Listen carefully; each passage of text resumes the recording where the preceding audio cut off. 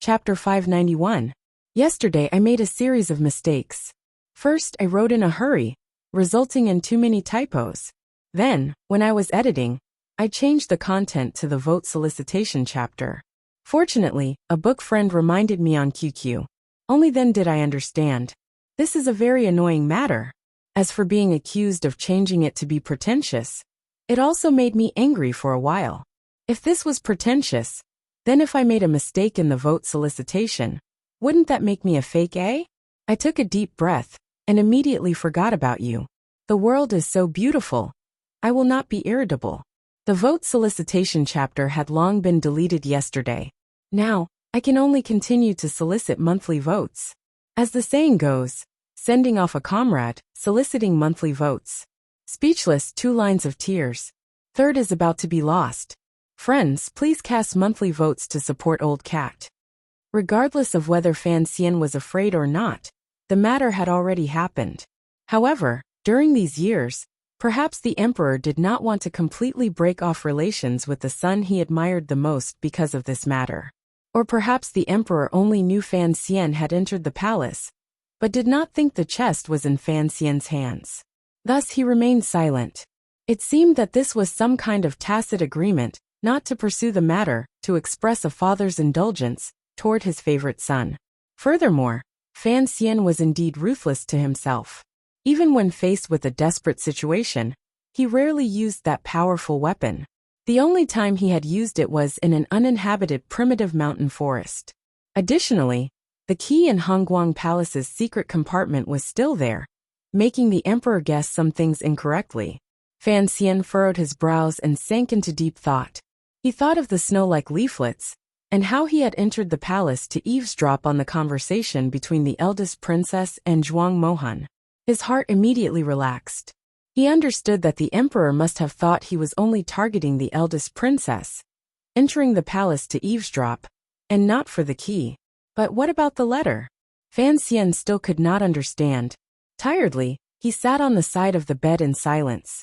In reality, other than the matter of the chest possibly being exposed, his fear of the emperor was also because of another puzzle. This was a problem that troubled Fan Xian. Regardless of whether he accepted it or not, no matter what, the emperor was still one of his fathers, although he was certainly not the best one. In Fan Xian's heart, he had 3 fathers. Minister Fan was his closest biological father, and Chen Pingping could be considered a godfather. However, the emperor's figure was also gradually invading his thoughts. Chen Pingping's words interrupted his train of thought. If you didn't enter the palace because you were afraid, then why didn't you return to the Overwatch Council and see me? Don't tell me you're afraid of me too. Looking at the old cripple's smiling appearance, Fan Xian sighed in his heart and thought, isn't he also afraid?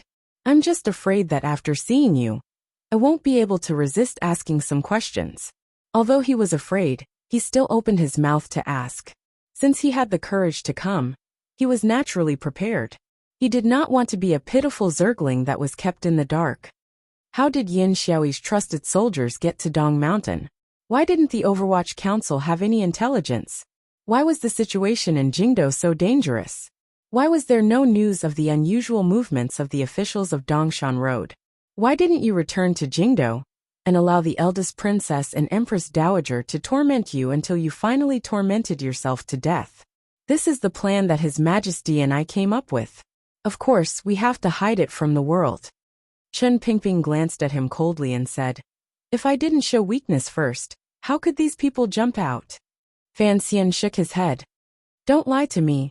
I know you can certainly give the emperor a good explanation after this. Only you and I know that these people were forced by us to oppose the emperor. Furthermore, you know that although the emperor appears to have achieved great success this time, he is actually walking on a tightrope. The slightest bit of carelessness would cause him to fall into the bottomless abyss. Since you knew about this long ago, you must have the ability to make this situation better, and not let Jingdo sink into a situation of eternal damnation. The emperor trusts you, but that doesn't mean I trust you. Fan Xian stared at Chen Pingping's old face and lowered his voice. This is the emperor's plan, but you've been going along with it. Although you've only pushed it a little, It has increased the danger the Qing kingdom faces by 10 times, or even 100 times. Even if you want to get rid of internal trouble, you can't have so many people die. No matter how ruthless the emperor is, presumably, he wouldn't want to see this final situation. There are dogs in the world who would chase them. After a long silence, Qin Pingping said, "If you want to beat the dogs, you have to beat them all to death." I'm afraid the emperor's heart will soften for a moment. Does this explanation make sense? It doesn't. Fan Xian shifted in his direction and held his thin hand. In a heavy voice he said, "Even if it makes sense logically, the emperor's heart will not be comfortable, particularly if he thinks about it later. There will always be problems." What problems could there be? This is the emperor's grand plan. I am just an executor. Qin Pingping very naturally pulled his hand out of Fan Xian's and coldly said, "Don't think too much. There aren't too many complicated things in this world." There aren't. Fan Xian's heart was filled with worry and anger. He stared into his eyes and said, "Then tell me, why did you have the shadow assassinate the emperor at the Hanging Temple? Why did the old Qin master's body have an additional wound on the back of his waist?" Qin Pingping slowly raised his head and furrowed his brows as he looked at Fan Xian. "You went to see the body?" Fan Xian nodded and said, "I know that was the shadow's attack." He paused and then smiled bitterly. "However, since I saw it naturally, there is no wound now." "I didn't think you would be so meticulous," Qin Pingping said. Qin Pingping said, "I was the one who ordered the shadow to attack in the floating temple. You can report me to the king now, but you should know that the shadow has 2 mysterious identities. Aside from you and me, no one else knows this. Not even the king knows." Qin Pingping nodded. Fan Xian angrily said, "Even so, you still won't say it?" "Say what? Why did the old Qin master betray the emperor?" This was the question the eldest princess had Fan Xian asked Qin Pingping before she died. Now he finally bravely asked. Betrayal never needs a reason. Qin Pingping was as cold and severe as ever. "You had the shadow kill Qin Yi. Were you afraid I would find out something from his mouth?" Qin Pingping laughed coldly and couldn't be bothered to reply. He waved his hand to signal for the guests to leave. Fan Xian stared at him coldly. A moment later, his gaze helplessly softened. Using a pleading tone, he said, "I know you are afraid of dragging me down, which is why you want to separate. However, such a major matter, you have to think about yourself." Qin Pingping's heart was filled with tenderness, but his face did not show it. "You're thinking too much." Fan Xian was silent and speechless. Although Qin Pingping still refused to admit it, he knew from the other party's attitude that his guess was certainly correct. The Qin family must have participated in the Taiping courtyard matter. The reason for their betrayal was because of his rise. What kind of person was the old Qin master? Although he was old, he knew that if the emperor truly wanted to use Fan Xian, he would have to clean up the matter of the past. The Qin family must have died, so the Qin family must have rebelled. This was the logic. However, behind this logic was a bloody and sinister reality. Fan Xian stood and gazed at Qin Pingping in silence for a moment. He then said, "After all, they are my father and mother. You've already worked hard for so many years. You should think about yourself more." "I don't have many years left. You've said it yourself." Qin Pingping smiled. Fan Xian gazed at him with some bitterness and said, "No one can defeat him." Qin Pingping was silent. Fan Xian prepared to leave when he suddenly said, "The chest is in my hands." Qin Pingping abruptly raised his head and saw that the young man had already walked resolutely out the door. He couldn't help but shake his head. He thought, "So what if the chest is in your hands? I can't drag you into this matter." After an indeterminable amount of time, a middle-aged man in casual clothing walked into the side room Qin Pingping was in and sat down beside him. It was exactly where Fan Xian had been sitting earlier. "No one can defeat the emperor," the middle-aged man said evenly. "On this point, my thoughts are the same as Nji's." This middle-aged man was none other than Fan Xian's father, the Minister of Revenue Fan Jian. No one knew when he had come to Qin Garden, or why he was speaking so calmly with Qin Pingping. The legend in officialdom was that in the past dozen years, Qin Pingping and Fan Jian had always been like fire and water. It was not until Fan Xian entered the capital that the relationship between the two sides gradually improved. Chen Pingping closed his eyes and calmly said, "Do you know the chest is in his hands?" Fan Jian smiled bitterly and said, "This child, he put the chest under the bed and thought he could hide it from everyone under heaven. How cute." Chen Pingping opened his eyes and glanced at him. "In your own manner, do you not have the ability to help him keep a secret?" "I do have this ability," Fan Jian said evenly. "The emperor has placed 2 spies in my home. And Ji discovered one a long time ago. And the other died a long time ago. In any case, these kinds of spies don't cost money, so the emperor doesn't care." "Doesn't care?" If he didn't care, then he wouldn't have brought all of the tiger guards to Dong Mountain this time, for that madman Siga Jian to chop up for fun. Chen Pingping looked at him with slight mockery and said, "You've only cared about small things your entire life. All of your strength was put into those tiger guards.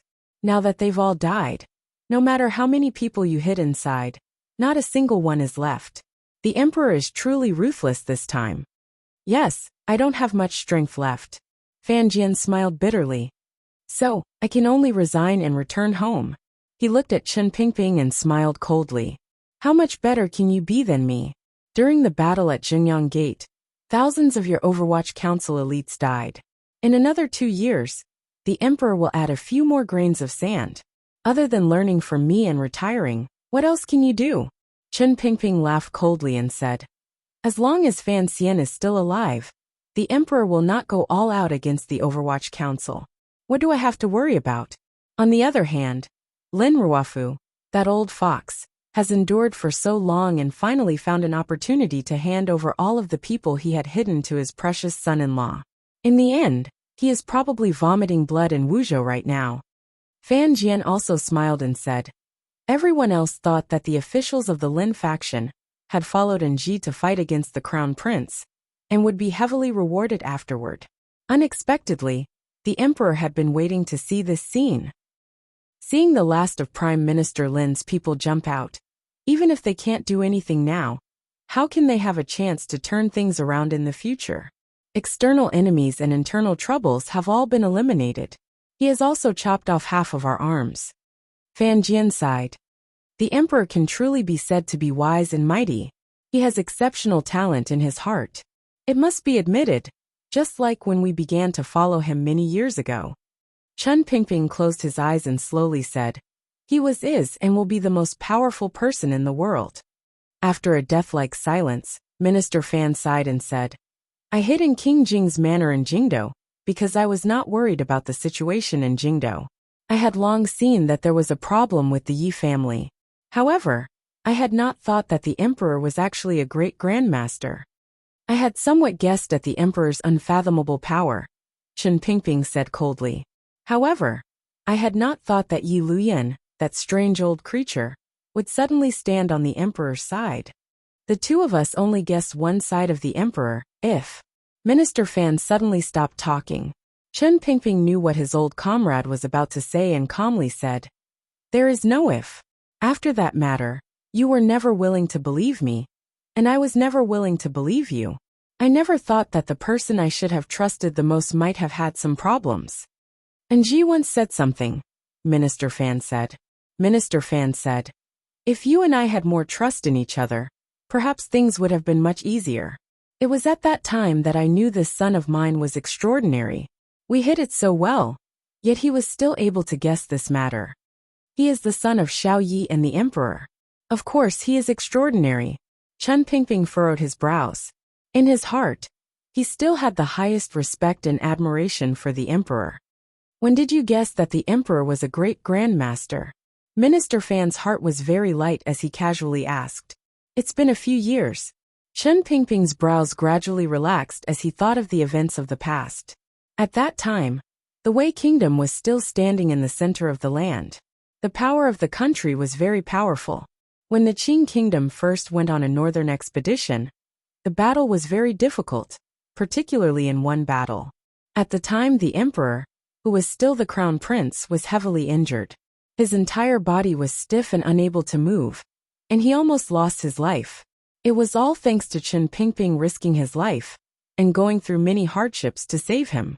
This was one of Chen Pingping's most famous deeds. It was as famous as the Thousand Li surprise attack and the capture of Xiao In at the price of a broken leg. Minister Fan furrowed his brows and said, "What's wrong with that?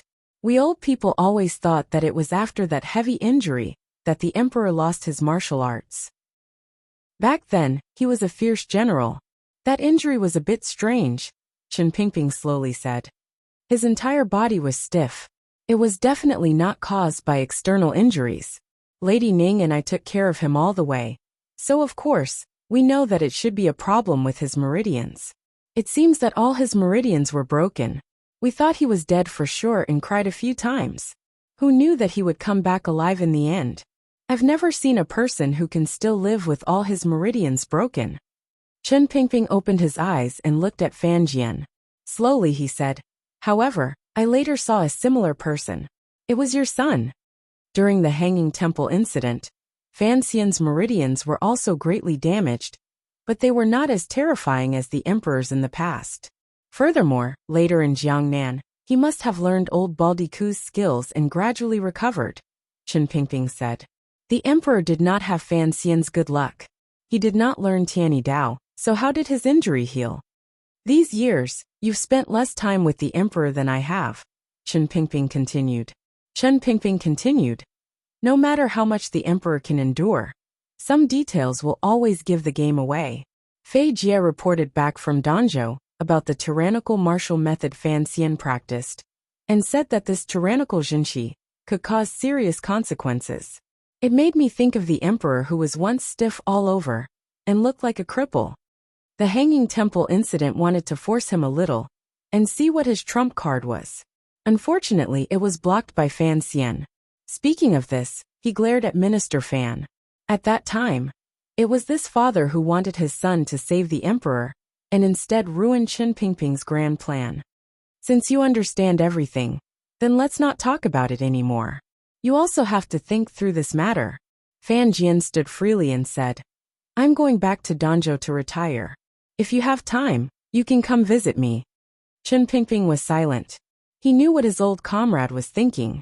Regardless of whether or not the emperor was undefeatable, he was, in the end, Fan Xian's biological father. No one knew that Fan Xian was a transmigrator. His soul carried a different element.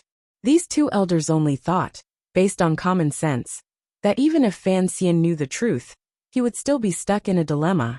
The two of them didn't want Fan Xian to live under too much pressure, so they had to think through this matter. Chen Pingping gently knocked on the copper bell beside the table. After a crisp ring, the old servant who had served him for many years walked in and carried him to the wheelchair. I'll see you off. Chen Pingping lowered his head and coughed. It was a difficult cough. His sleeves were covered in spittle. It took a moment for it to calm down. He said self-mockingly, My body is getting worse and worse. I've been poisoned, and I can't cure it for a long time. Fan Jian looked at him quietly and didn't say anything. He walked out of the manor. Behind him, the old servant pushed the wheelchair and followed. They didn't walk very far. In front of the construction site, the two of them stopped, looked at each other and bowed. I've thought it through, Chen Pingping said to Fan Jian. Fan Jian didn't immediately reply. Instead, he lowered his head and thought for a moment. He didn't know if these words were true or false. He knew why Chen Pingping had come to see him off. Many years ago, they had once gone to the shores of the East Sea and gathered together in Taiping Courtyard. They had once created a great situation. However, as time passed, some people had died, some people had changed, and some people had to retreat. He had resigned and returned to Danzhou. Only Chen Pingping was left in Jingdou to accompany the emperor. Presumably, he should also feel lonely. Just as Fan Xian said, during these dozen years, he and Chen Pingping had suspected each other. Their interactions had gradually decreased, but it could not erase the comradeship of the past. When it was time to withdraw from the stage, it had to be completely withdrawn. Back then, Lin Ruofu was not a member of the three-man group, so his withdrawal was not thorough enough. Minister Fan would not make this mistake. In front of the emperor's might, other than retiring, they did not seem to have any good choice. Before Fan Jian left, he furrowed his brows and asked one last question. He did not avoid the old servant. Since you suspected me back then, why did you have Wu Zhu take him to Danzhou? Chen Pingping sat in the wheelchair and lowered his head for a moment. He then slowly replied, because I know you once paid a price for it, so I want to continue to see your heart. A self-mocking and sad smile rose to the corners of Fan Jian's lips. He waved his hand and didn't say anything more. Watching Fan Jian's departing figure, Chen Pingping gently leaned against the wheelchair. His finger unconsciously tapped against the armrest of the wheelchair. He sighed and quietly said, "It's good that he's gone. It's good that he's gone." Immediately after, the leader of the Qing Kingdom's darkness said gloomily to himself, "In the end he is his father. How could I bear to force him?" The old servant silently pushed the wheelchair back and listened to the old director say tiredly, "Tell me, why is it so difficult for someone to die?" Chen Pingping had done countless earth-shattering things in his life and faced countless dangers and hardships. But he had never been as disappointed as he was today. The enemy he faced was, without question, the most powerful person he had ever met in his life. Furthermore, that person could not find any weakness. The old servant said in a raspy voice, "It shouldn't implicate the Duke." He could already see the heaviness in his master's heart, so he did his best to ease it. Even if the emperor can find something, after the Hanging Temple, and in Little Snow Valley, I have already caused Enji to almost lose his life twice. Is this still not enough to sever my relationship with him? Enji's luck has always been good. The emperor will certainly not suspect him. Let's just let this matter rest. Chen Pingping was slightly afraid of the cold, and pulled the blanket closer to his body. Fan Jian was ready to leave. Chen Pingping had given up, and Fan Xian had thought it through. The biggest problem in the world seemed to have been solved. However, all three of them knew that if there were no major disturbances in the future, then this pot of boiling oil could be safely covered by the lid. But if something were to happen, the oil would jump out and burn everything cleanly. Not to mention the fact that the boiling oil was in their hearts, and it would burn them to the point where they hissed in pain. Chapter 592. Outside Shangjing, heading north from Shi Mountain, one came to the Green and Serene Mountain. This mountain appeared normal, but in the hearts of the people, it was unusual. This was where the Tianyi Dao school was. Master Ku He's disciples and grand disciples studied and practiced here. After they left the mountain, they pointed their swords at the world and helped the people in need. Now Qing Mountain was filled with sadness. All of the Tianyi Dao disciples looked at the black building at the top of the mountain with uneasy expressions. They clenched their fists tightly and pressed their lips together. Their eyes showed fear, and they didn't say a word. Occasionally, people would pass by the stone path and head toward the top of the mountain. Their faces were heavy, and they didn't even glance at these Tianyi Dao disciples. There were many people going up the mountain. They were of high status, including many nobles, officials and famous generals in Shangjing, such as the Grand Tutor Zhuang Mohan had single-handedly taught, Chang Ningho, various officials, and about half of them were students who had left the mountain. Now they had all returned to the mountain, other than Shang Shanhu, leading the southern border, to resist the attacks of the Qing Kingdom's Yanjing and Sangzhou's northern expedition camp. All of the talented and powerful figures in the northern Qi court had gathered on Qing Mountain because of this matter. In other words, northern Qi's Shangjing, the center of politics, had completely shifted to Qing Mountain. The Tianyi Dao disciples guessed what had happened at the top of the mountain, only that major matter would alarm so many people. Their faces grew increasingly sorrowful. At noon, the northern Qi emperor, dressed in casual clothes, stepped onto the stone path up the mountain with a heavy expression. By his side was Lang Tiao. Behind him was Friar He. Guards were scattered at the foot of the mountain path. They didn't wear dragon robes and didn't display their royal chariots. Instead, they hurried up the mountain with dark expressions. The Tianyi Dao disciples knelt on either side of the stone path. They felt even more fearful. They knew that the protector of the Qi kingdom, the Grand Master closest to a god, was about to leave this world. On Dong Mountain, the tyrannical Zhenqi that the Qing emperor had cultivated for decades poured into Master Ku He's body with the power of the way of the emperor. The accumulation of decades of cultivation was like an ocean. In an instant, It burst apart Master Kuhi's old body, being carried back into northern Qi territory by Shang Shanhu.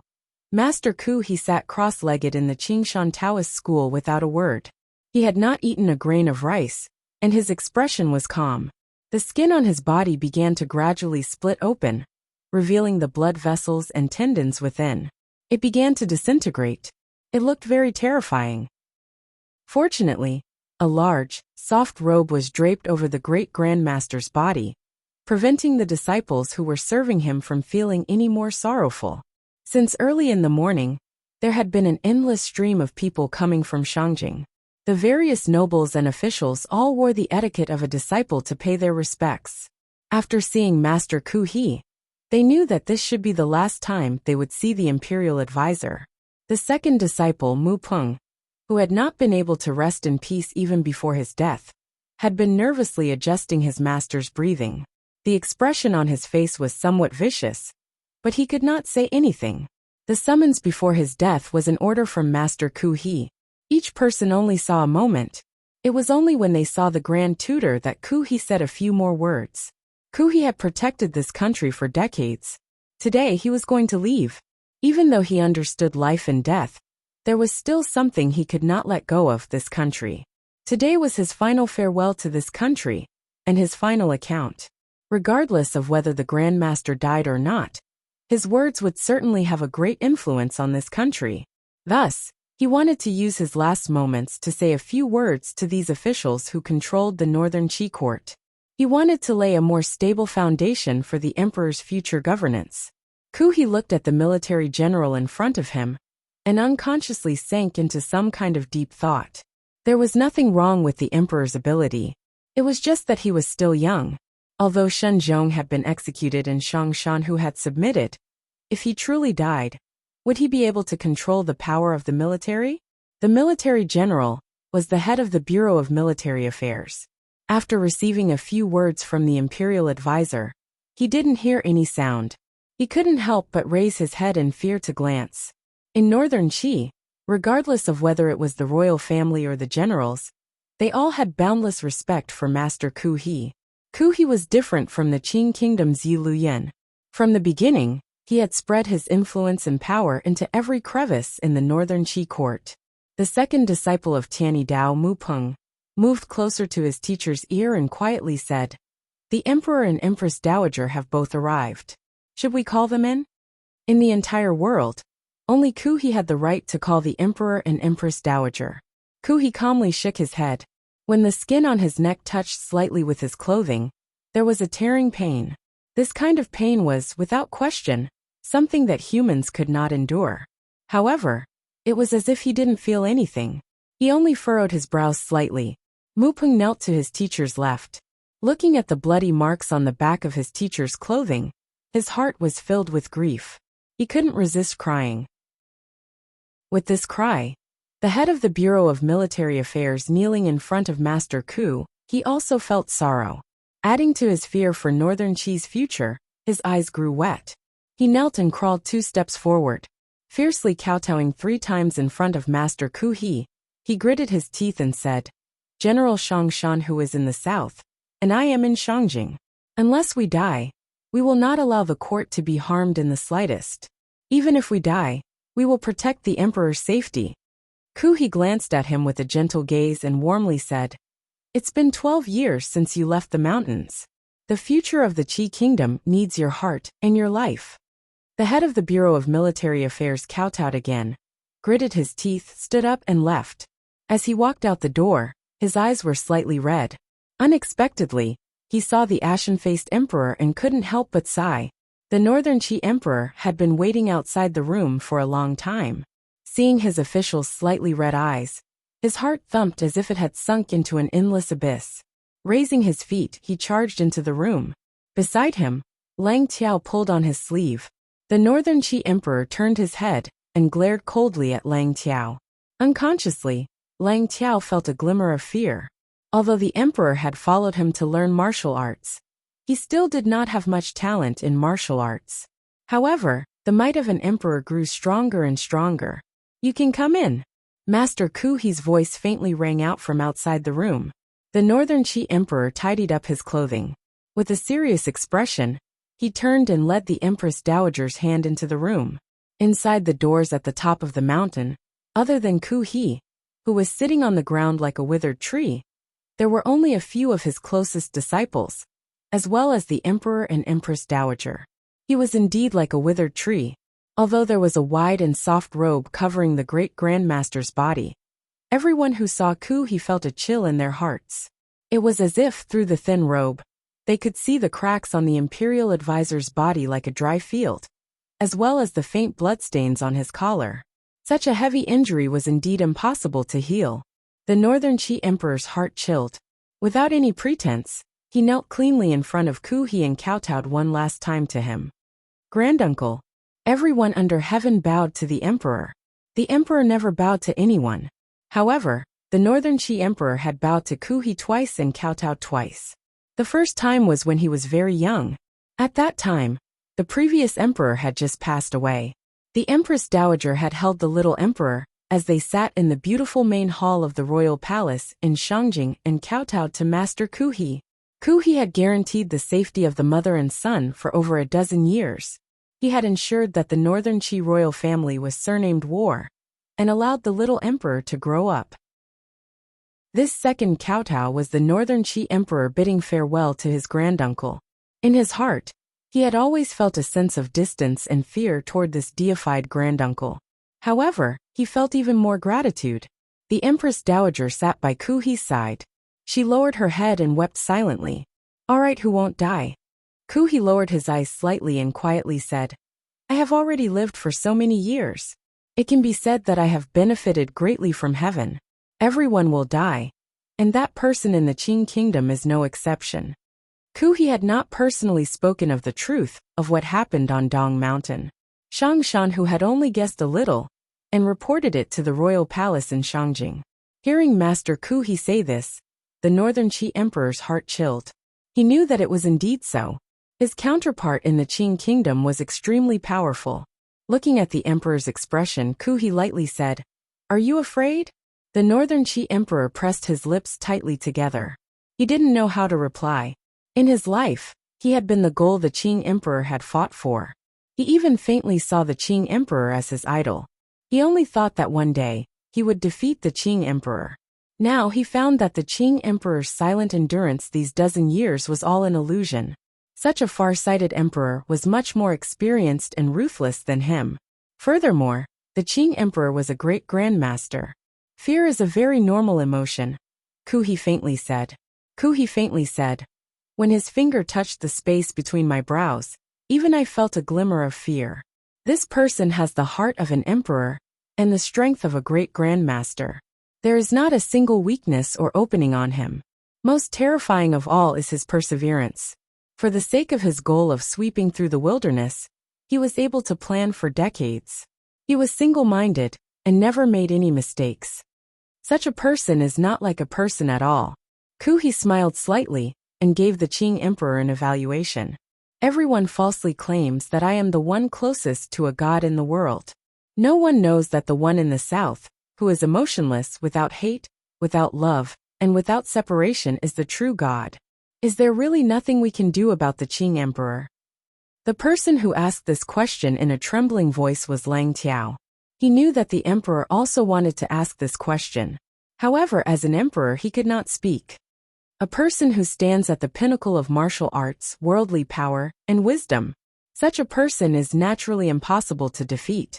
Ku He was a bit tired. He closed his eyes and said, "It is basically impossible to defeat him from the outside." The Northern Qi Emperor was still kneeling in front of Ku He. Two glimmers of emotion flashed through his eyes. Suddenly he bowed and said, "Granduncle, I am going to worship the temple." "The temple?" When these two words came out of the emperor's mouth, the entire room fell silent. None of the 6 people said anything. Lang Tiao and Bai Shun met each other's eyes and saw the shock in the other's eyes.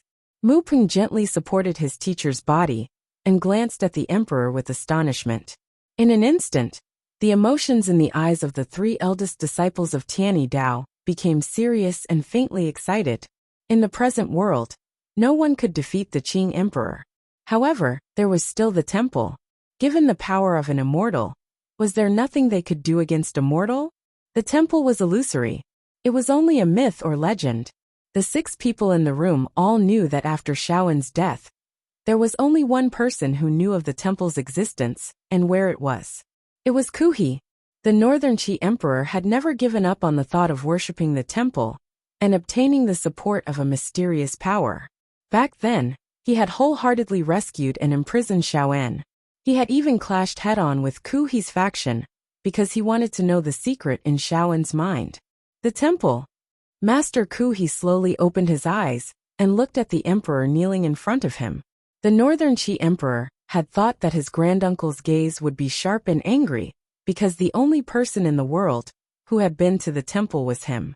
Furthermore, he had always hidden the true existence of the temple from the entire world at all costs. However, there was only faint mockery in Kuhi's eyes, as well as the glimmer of a complicated smile. He knew, including his disciple, that when faced with the powerful Qing ruler, everyone unconsciously had the thought that they could not defeat him. That was why they had placed their hopes on the illusory temple. I know where the temple is. Kuhi once again slowly closed his eyes. But I won't tell you. Shock appeared on the faces of everyone beside him. They thought, if you are going to take this secret to the yellow dirt, how can the Qi kingdom be protected? Kuhi closed his eyes and quietly said, the temple is just a pair of eyes. It has never interfered with the affairs of the world. Why disturb it? Without waiting for anyone to reply, a self-mocking smile appeared at the corners of Kuhi's lips. Besides, do you really think the temple is omnipotent? He opened his eyes and stared at the emperor in front of him. With sincere and heartfelt words, he said, don't place your hopes on something that does not exist in hope. Your Majesty, before I went to Dong Mountain this time, I met with Sigurd and made sufficient preparations for the situation at the top of the mountain. Kuhi looked at him and faintly said, do you know what we think the Qing Emperor's final trump card is? The Northern Qi Emperor shook his head in confusion. Although he was a supreme being, he still felt fear toward strange existences like the Great Grandmaster and the temple. Sigurd, and I thought that the Qing Emperor's final support was someone from the temple. Kuhi smiled warmly, but everyone else in the room was shocked. Did the Qing Emperor have secret connections with the temple?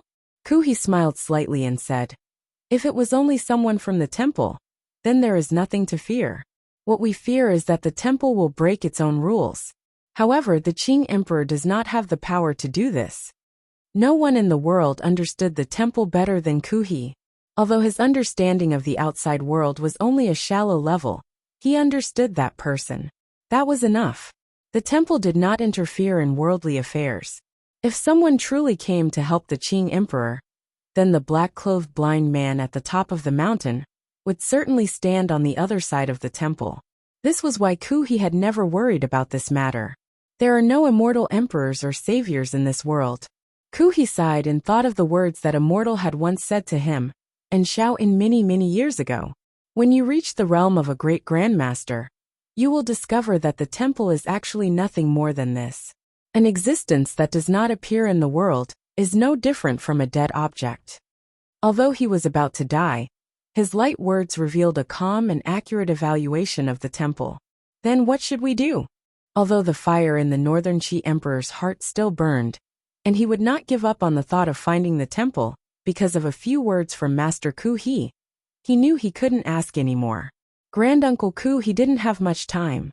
When a person cannot be knocked down from the outside, we can only hope that some problems will appear on the inside. Kuhi said quietly, if the Qing kingdom wants to send an army north, it will take at least 3 years. Your Majesty must think of all ways to delay this time a bit longer. Delay?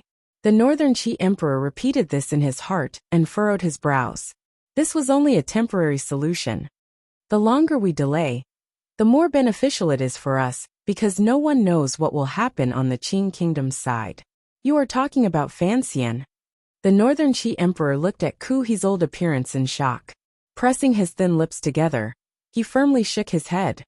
Fan Xian is not enough to change the Qing Emperor's mind. No one can. Furthermore, he is, after all, a Qing person. He cannot stand on the side of the Qi kingdom. Who knows?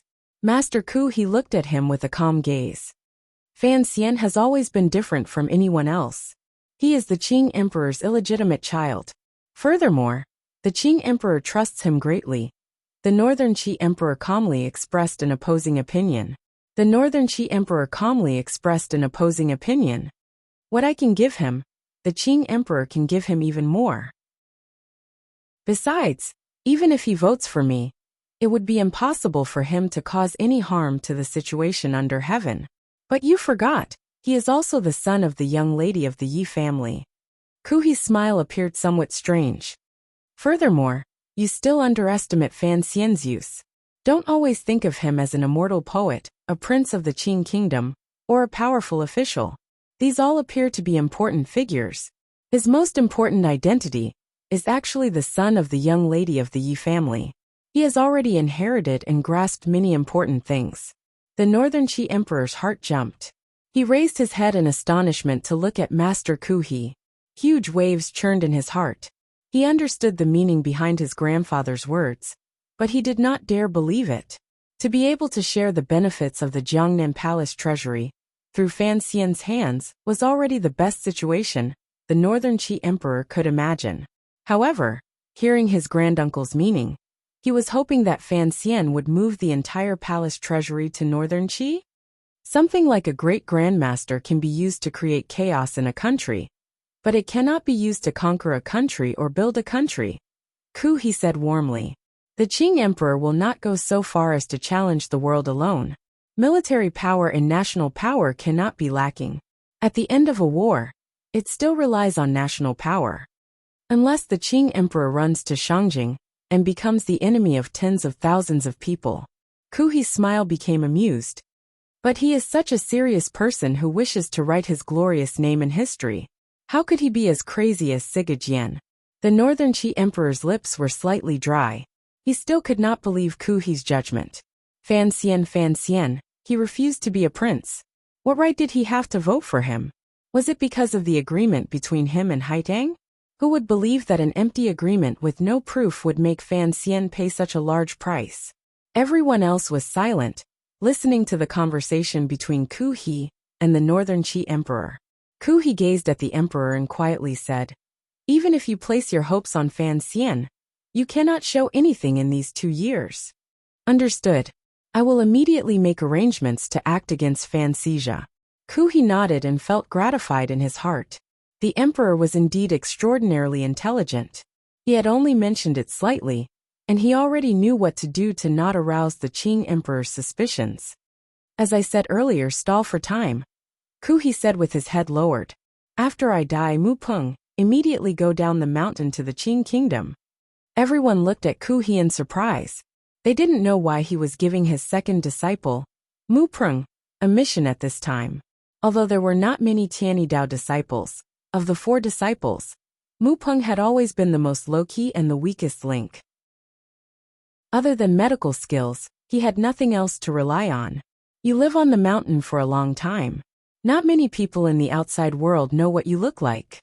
Ku Hi gently coughed, but used his hand to cover it, not letting the blood spray out.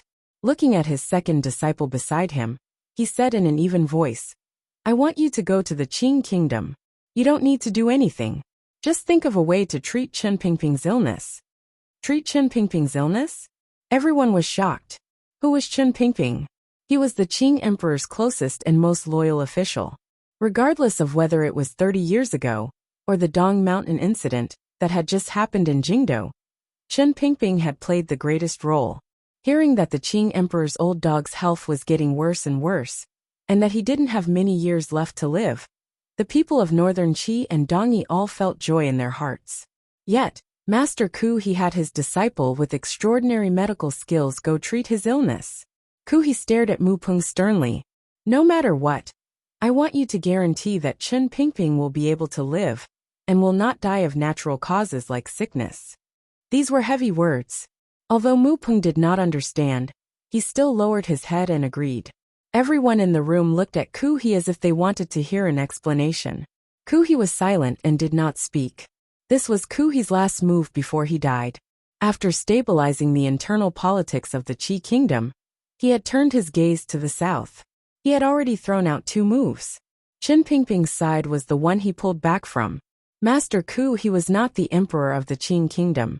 He did not weave a shocking situation that spanned decades. Instead, he had acutely captured a glimmer of light, based on his understanding of that little fairy from a long, long time ago. Through his decades of spying on human nature, as well as the Dong Mountain matter, and some existences that had been slightly eliminated. He was guessing. He guessed that behind the current peace in the Qing kingdom, hid an old trouble that tore apart people's hearts. If Chen Pingping died of illness or natural old age, then Kuhi's guesses about human nature would not be of any use. Thus, he had to ensure that Chen Pingping could live on well until one day in the future, when someone did not want him to continue living. Everything seemed to have been arranged. Kuhi had no more hopes for this world. He closed his eyes as if he was about to fall asleep. The Empress Dowager forcefully suppressed the sorrow and fear in her heart. In a trembling voice she said, "How will the Taoist sect be dealt with in the future?"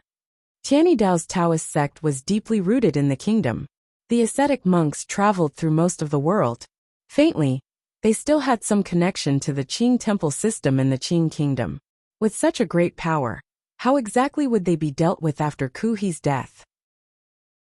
However, there were Kuhi's 3 main disciples in the sect. Due to their status, they could not open their mouths to ask. Kuhi's eyes remained closed as if he was tired. In a quiet voice he said, "Hand the Taoist sect to Haitang." Everyone bowed and accepted the order. The 3 main disciples, including Lang Tiao, were not surprised. The Emperor and Empress Dowager also knew that Kuhi had already made this decision many years ago. Everyone had long seen Haitang as the next leader of Tianydao. However, where was Haitang today? Everyone had questions in their hearts. It was said that Haitang was still on the mountain last night, but her whereabouts were unknown.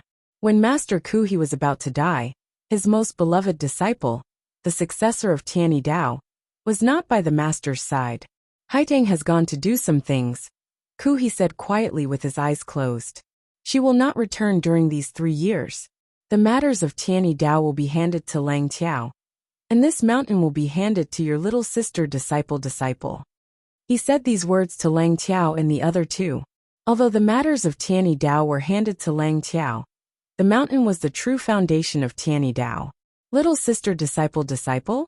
Lang Tiao and the other 2 disciples looked at each other. Was he referring to the young lady of the Fan family? The Northern Qi Emperor's pupils constricted slightly. He immediately understood the meaning of these words. He began to prepare in his heart how to use this matter. Suppress Xia Mingji and allow Fan Ruoro's name to shine brightly on the mountain. The imperial advisor was indeed skilled. The more he did this, the more the Qing emperor would suspect that Northern Qi was purposely provoking him. On the contrary, he would not suspect Fan Xian. It would be safer for Northern Qi's last hope of survival. However, until now, the Northern Qi emperor still did not believe that Fan Xian would one day come to his country with an incomparably generous dowry. After handing over all the mundane matters, Kuhi closed his lips and didn't say another word. He calmly felt the life in his body flow away. Other than a slight sense of loss, there was also a glimmer of joyful understanding. It was as if everything that had happened these years floated before his eyes. In the end, those scenes stopped decades ago, on that seemingly endless patch of white snow. In his last moments, Kuhi thought of the shrieking vultures in the sky, and his subordinates who had fallen dead on the way.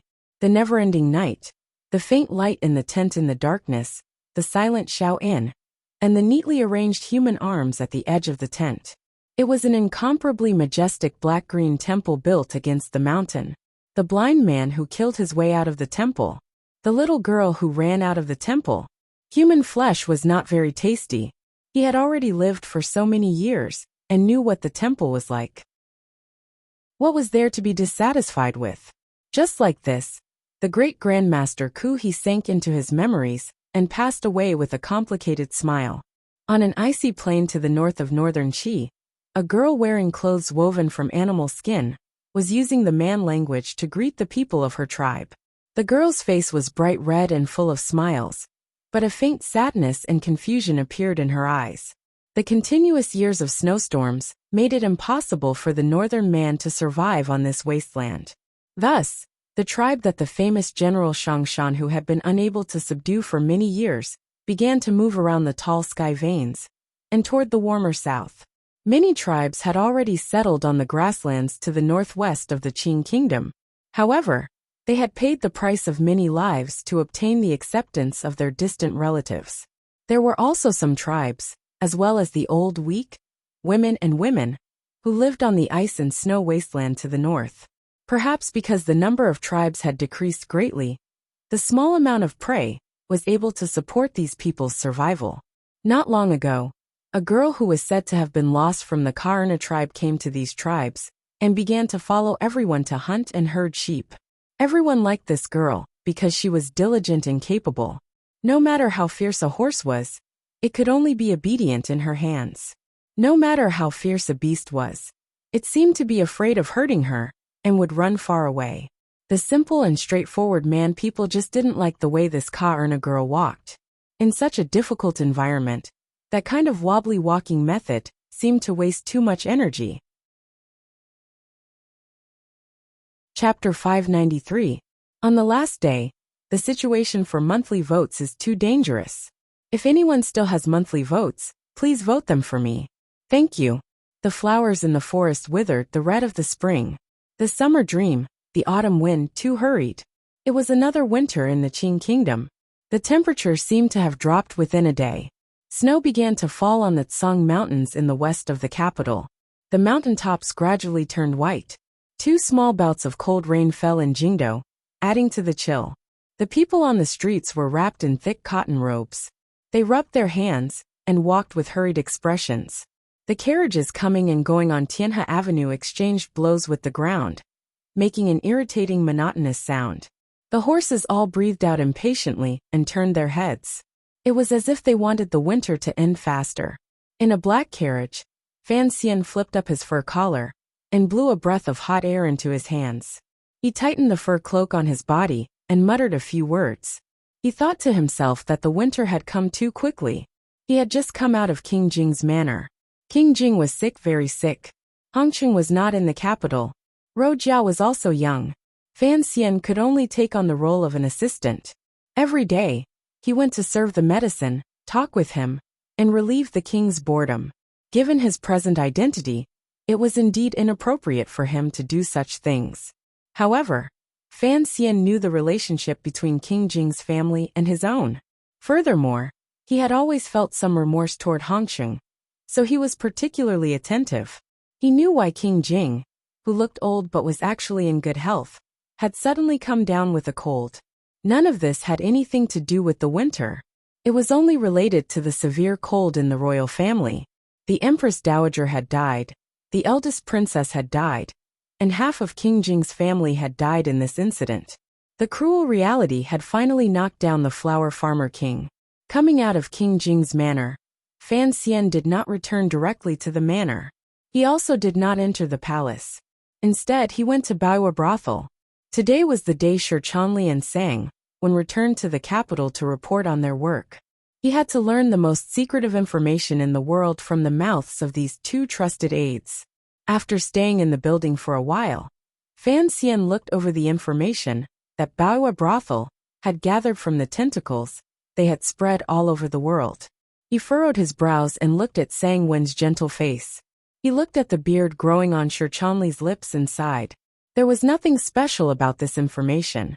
It was similar to the Overwatch Council's. 3 months had passed since the Dong Mountain incident. The entire world had entered winter. As early as 2 months ago, news of Master Kuhi's death had spread from northern Qi. The death of a great grandmaster shocked the people of the world, but it did not surprise Fan Xian too much. This was something that the emperor had already predicted. Fan Xian was only wary of what northern Qi would do in response to Kuhi's death. During these 2 months, northern Qi had been very quiet. Other than Shangshan, who continuously defending against the Qing kingdom's probing attacks in the south, there had been no major movements. Fan Xian lowered his head and smiled as he thought about it. If Xia Mingji's stronghold in Shangjing was not taken into account, the northern Qi emperor had finally taken action against Fan Xizha. It was said that the second Fan elder was living in fear and unease in Shangjing. However, Fan Xian was not worried at all. From his sister's letter, he could tell at a glance exactly what the little emperor wanted to do and express to him. What made Fan Xian uneasy was that Haitang Duo, this woman who had a close relationship with him, and the successor of Tianyi Dao, had suddenly disappeared without a trace. No one knew where she had gone. Even the internal members of Tianyi Dao did not know. He did not know that a famous doctor called Fengshan had already entered Jingdo and was beginning to make a name for himself. He had received the attention of the Imperial Academy of Medicine. Because of his Northern Qi identity, he was still unable to enter the palace as an attendant. Instead, he was sent to the manors of various officials to demonstrate the emperor's favor. King Jing's illness was personally treated by Fan Xian, so Sir Fengshan had never met Fan Xian. No matter how clever Fan Xian was, he would not be able to guess that, in the near future, Sir Fengshan would go to Chen Garden to carefully protect Director Chen's life at all costs. The chess moves coup he had made before his death were all loose pieces. On their own, they did not have any effect. They only ensured that the internal situation in the Qing kingdom would continue to move step by step in a certain direction. Fan Xian was only worried about Haitang. He didn't know what coup he had told Haitang, when he would see her, or with what identity he would see her. There was also something that made the entire Qing court feel fear. Coup he was already dead. Northern Qi did not hold a funeral in secret. Instead, they held the ceremony with great fanfare. Hundreds of thousands of officials and commoners from various roads and provinces went to cry for the soul. The Northern Qi court did not seem to sink into a state of panic or unease because of Ku He's death. Siga Jian, who should have already died in Dongyi according to the Qing emperor's calculations, had stubbornly held on and not died. This sword saint's body was as valiant as a cockroach. Although his breathing was weak and his life hung by a thread, he held onto this thread tightly and refused to let go. The dying Siga Jian was hidden in the sword hut. Although this sword saint had become a cripple, his reputation was still there. All of Dongyi seemed to have a pillar of support. Problems also began to appear within Dongyi. After Siga Jian's death, the dispute between the master of the city's manor and the sword hut was perhaps about to surface. For the Qing emperor, Siga Jian's life and death was no longer a problem. After his death, the ownership of Dongyi was the major problem. Fan Xian lowered his head and thought. Dongyi was different from Northern Qi and the Qing kingdom. It was isolated by the sea and surrounded by vassal states. If Siga Jian died, a ferocious beast would immediately become a delicious, tender piece of meat waiting to be cut. Regardless of whether it was the Northern Qi emperor or his own emperor, neither would let go of this piece of fresh meat. However, he didn't know who the emperor would send to steal it. He raised his head and glanced at Shi Chanli and Sangwon. He briefly told Shi Chanli about the situation in the Jiangnan Palace treasury. Although Su Wenmao endlessly sent him secret reports, Fan Xian still trusted Shi Chanli's instinctive impression more. The production of the palace treasury continued to maintain high efficiency. With Fan Xian's strong cooperation, the old shopkeepers of the Seven Leaves gradually raised the level of the three workshops to the level of the old Yi family. Fan Xian's heart felt slightly more at ease. He had two knives in his hands. One was the Overwatch Council, and the other was the palace treasury. Regardless of whether it was for the emperor's trust or for his own power, he had to hold on tight and do a good job. Of Fan Xian's 4 disciples, only Shi Chanli remained by Fan Xian's side. Hou Jichang, Yang Wanli, and Cheng Jialin were all fighting up in their respective positions. With Fan Xian's protection and financial support, in addition to their own abilities, presumably, it wouldn't be long before they became important figures in the Qing court. There are many vacancies in the court. The emperor has chosen many young people. At this time, age and experience are no longer important. Fan Xian gazed at Shi Chanli and smiled warmly. In a moment, write a letter to the 3 of them and have them prepare. At the beginning of spring, the court will probably summon them to the capital to report on their work. In his arrangements, Yang Wanli should be working in the Ministry of Works. Because Hou Jichang had handled the Jiaozhou matter, His position was particularly stable and deeply admired by the emperor. He should be directly promoted by 2 levels and become Jiaozhou. As for Cheng Jialin, his path had been smooth sailing. He was probably the most glorious person in the Suzhou government. Shi Chanli's mouth was slightly open. He had not expected that the 4 poor scholars would each have such good fortune in just a few years.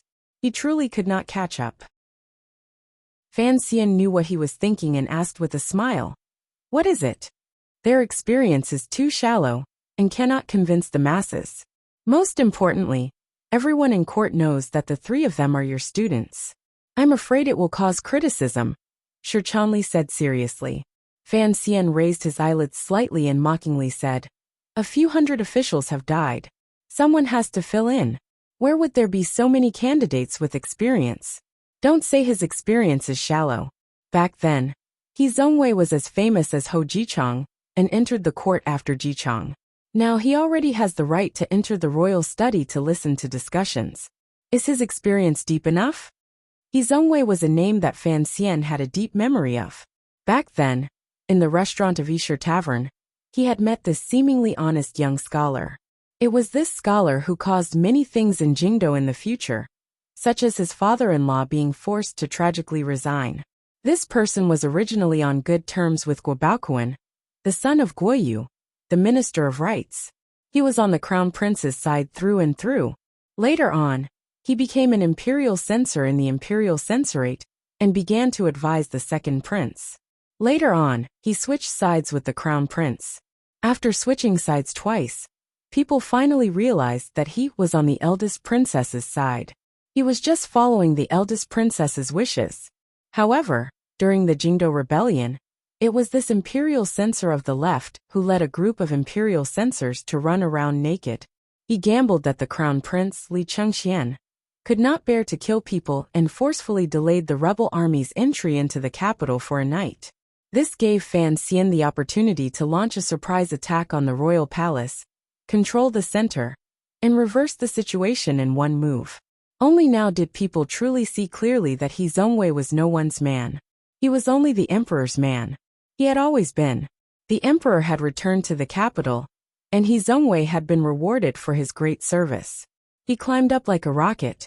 Although he only held his original position in the imperial censorate, he had the right to discuss matters in the Hall of Governmental Affairs.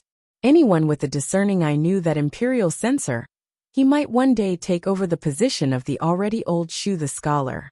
His future was bright and immeasurable.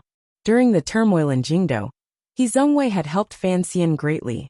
Even though he was now in a high position of power, each time he ran into Fan Xian in court or outside, he was still incomparably respectful. There was nothing to nitpick about, and appeared exceptionally humble. However, Fan Xian disliked this person. Perhaps it was because he had seen this person's burning desire for power a long time ago. Perhaps it was because he disliked this kind of person who sold others to climb up. Perhaps it was because he had once punched He Zongwei, and he knew that someone like He Zongwei would certainly hold a grudge. Fan Xian was not afraid of He Zongwei. However, he had to be on guard because he was greatly admired by the emperor. Petty people were always more terrifying than noble people. Presently, the private discussion of He Zongwei in the officialdom was somewhat unbearable.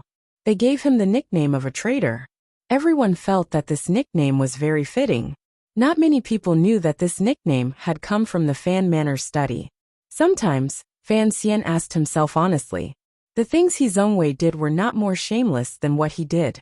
Why did he hate him so much? In reality, it was very simple. Fan Xian had once seen He Zongwei's burning and greedy gaze toward Ruoro. Because of this gaze, he remembered him for a lifetime.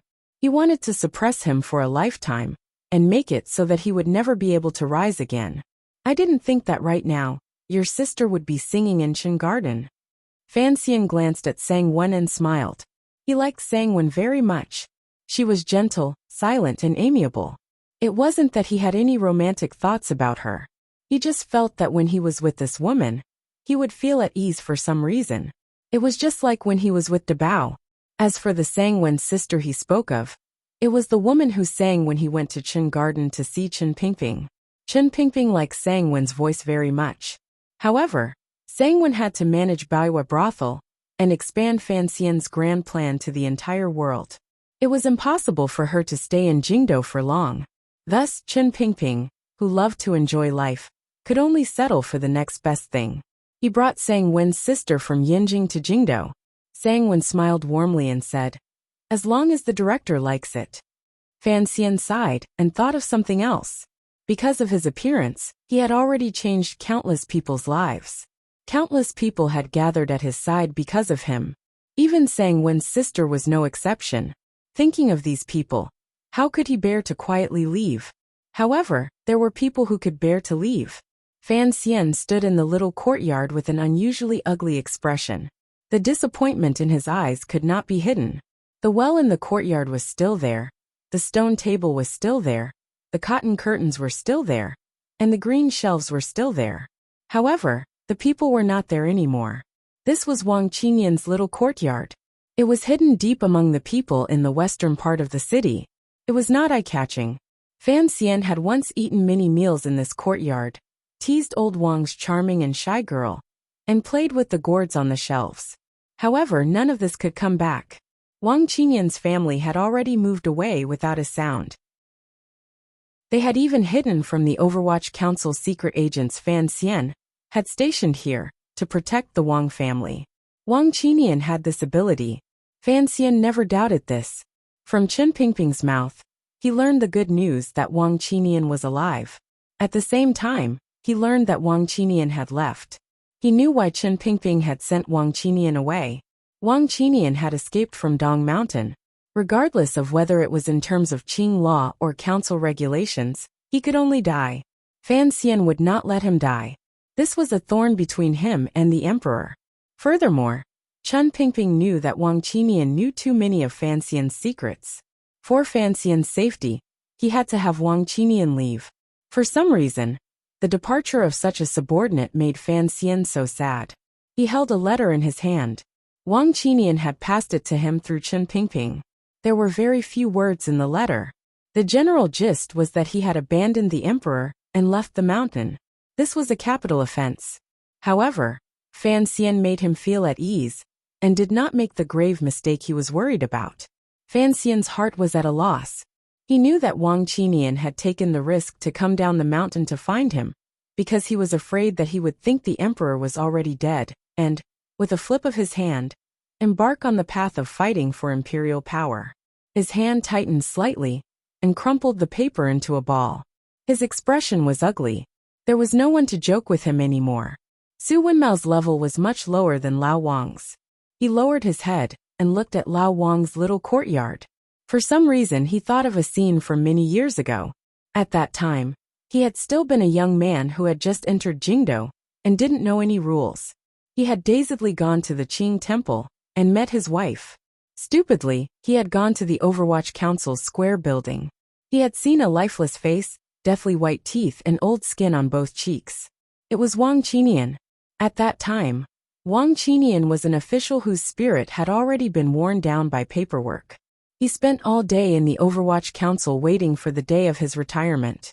However, he was the first person Fan Xian had met. From then on his life changed. He returned to the nervousness and interest of his life as a great bandit. Fan Xian and Wang Qinyan's meeting was a kind of fate. It was this kind of coincidental encounter that made Fan Xian trust him incomparably, and Wang Qinyan incomparably loyal to him. He changed Wang Qinyan's life. Wang Qinyan knew all of his secrets, including the chest, the key, and his thoughts. Wang Qinyan was not only his subordinate, but also his good friend. He was the person he talked to and confided in. Such a role could not be replaced by anyone. It was such a role that, for Fan Xian's own safety and future, he had no choice but to disappear without a trace. Fan Xian's face was slightly pale. He thought to himself, "You should all leave and leave me alone in this place that is not suitable for people." A moment later, he thought it through and bowed toward the little courtyard. His secrets were too terrifying. Perhaps it had made Wang Qinyan's life difficult and stressful these years. Perhaps he preferred the muddle-headed days of the past and a life without pressure. He hoped that Wang Qinyan's family would be safe in the future. Fan Xian sighed and walked out of the courtyard. Turning his head to look at the silent Mu Feng beside him, he furrowed his brows and said, "Why are you pulling a long face? Your wife has already given birth to a second child. Do you still miss the daughter of Lao Wang's family?" After Wang Qinian left, Fan Xian had to have a personal attendant at his side. The most suitable candidate, Deng Ziyu, was far away in Shangjing in northern Qi, carrying out a difficult mission. Su Wenmao could not be moved in the palace treasury, so there was no other way. Fan Xian could only promote Mu Tai's nephew. After following him for a month, there was no problem with this kid's loyalty, but he was not as interesting as Wang Qinian. It was his unfamiliarity and inconvenience that made Fan Xian understand that Sir Wang Qinian was far from just a sidekick. His abilities were actually all hidden under his smile. Usually he just didn't see it. Thinking of this, his thoughts became even more faint as water. The rewards that had been delayed for 2 months finally came.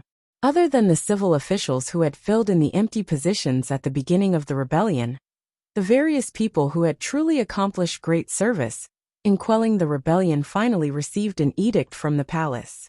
Yi Zhong was promoted and rewarded generously. He entered the capital as the head of the Bureau of Military Affairs. However, the position of commander of the Jingdo garrison was given to Xiao Jinhua, the commander of Donghua Gate, who had blocked the crown prince's rebel army inside the city. The original commander of the 13 city guards, Zhang Diqing, was killed by 1,000 cuts after being captured. 3 of his family members were executed. This was the heaviest punishment in the entire rebellion. Fan Xian did not forcefully oppose the emperor on this matter. Although he knew that Zhang Diqing's cousins had nothing to do with this matter, he knew the emperor's anger on the matter of Zhang Diqing. The emperor trusted Zhang Diqing greatly, but Zhang Diqing had betrayed. If he didn't kill a few more, he wouldn't be able to vent the emperor's dark emotions. The great prince still controlled the imperial army. None of the rewards had fallen behind. However, he had already been made Prince Huqing and could not be given any more. Gong Dian had been moved back to the palace and began to take over the affairs of the guards. As for how the future would be arranged, the emperor knew, and Fan Xian could guess. As for Fan Xian's reward, there was a small problem. According to news from the palace, the emperor had been prepared to directly bestow Fan Xian the title of Junwang. However, he had been fearfully blocked by the scholars Hu and Shu. A different surname being made a king had never happened before. No wonder the officials were terrified by the emperor's initial edict. Although everyone knew that Fan Xian was the emperor's illegitimate child, his surname was after all Fan. If he suddenly became a king, the Qing kingdom would be laughed at by the world. Fan Xian was also shocked. Becoming a king, and the king of Donbua at that. What was this? Fortunately, this edict had been blocked. He was incomparably grateful to the scholars Hu and Shu. First-ranked Duke of Donbua was already the limit for non-royal descendants. As for the land and gold, Fan Xian did not care much about it. He was currently one of the wealthiest people in the world. Perhaps the emperor also knew that other rewards would not satisfy Fan Xian, which was why he had made the absurd suggestion of making him a king at the beginning. He could not be made a king. Unexpectedly, the palace finally sent down an edict to bestow the name Fan Shunning on Fan Xian's daughter, Fan Xiaohua, and make her a princess. Preposterous. There were countless preposterous things in the world, but none was more preposterous than this. The daughter of a minister was actually conferred the title of a princess, and this daughter was not even born of the first wife. Yet she insisted on using Lin Wuner's title as a descendant. It was too absurd. No one would have thought that the emperor would have such a stubborn and mischievous side. Of course, in Fan Xian's opinion, the most absurd thing was the name the emperor had given the girl Shunning. Did you think you were playing around? No matter how absurd this edict was, a glimmer of warmth still rose in Fan Xian's heart. He felt the emperor's intentions. The next day, he entered the palace to see the emperor and give thanks. Along the way, he asked if Shunning's name could be changed. Without waiting for him to open his mouth, the emperor smiled slightly and said, "Jiaozhou Su Maokai. I removed him from his position and let him retire. He has already returned to Chuanzhou." Hearing this, Fan Xian's heart jumped. His mouth was dry. He was so shocked he couldn't say a word. He didn't dare to say anything else. He kowtowed in thanks and silently returned to the manor. He thought deeply for a long time in the manor's study, calculating just what the emperor wanted to do, and what he knew. He knew where Su Maokai had given himself away. From Dong Mountain to Danzhou, Su Maokai had helped him resist the Jiaozhou navy, landed on the shore, and broken arrows. It was clear that he was one of his people. Before the Jiaozhou navy was trapped on Dong Mountain, Su Maokai had not sent any news to the court.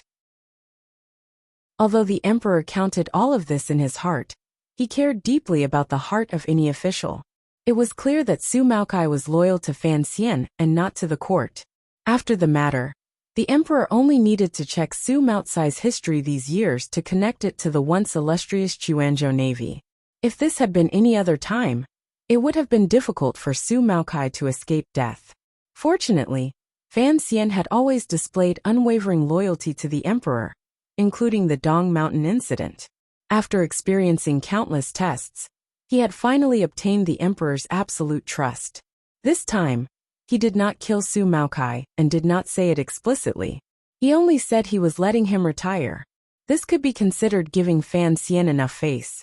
Fan Xian's heart felt a bit cold. He also felt a bit confused. Once again he sank into confusion.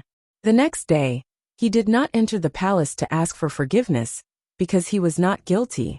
However, he occasionally couldn't help but think that the emperor was much gentler than before. If it had been the crown prince or the second prince, this matter would not have ended as easily as it did today. The gentler the emperor was to him, the more uncomfortable Fan Xian felt. In the palace, the emperor had once asked about the situation of the tyrannical Jinqi in his body. Knowing that there was no danger of his body exploding, he remained silent and did not say a word. Fan Xian could not understand what his true attitude was. Time was like snow. It scattered and gently fell, easily covering everything in the world. When northern Qi, southern Qing, and western Hu were all covered in snow, the sound of firecrackers gradually rang out. Fragrance filled the air. It was the arrival of the Spring Festival. The 8th year of the Qing calendar had finally arrived. During the time of internal chaos in the Qing kingdom, regardless of whether it was the Empress Dowager, who had been in power for a few days, or the emperor, who had returned to the capital, they all resolutely used the powerful military forces in their hands to attack in all directions. They used such an overbearing momentum to intimidate everyone in the world. In the west, Li Hongqing was following the Western Expedition Army and coldly watching the movements of the Hu people in the wind and snow. After the Hu people's power gathered the elite of the northern man, they had become more and more powerful. However, the snow-covered plains made everyone resist the harsh nature. No one was in the mood to fight. They had to wait until the first spring grass grew, and the Hu people's horses gained their first layer of fat, before the Hu people would once again come to Shiliang Road in the Qing kingdom to carry out the routine that had lasted for 100 years. The entertainment that had been banned in Jingdou for a month because of the Empress Dowager's death was finally lifted. Perhaps it was to show that the Qing kingdom was still singing and dancing, but the emperor continuously issued a number of benevolent edicts. Dances danced, horses galloped, firecrackers rang, red lanterns hung high, and Jingdou was a fiery red. On the first day of the new year, Fan Xian was brought to the palace by the emperor. He ate a meal and missed the important event of the Fan clan. After another 2 days, Fan Xian finally escaped and brought his entire family to a place on the outskirts of Jingdou. This place was completely different from the festive atmosphere of the new year. It was shrouded in an oppressive, sorrowful, and gloomy atmosphere. This was a new cemetery. The emperor did not allow the bodies of the people who participated in the rebellion to be taken away by wild dogs. Instead, he gathered them together and buried them in one place. He also did not restrict relatives from coming to pay their respects. This edict touched countless people. A few tombs of clearly different styles and sizes were on the hill. Fan Xian held his daughter with Lin Wen'er and Cece behind him. He stood in front of these tombs and turned his head to look at the wisps of green smoke rising from the cemetery below. He was silent.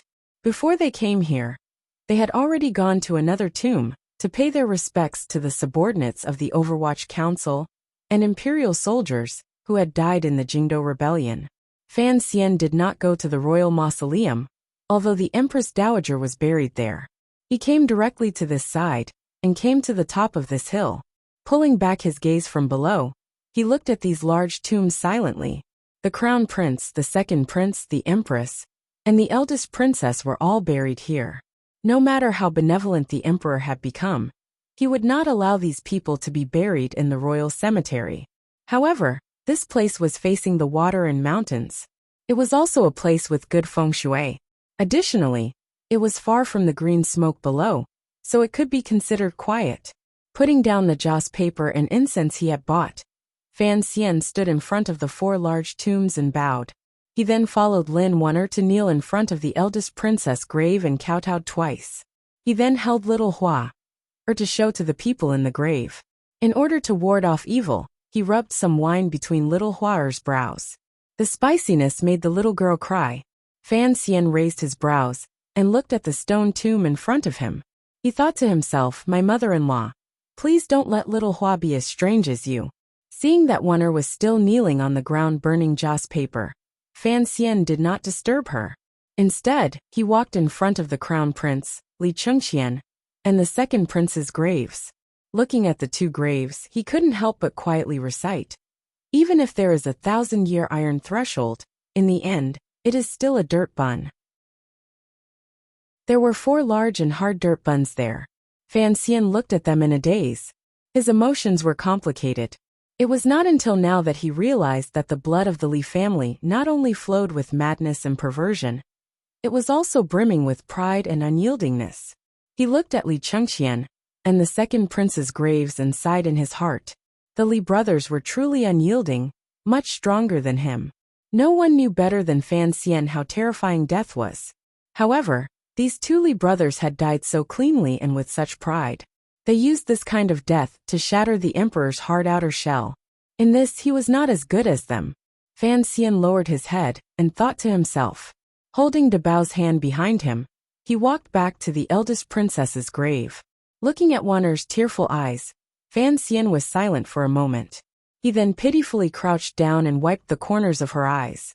Dabao also followed his actions and crouched down, looking at the large grave innocently. Although he didn't know that the most beautiful woman in the Qing kingdom inside the grave had gradually become white bones, he still felt a glimmer of coldness. The princess mother is inside and not coming out? Dabao asked curiously. Yes, Fan Xian said with a forced smile. Xiao Xian, I still feel, why would the princess mother kill Bao? She was so beautiful. Lin Dabao furrowed his brows and asked in a very serious voice. Fan Xian's heart thumped. Realizing that Wunner did not hear this, he relaxed slightly. A person called Li Yunrui killed Bao. This was what Fan Xian had been trying to tell Dabao. Unexpectedly, it couldn't even fool an idiot. He felt a bit bitter in his heart.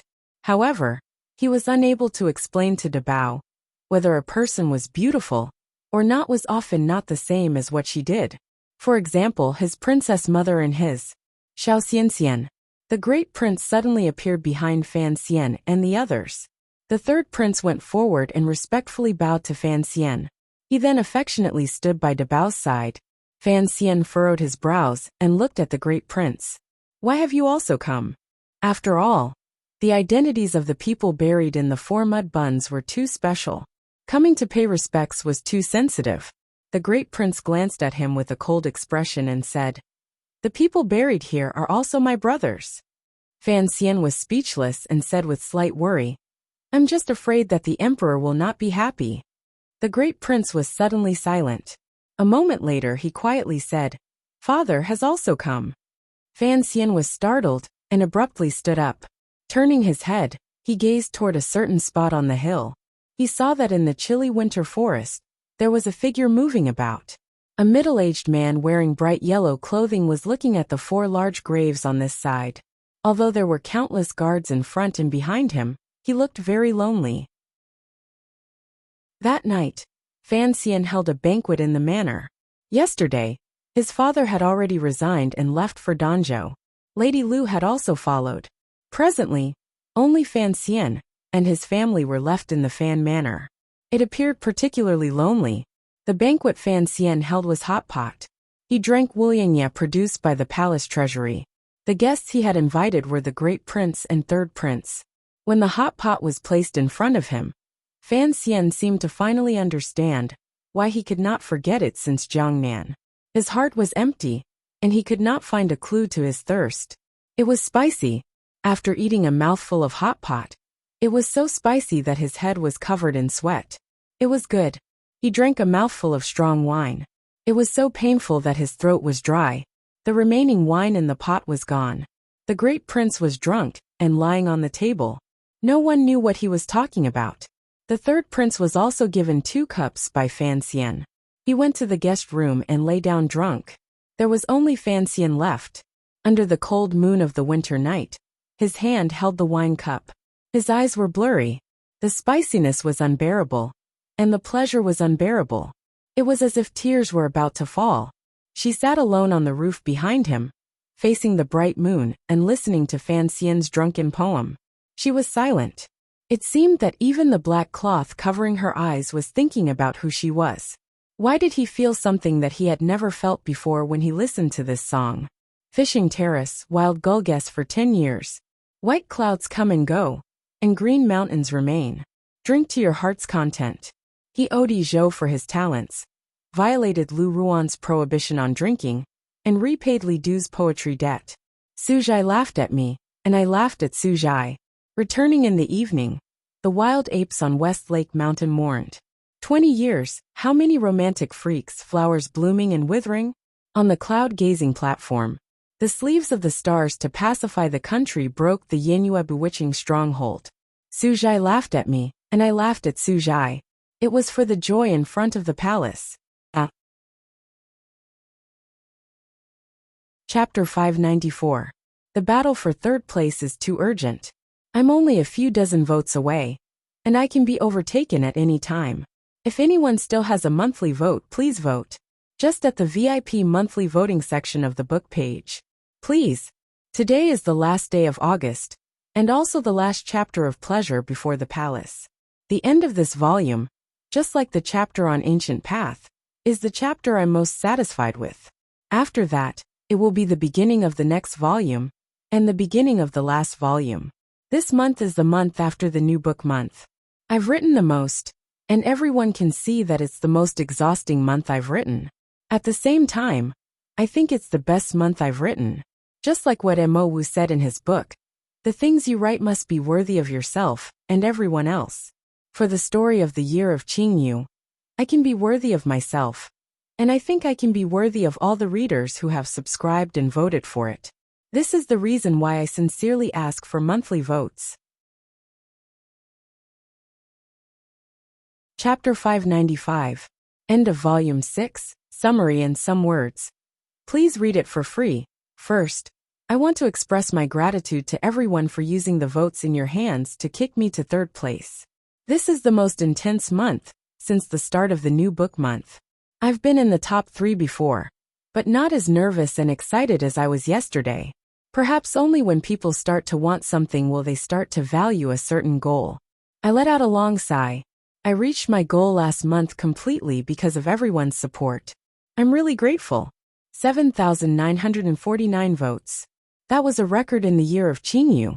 It was doubled in May, but it was still only around 8,000 votes. It was really difficult for me to imagine that I would be able to get so many votes. Perhaps it was because I was getting votes more frequently, and being more shameless? Perhaps my frequent canvassing for votes would make some of my dear readers feel a little unhappy. I apologize in advance, but it can't be helped. In Jianghu, people can't help themselves. Just like the little girl on the bridge, she stretched out her hand out of habit. Handsome, buy your girlfriend a flower. Everyone is handsome, so I have to reach out my hand for votes. I have to admit, the ranking on the monthly votes is related to the prize money. But not only is it related to the prize money, there is also a sense of satisfaction and vanity from being recognized. And I am indeed very vain. This is not an excuse. Speed and passion are like this. A fat man can only burn fat, but not the universe. I can only say my thanks again and promise to write more seriously in the future. After saying my thanks, I got to the main topic of the day. After solving the third volume, I have to write an epilogue for every volume. It can be considered a summary and chat with everyone about the content of the volume. This was announced to everyone the day before yesterday, so please take some time to read it. Volume 6 is the longest volume, with a total of almost 1,000,000 words. It can really be described as vast and endless, long-winded, like the eldest princess foot binding. It was clear that the 6th volume was the most important volume of the Qingyu year, because in this volume, all the traps buried in the previous volumes have been stripped of their disguises, and all the power they had accumulated exploded. The people hidden in the dark had all jumped to the front of the stage, and those who were alive or playing minor roles had all died. In the first chapter, before Wu Zhou's son-in-law, when I finished the 2 songs, I was very excited. I wanted to shout, "Something big is going to happen." There were at least tens of thousands of people who had died in this scroll. If only those with names were counted, there were still quite a few. It was truly a tragic scene. Ever since I started writing, I had never written about so many deaths. In the Vermilion Bird Chronicles, Yi Tianqing's massacre of the heavenly soldiers always gave people the impression that he was waving light dots around. Of course, that didn't count.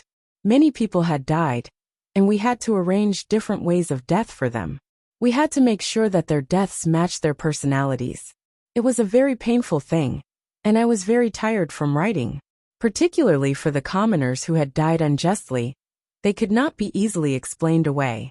Dead people also needed to be respected, particularly people like Kuhi and the eldest princess.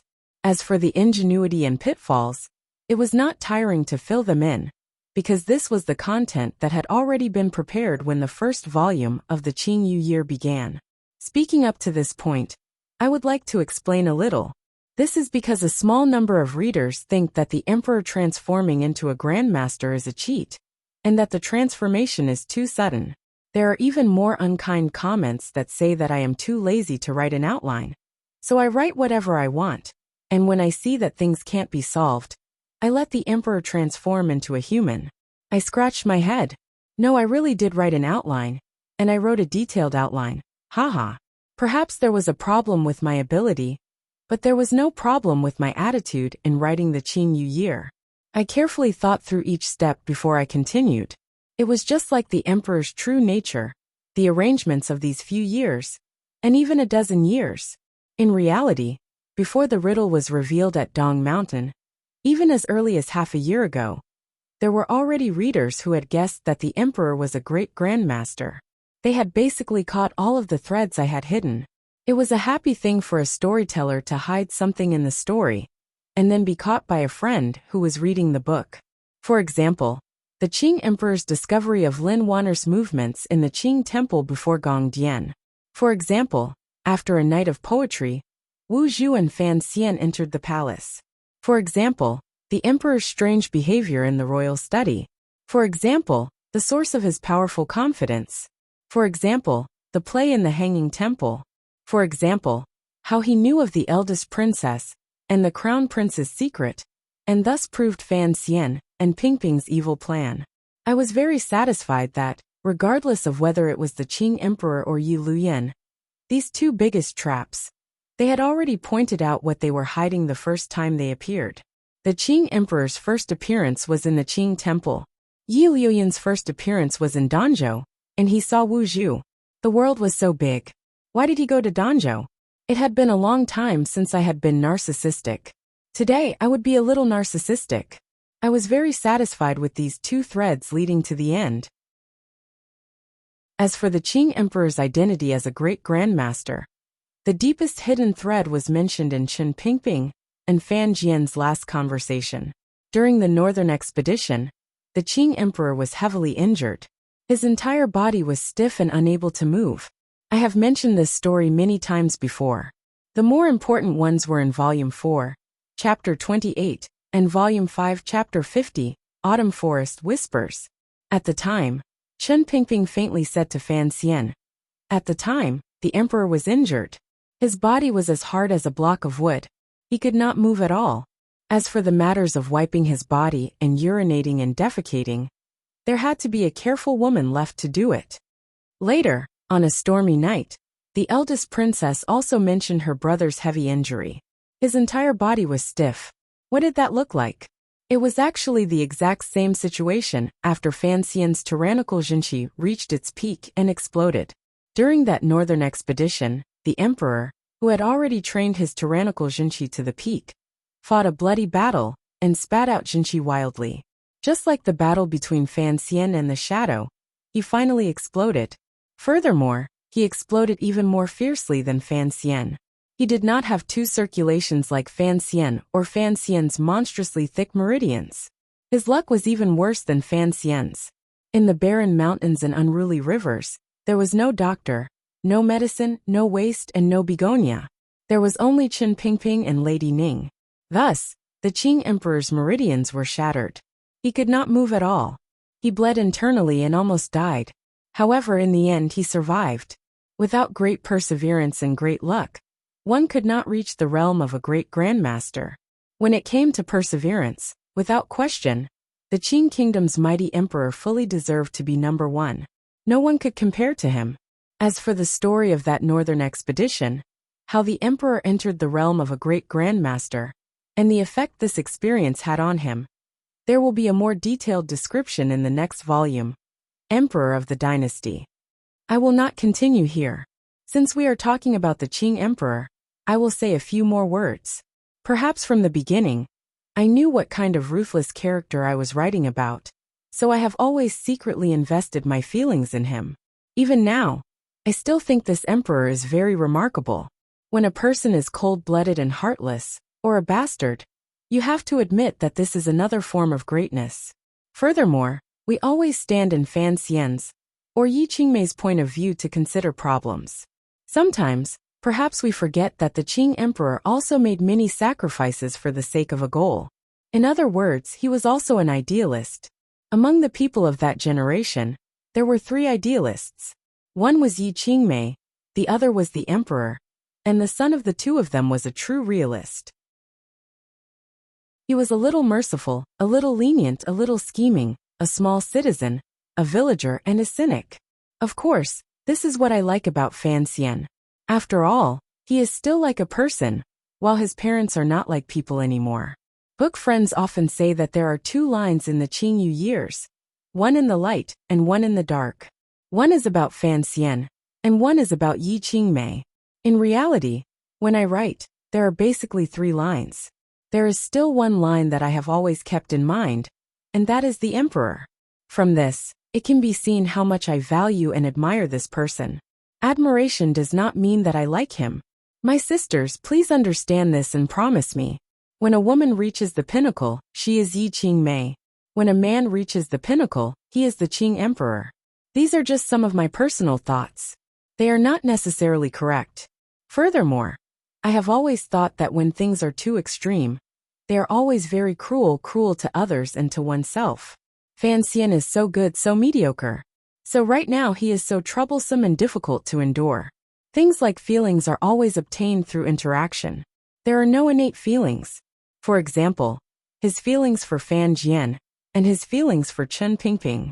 Just as Gidge Pig said, in front of the cave in Shi Mountain in northern Qi, Fan Xian mainly thought of Yi Qingmei as a distant and unreachable kindred, a friend connected by blood and heart, close but unfamiliar. However, her legacy lived on. Every breath of air carried the scent of that woman. Everyone beside him would retell the story of the past. Gradually, Fan Xian finally determined his own nature. He was already in the Qing kingdom. He was a part of this world. Yi Qingmei was his mother. This was the process of brainwashing. Fan Xian kept his distance from the emperor, but he had to admit that the emperor treated him well. Knowing favors was a good moral character. He could only blame himself, an orphan, for having such a pair of parents after his rebirth. But Fan Xian had also improved, a great improvement. It was an improvement in his worldview. This was a very remarkable thing. In terms of age, he was already a middle-aged man. Yet he was still able to continuously revise his ideals. Particularly, his ideals had been washed away by death, and appeared incomparably stubborn and ruthless. In the meadow he stood up. In life he should also stand up. He should gradually understand that life will always end. Some existences in life may be more important than life itself. Many people died in this volume. It is truly a sad thing. But I won't write anything to mourn those pitiful people, because it is already written in the book. A few days ago, I saw a blog. The girl who wrote the blog, it should be a girl, right? Wrote a long review after Dong Mountain. At the time I remembered it. Later, I saw people transfer it in the book review section. Thank you very much. In a moment, I will move it to the public area for everyone to take a look. I sighed again. Writing this volume was very tiring, particularly the last dozens of chapters. It was truly beyond my expectations that I had written so many words in August. Sometimes, I found that some sour words were right. After writing for a long time, it was no longer me who controlled the story, but the story that controlled me. The people in the story had their own thoughts, and were not controlled by me at all. Then, they had the desire to act and speak, and they used my hand to beat it out. That is why I wrote so quickly last month. It was because of this that I couldn't resist writing one paragraph after another. Perhaps it was because I had feelings for the characters in the story. Fan Xian had stayed in that world for a long time, so he had love. I had written about this world for a long time, so I also had love. Regardless of whether it was Vermilion Bird Story or Qing Yunyan, the latter parts were better written than the former. For the work of the 7th volume, I had taken the time these 2 days to read Qing Yunyan in detail from beginning to end, and once again confirmed this point. It wasn't because I didn't put in effort at the beginning. It was because the characters at the beginning were all unfamiliar and distant to me. After writing 2 million words, I was already very familiar with these people's faces. Like the little girl selling noodles downstairs, I was happy and naturally familiar with them. The level of the later parts was better, but the level of the words did not improve. Especially after rereading, I found many wordy places, sticky places, and redundant words. This was a very shameful thing. My words were sloppy, but they were never clean. The cleanest words in Qing Yunyan still appeared in the chapter where Fan Xian killed the assassin when he was 12. The problem was that I had written that chapter for 4 whole hours, and the number of words was still very small. For the time being, I can't solve the problems with the words. Please forgive me. However, I still like the chapter names I chose. Every afternoon after writing a few thousand words, I would worry about what to name it. Basically, it was all nonsense, but sometimes it was quite interesting. In the last 10 or so chapters, many readers pointed out that there were many famous foreign names. Some friends even asked in the book review section if I had been studying the history of foreign literature. Actually, what you said was right. The process of writing Vermilion Bird Story was a learning process. Until the end, I was still full of energy, and my mind was full. Writing Qing Yunyan was a digging process. My mind was almost empty, so I decided to read. I wanted to read the world's famous books to fill my empty mind. Unfortunately, I still didn't manage to read a single book. I only sadly remembered many of the titles I found, such as The Grapes of Wrath, Father and Son, The Winter of Our Discontent, 100 Years of Solitude, and The Catcher in the Rye Field. Hey, you don't say. The names of these famous books really matched the contents of the chapters. What a coincidence. It seemed my luck was similar to Fan Xian's. Although I couldn't read famous books to improve myself, stealing so many names helped. If I wasn't reading famous books, what was I reading? Of course, novels from Qidian. I read a lot of novels. You can see on the rankings. I basically read them because I like to read. This was the starting point of my writing.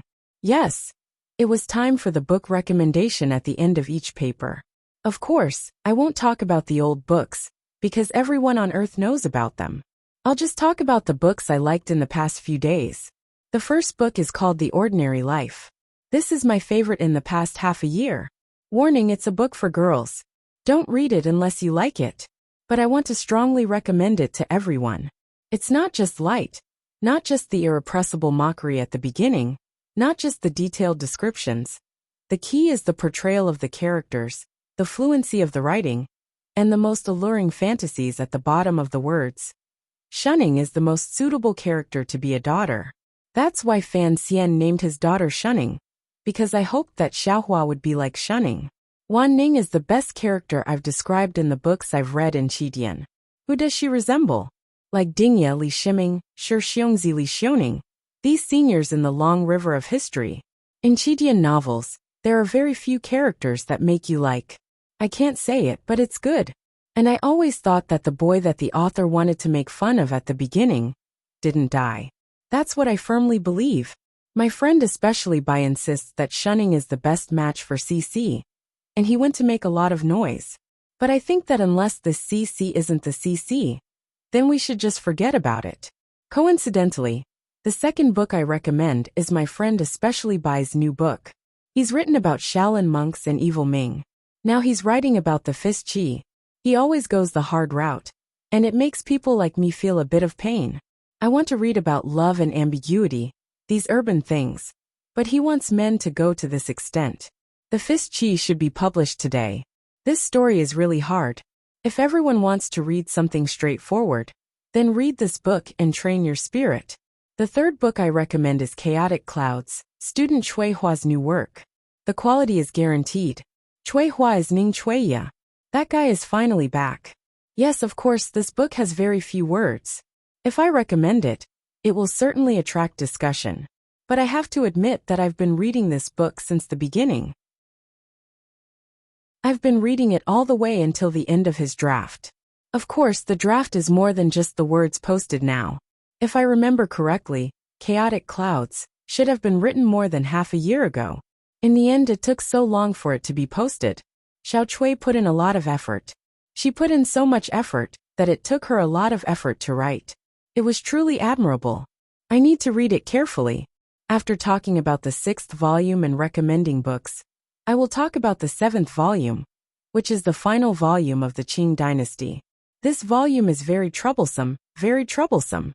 I will try to finish it before the end of the year, and draw a satisfactory full stop.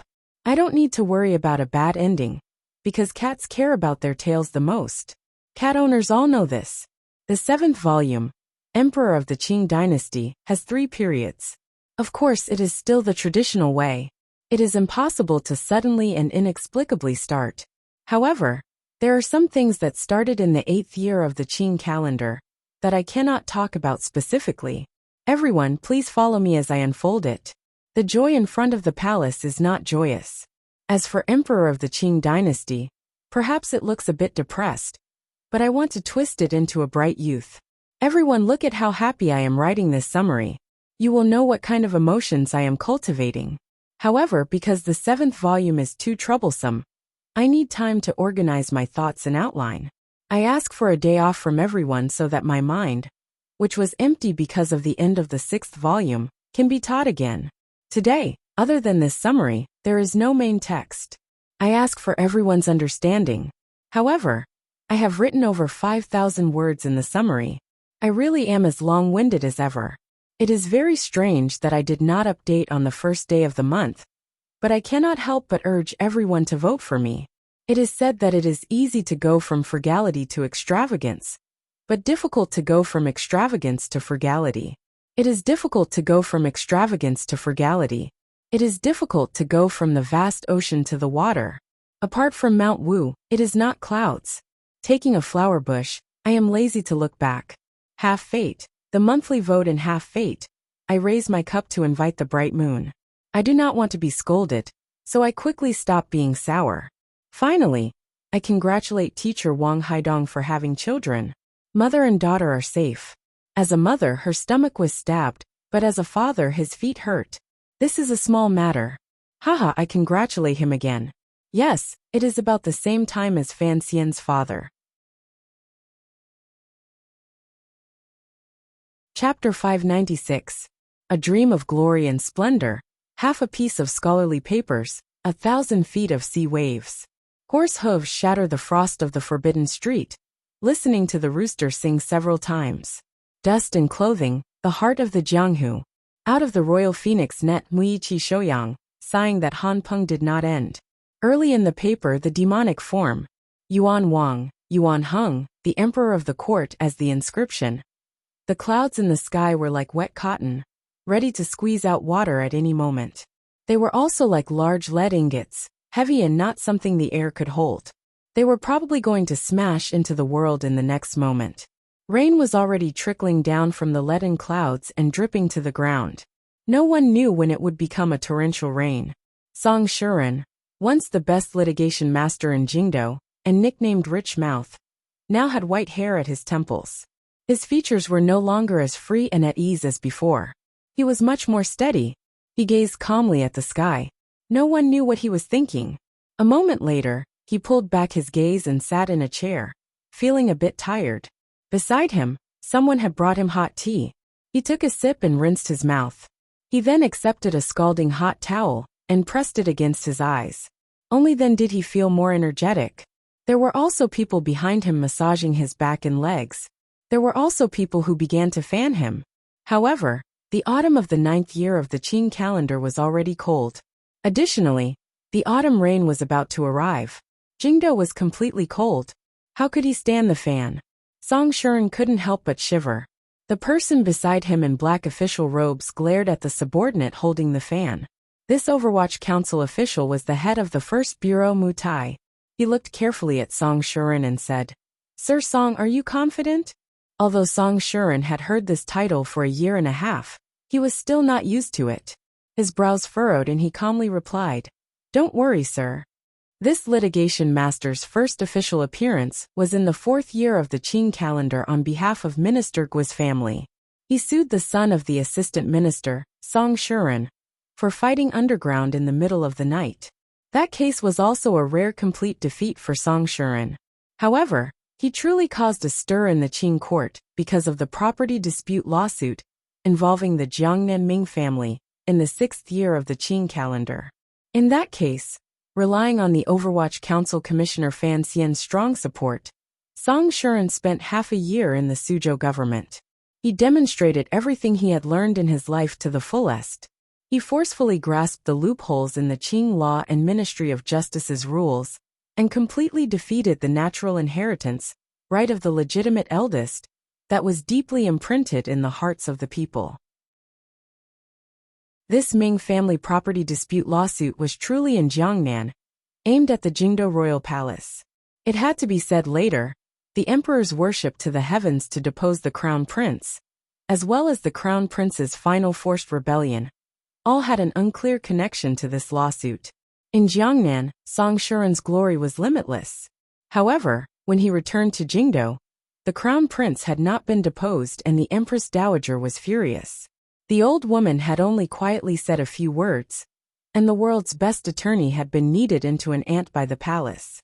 His family's property had been confiscated, and he had to see the world look down on him. He set up a stall in Lotus Pond Square and struggled to survive. Fortunately, Fan Xian returned to the capital at that time, and secretly sent him out of Jingdo. He also gifted him a large sum of money as a form of repayment. At the beginning of the 8th year of the Qing calendar, the Jingdo matter was settled. Fan Xian brought Song Shuren's family back, and bought him a manor in the west of the city. At the same time, he gave him the identity of an official. Although the best attorney in the world could earn money, his status was not as high as an official's. Song Shuren was endlessly grateful. At the same time, he knew he had to sell his life well for Sir Fan Jr. Additionally, after experiencing the baptism of these few years, Song Shuren was no longer as arrogant as before. Instead, he appeared steady and ordinary, but he still had a powerful ability to execute laws. His present identity was an official of the 8th Bureau of the Overwatch Council's legal department. He was responsible for helping the Overwatch Council fight lawsuits. The Overwatch Council also needed to fight lawsuits? If this matter had to be told from the beginning, it would be a very long story. There were two important points. First, a few years ago, the Emperor had taken back all of the Overwatch Council's trial power, and divided it between the Ministry of Justice and the Supreme Court. Thus, the Overwatch Council was now more of a public prosecutor. During these 2 years, the little Duke of the Overwatch Council seemed to have been provoked by something. After asking for the Emperor's edict, he began to purge the governance of officials. The Overwatch Council had captured countless corrupt officials in various roads, counties, and departments. If they captured a criminal official, they had to be interrogated. If they were just handed over to the Ministry of Justice and Supreme Court to interrogate, the Overwatch Council would not be satisfied. Sir Fan Jr. would also not agree. Everyone knew that officials protected each other. Since the Overwatch Council wanted to investigate the governance of officials, they would not give these civil officials a chance to band together. Thus Song Shuren, the newly promoted official of the Overwatch Council specializing in lawsuits, played a great role. As long as he appeared, the crimes the Overwatch Council pinned down were basically all brought to fruition. No matter how the court's civil official system tried to hide it, they were unable to let the criminal officials escape. What truly chilled the Overwatch Council were the Emperor's edicts after the Jingdo matter was settled. Although these edicts only continued the plans set when the Seven Gentlemen entered the palace, and had the Imperial Censorate enter the Council's internal procedures to carry out supervision, the Imperial Censor of the left, He Zhongwei, relied on the Emperor's favor and clear edicts to truly use his power. On one hand, he weakened the Overwatch Council's power. On the other hand, he began to attack some of the Overwatch Council's violations of the law. The world was large, but it was not as large as the Emperor's edict. After almost 2 years, the Imperial Censorate's power gradually grew. It was like a rope across the Overwatch Council's neck, making it difficult for the Overwatch Council officials to breathe. He Zhongwei was like a hunting dog, standing guard outside the Overwatch Council. As long as an official of the Overwatch Council did something forbidden, he would not be soft-hearted or courteous.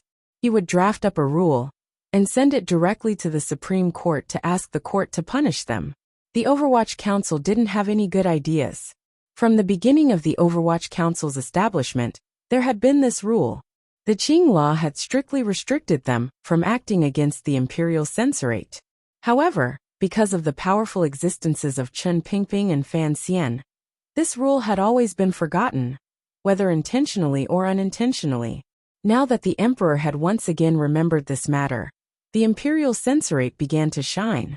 Fortunately, Sir Fan Jr. was still the commissioner of the Overwatch Council, so the Imperial Censorate's actions were still relatively gentle. He Zhongwei was careful not to touch Fan Xian's bottom line. He only made an issue of the Qing law, and didn't bring any insult to the Overwatch Council.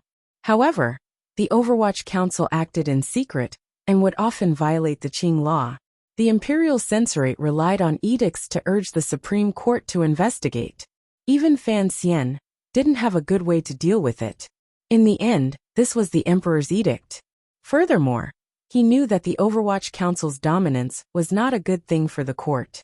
Understanding did not mean accepting. One day in the 8th year of the Qing calendar, Fan Xian kicked open the main door of the Imperial Censorate. He pointed at the 20 or so Imperial censors under He Zhongwei and cursed them angrily. He then invited Song Shuren back. Wasn't it just a lawsuit? Was the Overwatch Council afraid of others? Song Shuren had to fight 2 lawsuits in a row in the Supreme Court. One was that the Overwatch Council had found that a vice director of the Ministry of Works had colluded with the River Transport Governor's Yamen to embezzle silver from the river works. Furthermore, this silver was not from the public. Fan Xian had painstakingly saved it from his own little treasury in the Jiangnan Palace treasury. Then, through the Hangzhou conference that Lady Fan controlled, it had been transported to the River Transport Governor's Yamen. Greed had reached the head of the Overwatch Council's ancestor, so the Overwatch Council was not polite at all. They didn't care about the minister-councilor's connections in court, or the private pleading letter the River Transport Governor had sent. In one dark night, they arrested 20 related criminals and locked them up in the 7th Bureau's prison for a few days before sending them to the Supreme Court. The second lawsuit was a bit of a headache. The Imperial Censorate had found that a certain official of the 4th Bureau of the Overwatch Council stationed in Nanzhou had secretly transferred some silver from the Honglu Temple. When this official returned to the capital to report on his work, the problem was discovered. Using the words of this 4th Bureau official, at the time, there was not enough funds. In order to develop spies in Nanzhou, They had no choice but to use public funds. However, no one knew exactly how much he had used and whether or not he had intercepted it. The inside of the Overwatch Council knew that this colleague had certainly received benefits. It was just that he was a spy in a foreign country. Even though Commissioner Fan had consecutively increased the Overwatch Council's monthly salary 3 times, they were still nervous. No one was a saint. Has the case been prepared? Song Shuren glanced at the assistant beside him. His name was Chun Buchang. He was the famous person who had fought against Song Shuren in Jiangnan. Unexpectedly, in the end, he had also been half invited and half tied back to Jingdo by Song Shuren.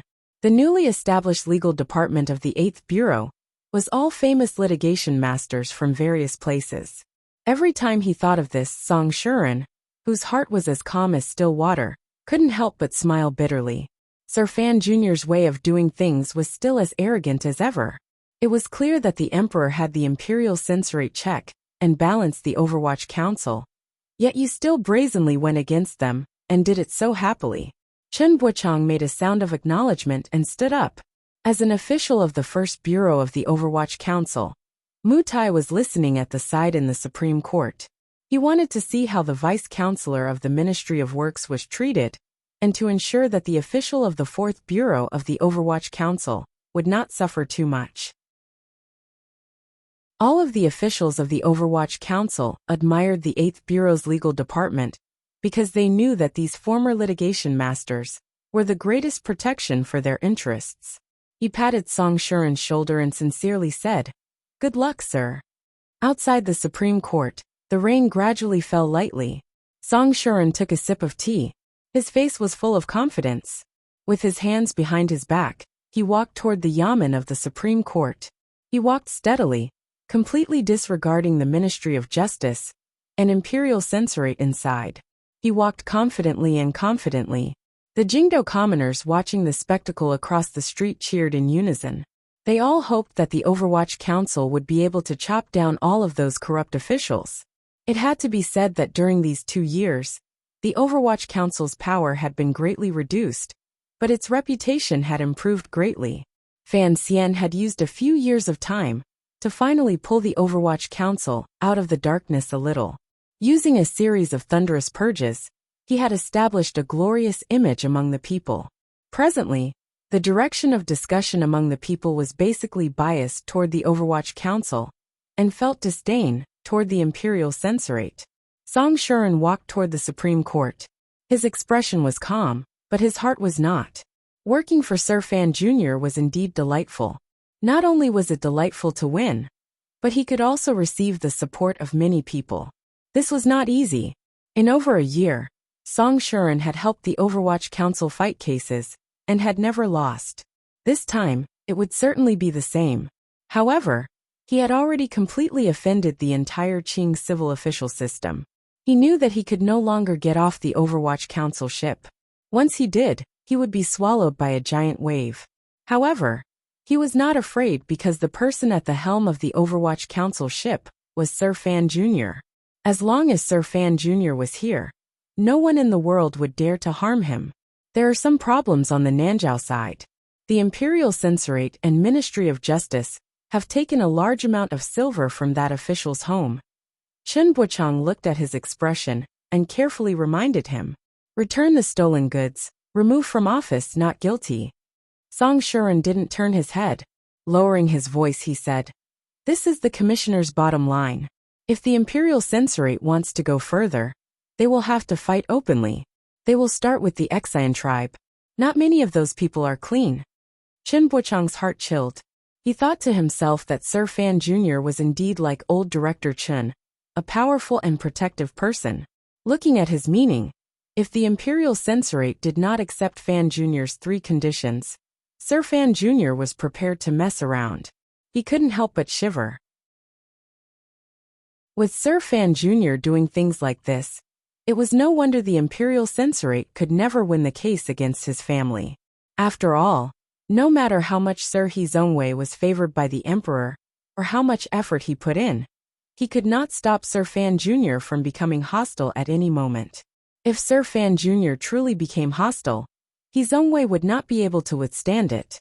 Given his personality, even if the emperor spoke, it would probably be useless. Everyone knew how much the emperor valued or favored him. Why didn't the commissioner come to watch the show today? Chen Buchang swallowed and asked as he walked. During this year, Fan Xian's greatest interest seemed to be acting as a backer for his subordinates, listening to the Supreme Court's trials, and watching the imperial censorate's ashen faces. Logically speaking, it was fine to send an official of Mu Tai's level to listen.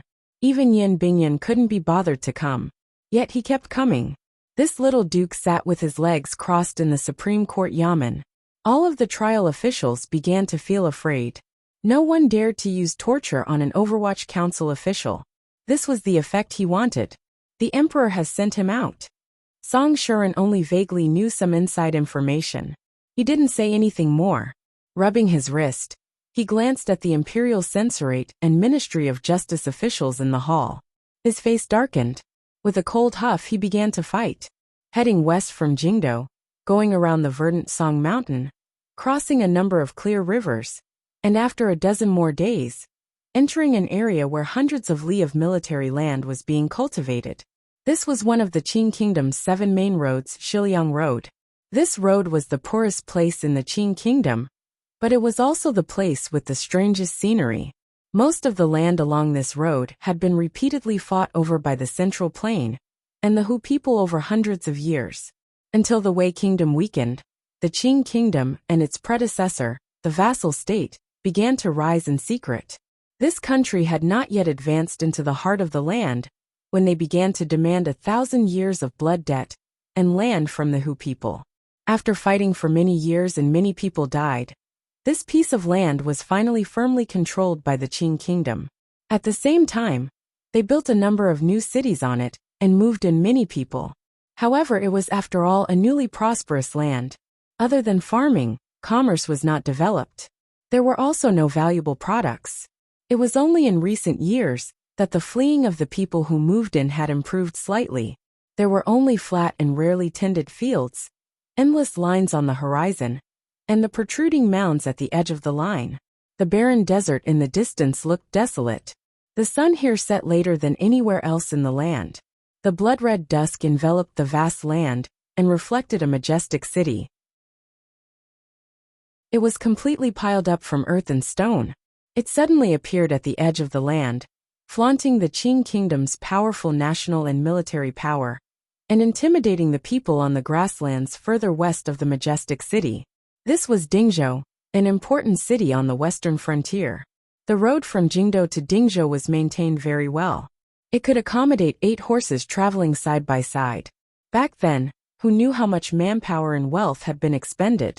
However, it ensured the eternal peace of the Qing Kingdom's west and firmly controlled this large piece of land. No matter how one looked at it, it was worth it. A group of carriages sped toward Dingzhou on this road. It seemed that they wanted to enter Dingzhou before the sun set. However, looking at the mountain in front of them ran the horse to death, particularly on this piece of flat land. Dingzhou seemed to be in front of them, but was far away on the horizon. It looked like they would not be able to enter the city before the city gates closed. About 20 li from Dingzhou was a courier station. This courier station was not a military courier station. It was not under the jurisdiction of the Dingzhou army. Rather, it was a courier station managed by the Ministry of Works. Thus, it appeared a bit run-down and old. 7 or 8 men were yawning under the light of the setting sun. They had already eaten dinner and were preparing to gamble later. The sky gradually darkened. A strange smile suddenly appeared on the men's faces. They moved closer to the rear courtyard and listened to the sounds coming from inside. They covered their mouths and laughed, thinking that the person inside was too impatient. In a stone room in the backyard, the only official of the relay station was hugging a woman's snow-white thighs. His hands were pressed against her soft breasts, and he was moaning non-stop. His body was covered in sweat, and the room was filled with the smell of lust. Dingzhou was far away and did not have much entertainment.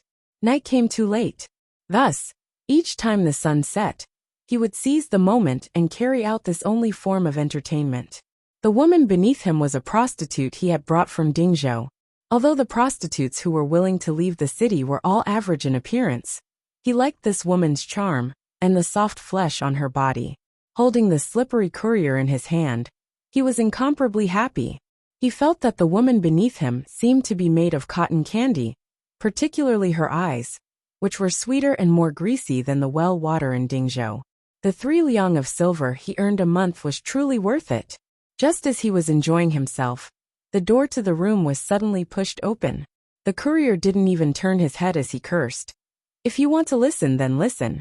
If you want to see, then look. F***CK. Why didn't you tell me to be careful? How dare you barge into the door? Be careful not to make me sick on horseback. The prostitute beneath him also giggled. She was not at all afraid of being seen. Suddenly, the courier felt that something was strange, because there was no sound behind him for a long time. He unconsciously turned his head, and saw it was a stranger. Startled, he quickly jumped up from the kong and fastened his pants. He did not forget to pull over the black quilt, and cover the prostitute's white lower body on the kong.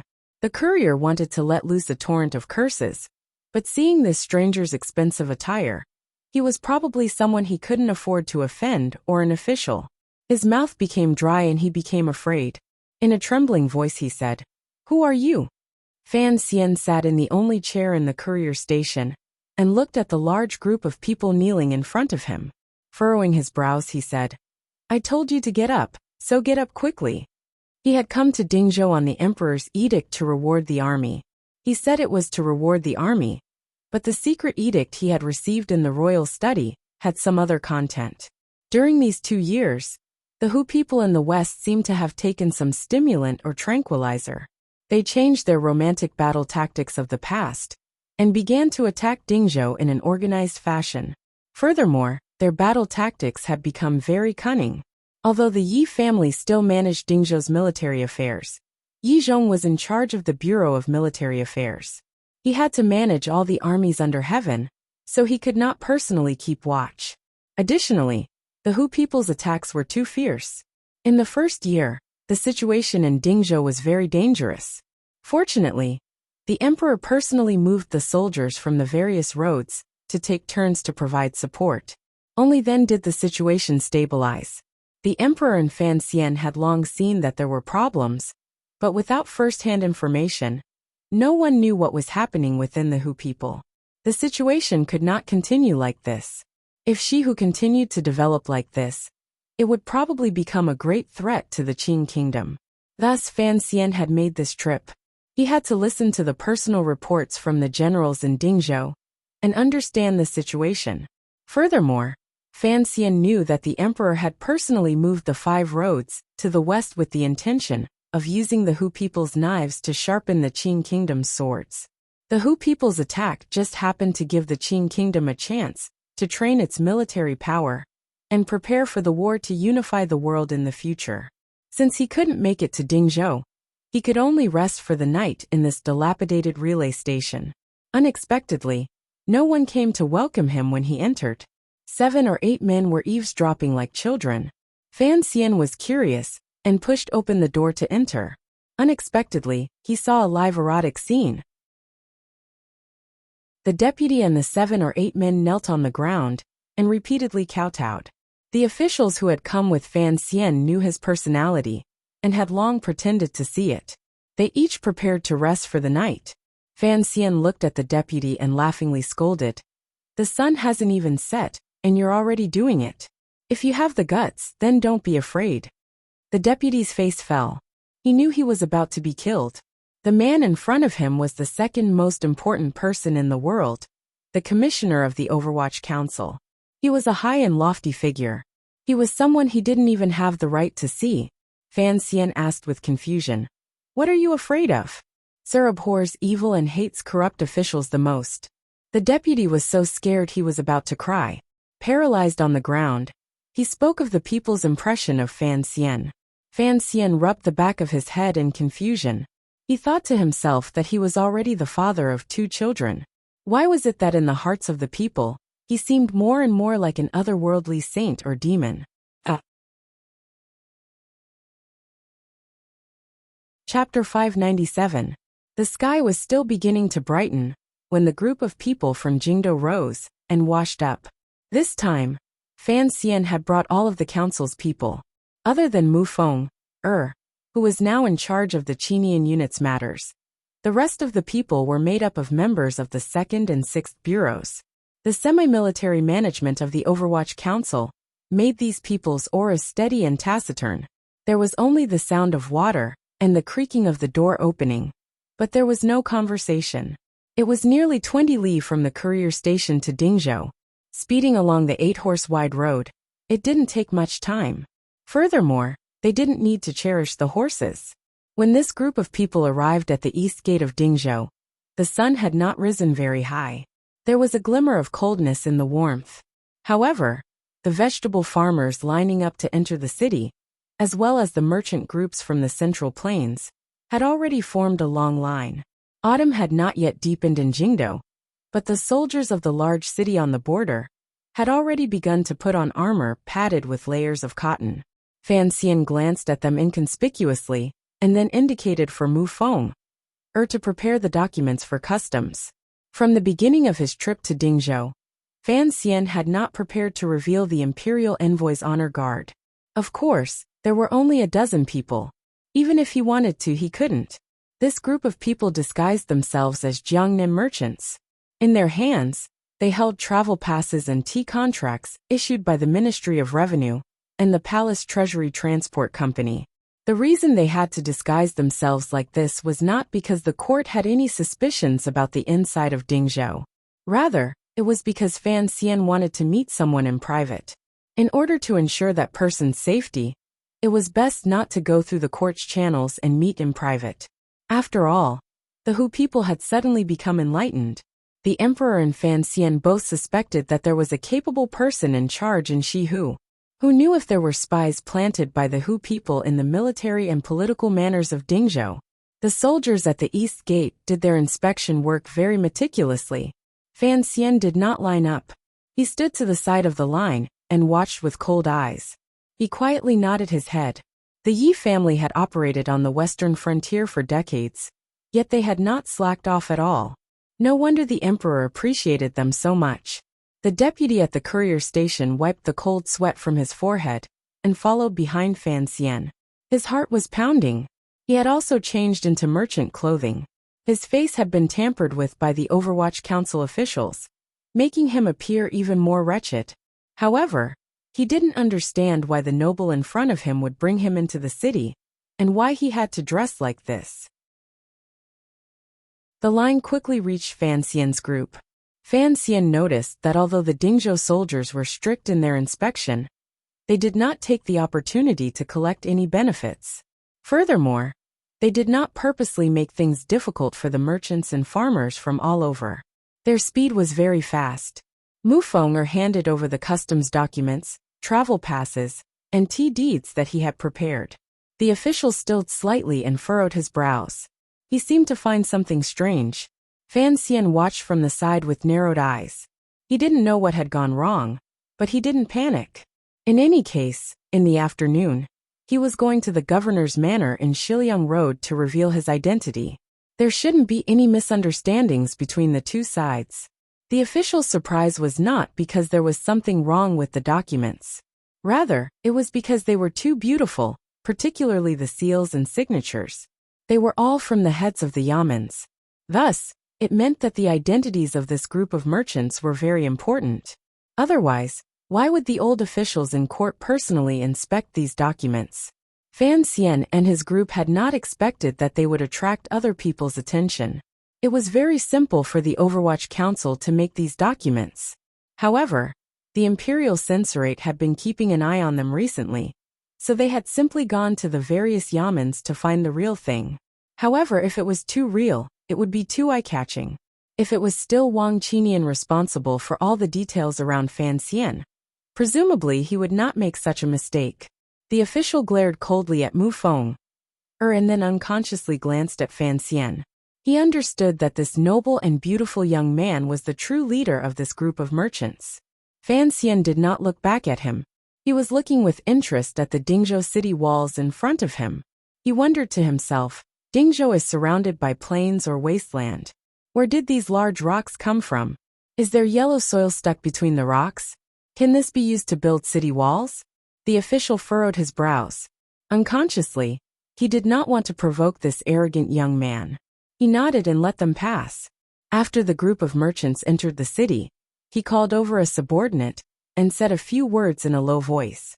Fan Xian didn't know that his appreciation of the city walls would give the Dingzhou soldiers the impression that they were arrogant. He truly liked to use his own eyes to see everything in this world. After all, it was a rare second life. He always had a strong desire to explore the beauty, history, and existence around him. He had seen Shangjing's centuries-old city walls and was very familiar with Jingdou's heavily guarded city walls. It was rare for him to come to the westernmost city of the kingdom, Dingzhou, so he was curious. Furthermore, he still felt some regret in his heart. He didn't know when he would have the opportunity to see the legendary largest city in the world, Dongyi. The deputy, who had followed him into the city with a long face, gradually understood why the Duke of Danbo had brought a minor character like him into the city. The Duke was preparing to go shopping. The streets in Dingzhou were a mess with all kinds of streets intersecting. Without a local leading the way, there were many nameless places that would be impossible to find. What gave him a headache was that it seemed to be the first time the Duke of Danbo had come to such a remote place. Yet he was interested in everything. He wandered everywhere and did not find it tiring.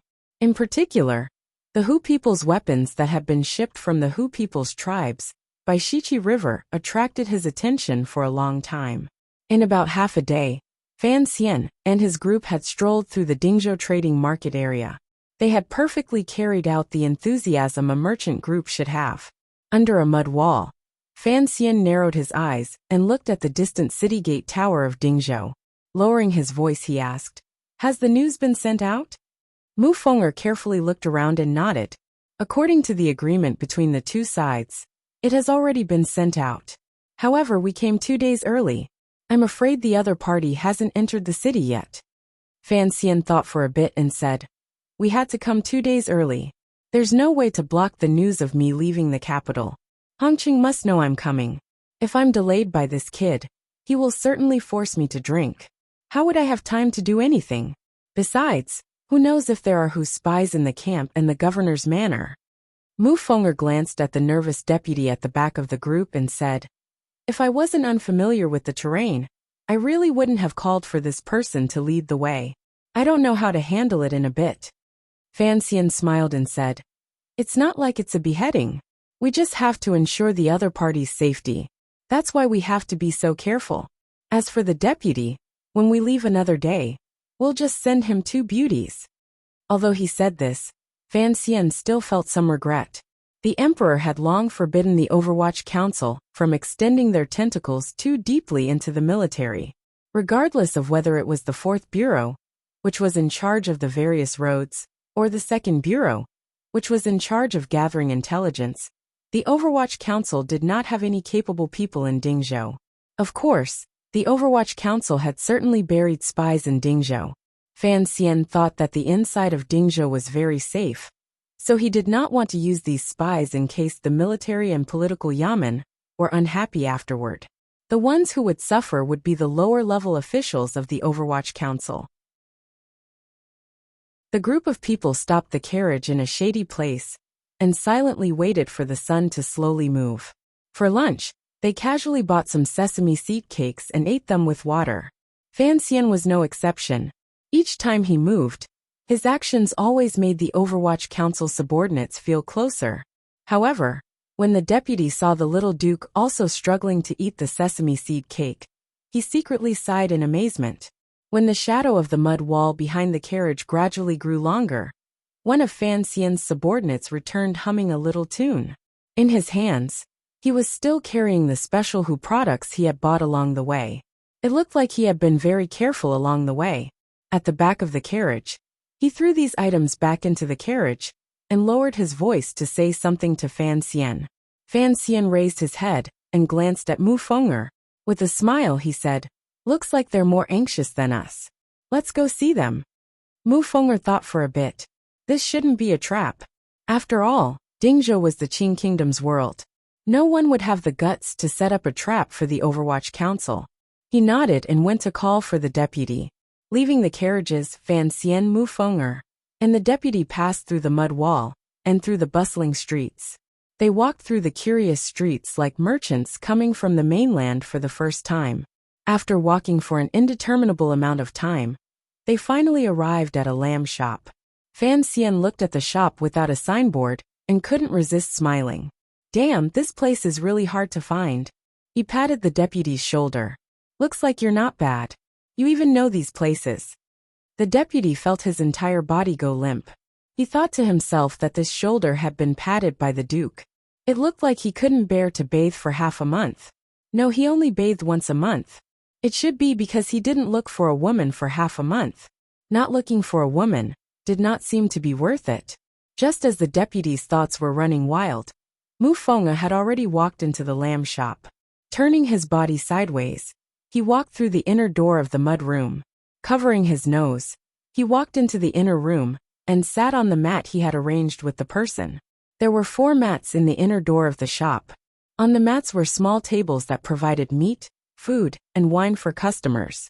Each mat was separated by a thin cloth, but it could not block out the sound. It was just barely enough. Fan Xian sat in the innermost area. The deputy only dared to sit half on the outside. He muttered to himself, unsure why this noble figure had to come to this unremarkable shop. Was he here to see someone? Then, he fearfully accepted the bowl of wine the Duke handed over and carefully took a sip. He then fell into a deep sleep. After eating a few pieces of lamb and drinking 2 bowls of strong wine, Fan Xian's eyes grew brighter and brighter. He glanced at the thin cloth curtain beside him and gave Mufeng'er a meaningful glance. Mufeng'er thought for a moment and then picked up the wine bowl. Standing, he lifted the curtain and went to the mat on the other side. When the curtain was raised, Fan Xian's eyes were sharp. He saw that the person was about 40 or 50 years old. However, his face was dark. After all, he was a Hu person, so he couldn't see clearly. The sun was high in the sky and gradually rising. The mud room was still quiet. It was not the right time to drink, so the shop was particularly quiet. There was only Fan Xian's group and the mysterious Hu person. No one knew what Mufeng'er said to the Hu person. After a long time, the curtain was pulled open. Mufeng'er nodded at Fan Xian to indicate that he had confirmed the other person's identity. Fan Xian turned his body and stared at the calm-looking Hu person. He found that the other person's hand was holding the wine bowl steadily. There was no change in his eyes. He slowly opened his mouth and said, "You are the foremost ace under the left virtuous king's banner. Why change your appearance and act so sneakily?" The Hu person put down his wine bowl and glanced at Fan Xian, as if he wanted to know this young man's true identity. This gaze was like lightning, piercing straight to the heart and intimidating. However, Fan Xian's expression was cold, and he did not react at all. The Hu person's brows rose slightly. It was as if he had not thought that a random official from the Qing Overwatch Council would have such unfathomable shrewdness and power. "Correct, I am Hu Ge." The Hu person, who looked to be 40 or 50 years old, stared at Fan Xian's face with a hawk-like gaze. "He says you are the leader, so I will talk to you." Fan Xian smiled and raised the wine bowl in his hand. "There's not much I want to know. I must first confirm the princess's safety." Hu Ge, the foremost ace under the left virtuous king's banner of the Western Hu Kingdom. His reputation shook the western frontier and was deeply respected by the Hu people. His bearing was extraordinary. However, when he opened his mouth to speak the language of the Central Plains, he always felt awkward. For some reason, his aura weakened a bit. Fan Xian reached into his clothes and took out a jade hook, which he handed over. After Hu Ge accepted the jade hook, his brows furrowed tightly.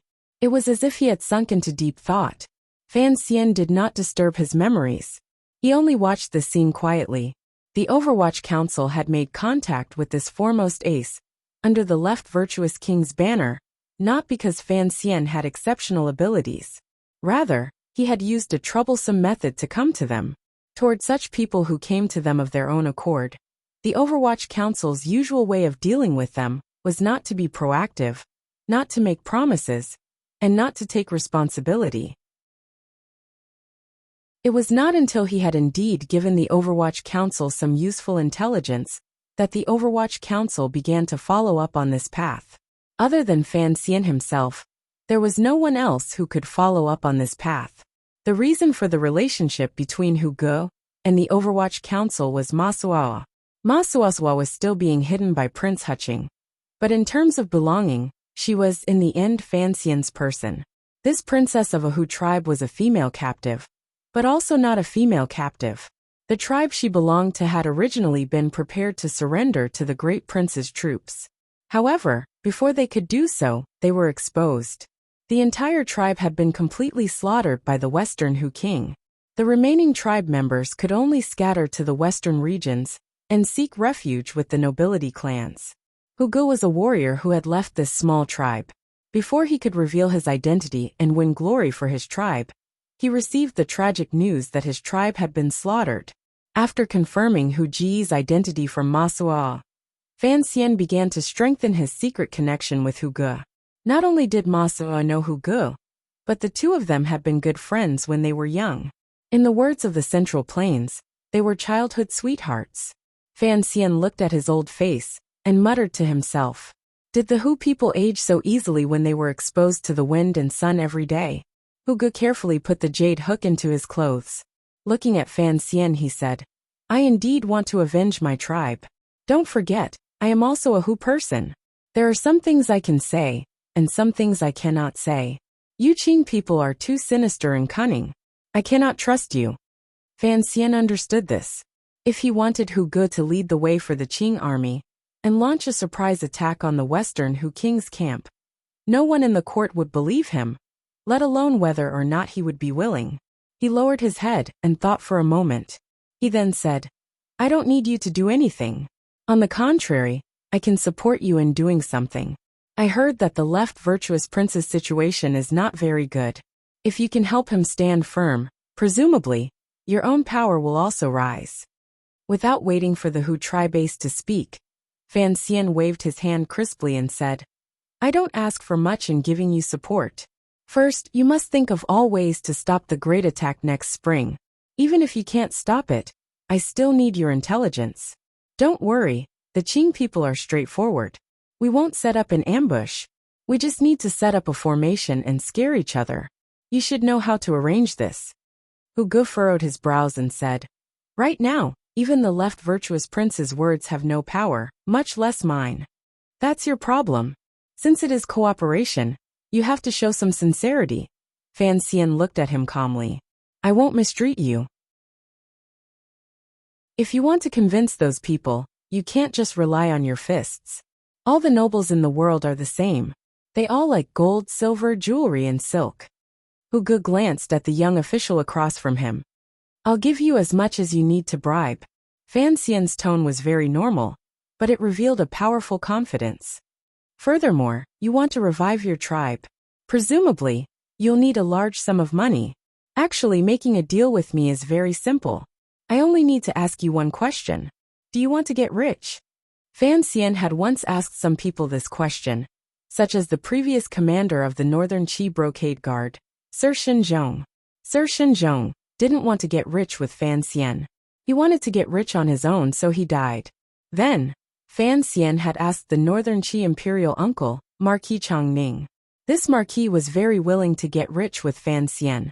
Not only did his family get rich, but Wei Hua also became a high-ranking official. History had long proven that those who worked with Fan Xian were always very happy. But Hu Ge did not know the other party's true identity. He said in a cold voice, "Everyone likes gold and silver, but your words are unbelievable. So much silver. And even goods that can't be bought with silver. You want me to agree to it with just one word? Don't lie to me. Although we, the men of the prairie, are straightforward, we are not fools." Fan Xian's words did indeed sound like a lie. There were many kings' tents on the grasslands and countless nobles. These nobles were all insatiably greedy. If they wanted to fill their appetites, they would need the Qing court's strong support. How could a young official of the Overwatch Council make this decision? "I can give you a good knife produced by the palace treasury." Fan Xian didn't respond to his words. Coldly he said, "However, the quantity is limited. After all, I don't want the knife I give you to chop at the necks of the Qing people. Fan Xian didn't answer Hu Ji's question. On the contrary, Hu Ge felt even more uneasy. He stared at the young and handsome face and asked in a low and icy voice, "Who exactly are you?" Fan Xian glanced at him and said, "I am Fan Xian." With a crisp clang, Hu Ji's back slammed heavily into the dirt wall. He quickly pulled out the curved knife at his waist and aimed it at Fan Xian. The dust on the dirt wall fell down and stained the food and wine on the table. Hu Ge looked at Fan Xian with great caution. A glimmer of fear rose in his eyes. Fan Xian lowered his head and tapped his fingers on the table. He had not thought that his true identity would scare the other party to such an extent. How could this person be called the foremost ace under the left virtuous king's banner? He had no idea that the name of Commissioner Fan of the Qing Kingdom's Overwatch Council had long resounded through the world, far away from where the Hu people lived. In the hearts of the Qing people, Sir Fan Jr. was brilliant and eye-catching. In the eyes of the Qing Kingdom's enemies, this legendary young man was the #1 target to guard against. Up until now, the Hu people had never been taken advantage of by Fan Xian. However, they had been taken advantage of by Chen Pingping many times. Thus, they had endless fear and wariness toward Chen Pingping's successor. After Fan Xian admitted his identity, Hu Ji's first thought was that today's meeting was a trap. His second thought was that if this was not a trap, then this transaction would also consign the Hu people to eternal damnation. "Don't be so afraid." Fan Xian raised his head and slowly said, "Correct. I am the head of the Overwatch Council. Don't worry, I am also a good businessman. Don't forget, I control the court's palace treasury. If you don't believe in my trustworthiness, you can send someone to the central plain to investigate." "I'm not afraid." Hu Ge had already calmed down. A wolf-like wildness appeared in his eyes. Staring at Fan Xian, he enunciated each word clearly. "I just didn't think that someone of your status would lower himself to come see me and be so brave. This is the world of the Qing Kingdom. This is Dingzhou. I don't think there is anything special about my courage." Fan Xian looked at him and said, "Even a Hu person like you dares to come see me. Why wouldn't I dare to see you? You don't know how much your head is worth," Hu Ge said. "Are you not afraid that I will set a trap here and kill you?" Fan Xian glanced at him mockingly and wiped the meat oil in his hand onto the cloth curtain beside him. "This shop is filled with your people from top to bottom. If I was afraid of you setting a trap, why would I come in and sit and drink? Besides, do you think you, the so-called foremost ace under the left virtuous king's banner, can kill me?" Fan Xian furrowed his brows, as if he was looking at an insensible child. "You have a long name, but your courage is not much." A person's name was like a tree's shadow. The most powerful ace of the younger generation in the Qing Kingdom had long branded his figure in the hearts of all martial artists. Hu Ge indeed did not have the courage to carry out such a dangerous attempt. Fan Xian stood and stared into his eyes. "I don't care what you're thinking. Since my conditions are out, I want to know that person's name." This was the piece of intelligence that the Overwatch Council cared about the most in their probing contact with the other party during these 3 months. The person hidden in the Hu King's tent was hidden very deeply. Furthermore, he had brought great harm to the Qing Kingdom. The Overwatch Council and Bureau of Military Affairs had tried everything they could, but were still unable to find out who that person was.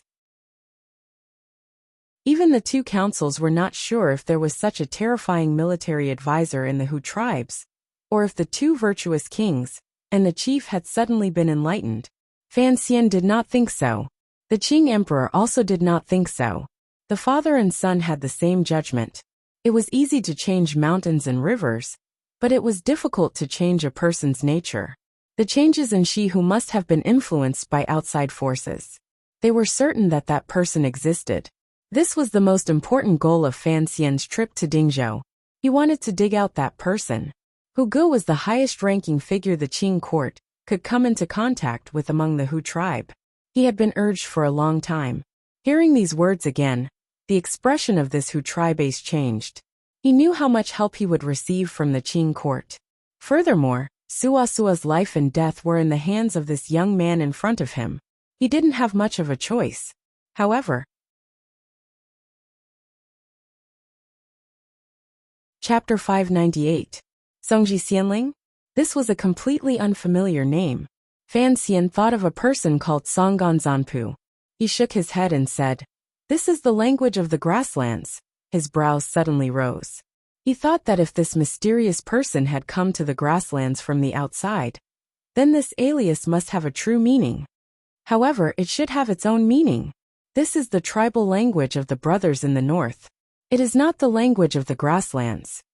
Hu Ge sheathed his curved knife and said seriously, "I've investigated for 3 months, and can already confirm that this person came to the grasslands with the northern tribes. I'm not sure about the meaning of Songji Xianling, but the Xianling should mean twinkling." Fan Xian's brows furrowed.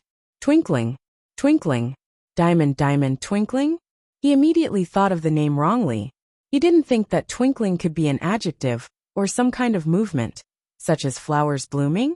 This proved that the Hu tribes did not have a unified language, and would indeed bring trouble to many people. Fan Xian's head hurt. He had too little information on hand. What use could a name have? Helplessly, he raised his eyes and looked at Hu Ge. The brothers in the north are still moving toward the grasslands? Hu Ge nodded with a serious expression. It is already the 4th year. The first year, it was the brothers in the north who came as scouts. There weren't many people. The second year, it was the warriors among the brothers in the north. This group had the most people. In the last 2 years, it has mainly been the elderly, women and children who had stayed in the north. They have moved with great difficulty along the path, open to the side of the meridian of the sky. If Songji Xianling is a tribe member in the north, then what year did he come to the grasslands? It should be the group from before. Although this person is mysterious, since he can influence the decisions of the king's tent, he must have the absolute support of the brothers in the north. Otherwise, who would listen to him? You're saying? Fan Xian stared into Hu Ji's eyes. The brothers in the north have already established themselves on the grasslands, and received the king's approval? This is natural. They are very brave. Although there are only tens of thousands of them, almost all of them are warriors. Additionally, their tribes are more united than the people on the grasslands. Furthermore, their requests for water and grass areas are not greedy. Regardless of whether it is the king's tent or the 2 virtuous kings, they all welcome their arrival, Hu Ge said seriously. Hu Ge said very seriously. Also, our brothers in the north never participate in the internal struggles of the grasslands, so they are the targets of all parties. Although their voices are still steady, they seem to be getting louder and louder in our ears. Fan Xian nodded and didn't say anything. The source of the Qing kingdom's tight situation on the western border was because of the continuous natural disasters to the north of northern Qi. Heavy snow sealed the plains and forced the northern barbarians to migrate tens of thousands of li to the grasslands. The ruthlessness of the western Hu and the tyranny of the northern barbarians combined. The pressure on the Qing border increased. He felt a chill in his heart. If the Hu people truly united, Qing kingdom would be in big trouble. After decades of Qing kingdom conquest, the Hu people had long been weak. Additionally, there was the Overwatch Council's 30 years of slightly weakening provocations and evil schemes. The Shihu side was not a threat. No one would have thought that the arrival of the northern barbarians would be like a shot in the arm for the Hu people. Songji Xianling seemed to have a way to bridge the divide between the Hu people. Tell me about the current situation on the grasslands. Fan Xian looked at Hu Ge in front of him. His expression was calm, but he was thinking that even if Songji Xianling could temporarily unite the Hu people, since he had found Hu Ge, he would certainly be able to tear open a large hole within the Hu people. When he thought of this, he couldn't help but feel a little excited. If the plains were a game of chess, then the next step would be for him, and that Songji Xianling to place their pieces on the board. They would go back and forth, and see who would emerge victorious in the end. Of course it was him, Fan Xian thought. He had to win because he had acutely captured Songji Xianling's plan hidden in the deepest depths. He greatly loathed her thoughts. The temperature difference between day and night in the west was great. The sun slowly moved. It was as if the temperature in Dingzhou had given some order. It gradually heated up and cooled down. When the shadow of the mud wall in the city grew longer and longer, the sun set in the west, and the temperature grew lower and lower. Fan Xian and Hu Ji's first meeting came to an end.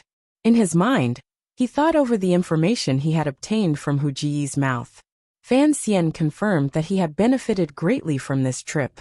He then confirmed the method of contact with the other party, as well as the details of the contact, and began the final exchange of benefits. Regardless of whether it was gold, silver, treasures, silk, tea or porcelain, it was all transported to the grasslands and handed to Hu Ji's hands without anyone knowing. This in itself was a troublesome matter. Fortunately, although the grasslands in Qing Kingdom had fought for decades, the tribes on the grasslands had long become accustomed to paying tribute, because the Qing Kingdom had always held an absolute advantage. The trade between the two sides had never stopped. In other words, while the two sides were shooting poison arrows at each other at the foot of Tian Shan, perhaps on the other side of the mountain, merchants were laboriously making their way to the grasslands to transport goods to the heart of the central plain in exchange for furs and other things. War and commerce did not interfere with each other. However, it would be difficult to privately smuggle important goods like ironware, salt and grain. Since Fan Xian had the emperor's personal edict, he did not care about this. Hearing Fan Xian's last words, Hu Ge furrowed his brows and said, "Commissioner, there is trust between us. That is why I am telling you this path. I hope you won't disappoint me. If you really disappoint me, believe me, I won't need the king's tent to move troops. On the grasslands, I will be able to destroy you." Fan Xian knew what this Hu tribase was afraid of. He shook his head and said, "Don't worry. Although the scenery on your side is beautiful, I am not used to drinking horse wine. I have no interest in bringing an army over." Having obtained the promise, Hu Ge relaxed slightly. He raised his wine bowl and toasted Fan Xian. He then drained it in one gulp. The wine spilled down and wet his beard and clothes. Fan Xian smiled and raised his wine bowl, preparing to end this transaction. Unexpectedly, he heard a light whistle come from outside the shop. His brows immediately furrowed, and he placed the wine bowl back on the table. This whistle was very light, like a shepherd herding a camel. It did not attract the attention of Hu Ji's people. Hu Ge noticed that Fan Xian had placed the wine bowl back on the table. His heart jumped slightly. He thought that Fan Xian still had some conditions. He thought to himself that the Qing people were indeed cunning, and always liked to make exorbitant demands. Unexpectedly, Fan Xian looked at him and said, "Are there any problems with the people you brought?" Hu Ji's expression froze slightly. He understood that a problem had occurred outside the shop. He shook his head and said, "They are all children of my tribe scattered to various places. There is absolutely no problem." He knew that the matter was urgent. As he spoke, he began to pack his things and prepare to flee. If the Dingzhou military and governments knew he was in the city, they would stop at nothing to capture him. The two sides had fought fiercely these few years. If they could capture the top ace under the left virtuous king's banner, Dingzhou would be overjoyed. Fan Xian watched his movements but did not rise. He lowered his head and quietly said, "They are still outside the street. The encirclement has not formed. Leave from the back of the house. I'll hold them off for a while for you." Hu Ge looked at him with a strange feeling. He had taken the risk to come to Dingzhou. He had not thought that the person to meet him would be Commissioner Fan of the Qing Kingdom's Overwatch Council. Such an honorable figure. It was precisely because Fan Xian had personally come that Hu Ge had placed more trust in him. This was very beneficial to their future cooperation. "I won't see you out." Fan Xian raised his wine bowl and said, "Be careful on your journey. We'll meet again another day." Hu Ge nodded his head heavily and accepted the heavy package Mu Feng handed over. Putting his finger to his lips, he whistled. Lifting the curtain, he followed the hole in the earth toward the back of the lamb shop. At the same time, a few unremarkable Hu merchants and workers outside the lamb shop also blended into the crowd. They are used to hiding everywhere. After all, their tribe has been massacred for many years. If they want to restore their tribe, there will always be many things that cannot be seen in the light. Mu Feng looked at Fan Xian, who had his head lowered as he drank. He knew what he was worried about and said, "I called the police early. Dingzhou will not be able to catch him." Fan Xian nodded. A few subordinates of the Overwatch Council disguised as Central Plain merchants rushed in and reported, "The guards of the Western camp have entered the dirt street, and will be here soon." Mu Feng glanced at Fan Xian, meaning to ask if he should retreat at this time. Fan Xian shook his head. Since the Dingzhou army had their eyes on them, then the carriages they had left at the mud wall earlier were also controlled by the other party. The three of them came to the lamb shop, but they left a few 6th Bureau subordinates behind to follow them from a distance. This was to prevent any accidents from happening. Since the two sides had met, there was no need to retreat. For the safety of Hu Ge and his group, Fan Xian had to delay the Qing soldiers capturing the spies for a while. "If the other party doesn't deal a heavy blow, we won't make a move." Fan Xian took a sip of wine and spoke to his subordinates. Mu Feng, and the Overwatch Council officials met each other's eyes and nodded. At this moment, there was a commotion outside the lamb shop, and the startling sound of horse hooves. Countless people charged in and surrounded the shop. Faintly, one could hear an official's loud cry. It was like he had discovered that a target had left the lamb shop. Fan Xian furrowed his brows and felt it was very troublesome. He stood up from the brick bed, turned around, and pulled out a piece of bamboo from the mat. He then walked out of the shop. There was a murderous aura outside the shop. There were at least 200 Dingzhou soldiers surrounding the shop. The long spears in their hands were aimed at the people walking out of the shop. The tips of the spears shot out wildly. It was as if they could turn the Central Plain merchants into mincemeat at any moment. Outside the encirclement were the well-behaved merchants. They watched this scene with curiosity and nervousness. They didn't know why the people of the general's manor would use such a large force to deal with these merchants. The clever ones had already guessed that the identities of these merchants were probably not that simple. "I can't let anyone suspect the escaped Hu Ge because of my existence." This was the true meaning hidden in the order Fan Xian had given earlier. This spy the Overwatch Council had hidden in Shi Lake was too important. Fan Xian didn't even dare trust anyone, much less in front of so many people. A soldier moved closer to the officer's ear and said something. The officer's eyes lit up.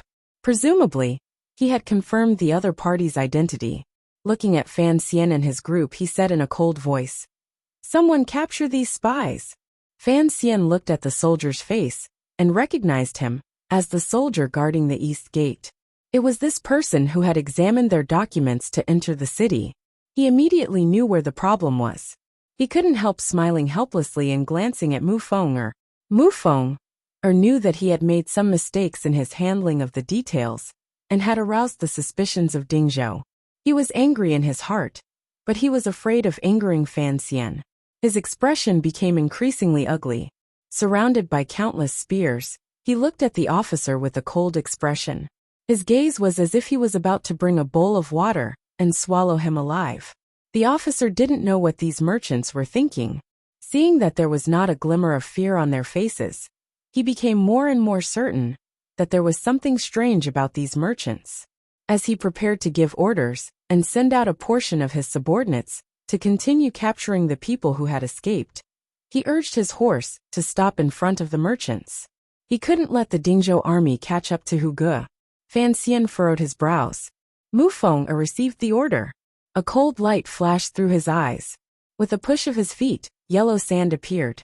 His entire body had already flipped up like a gray shadow.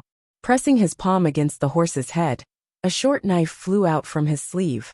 He was about to restrain the careless officer.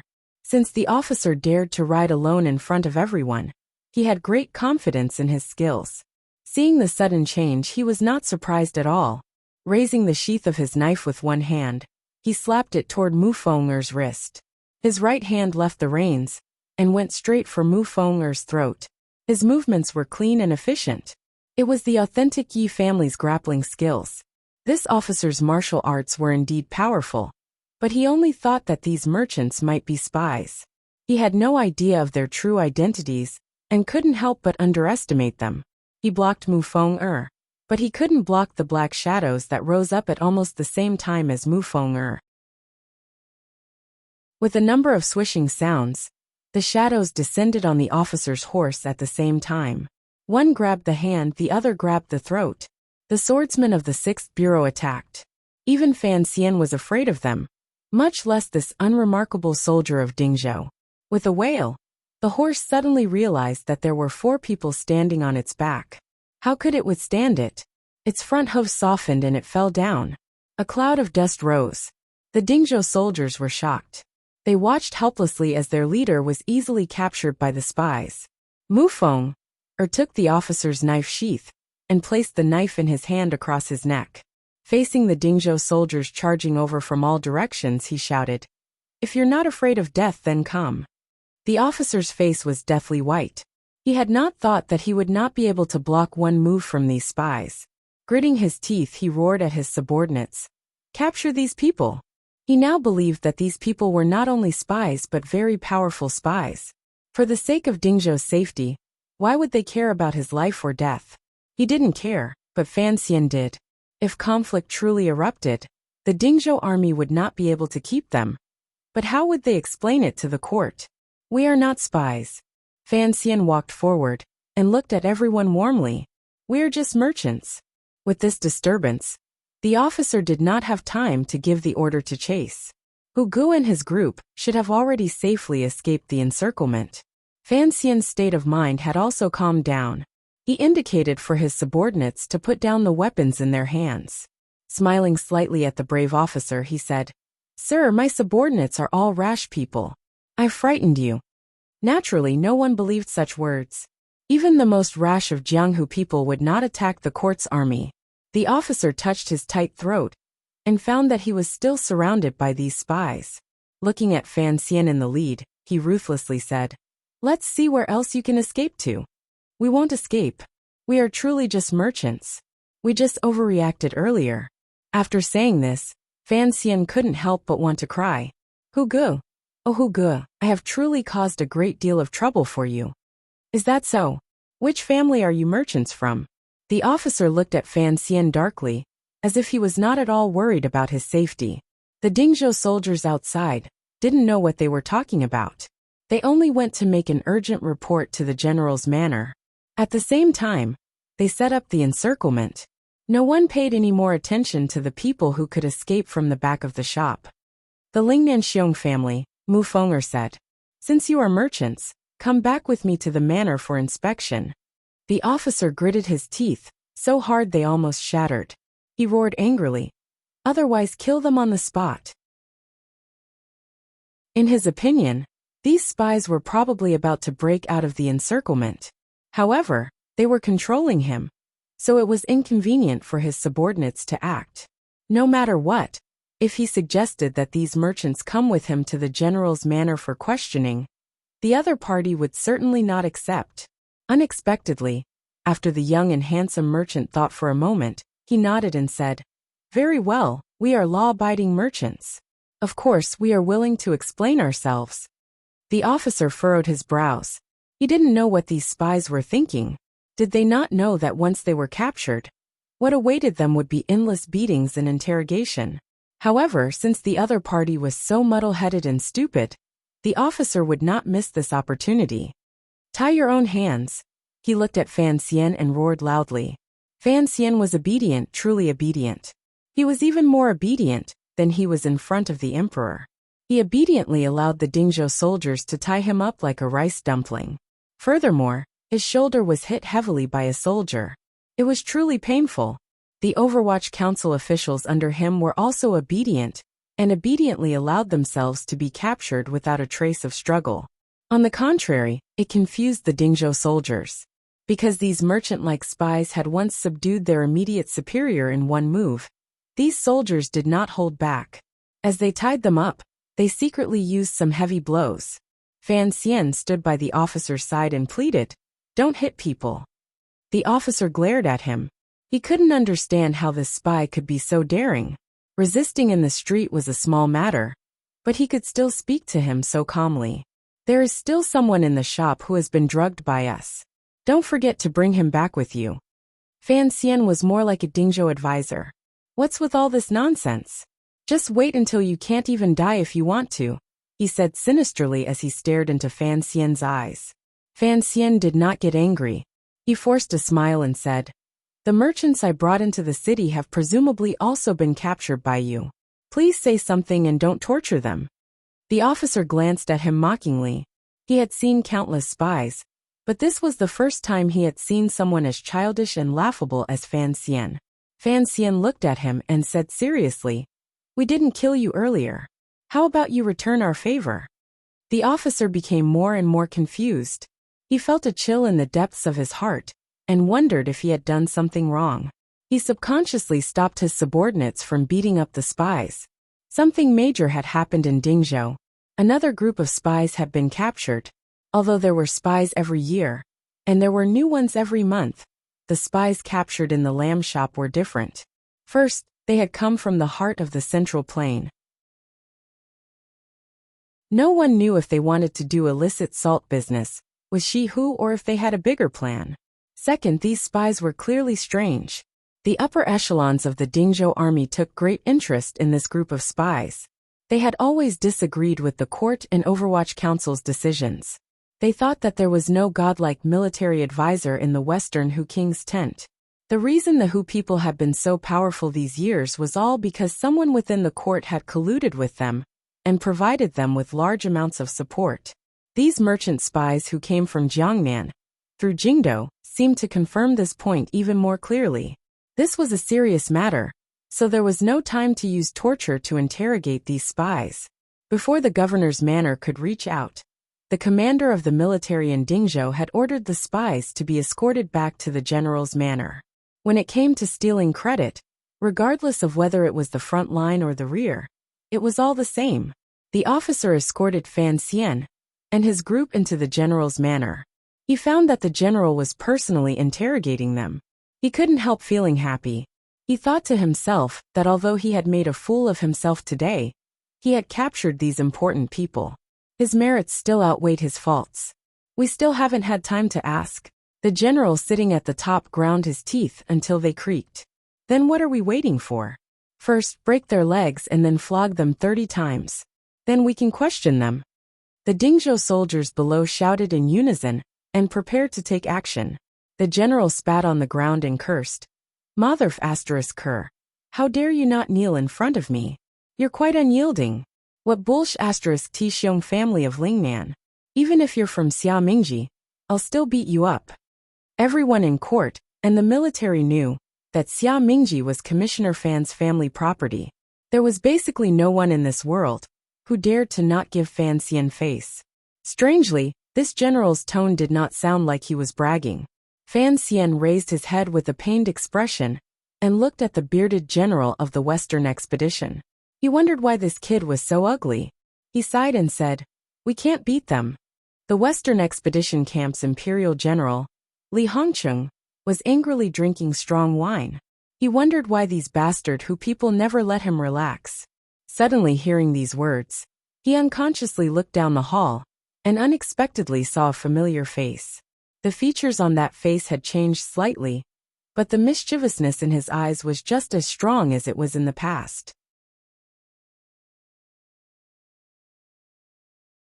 Chapter 599.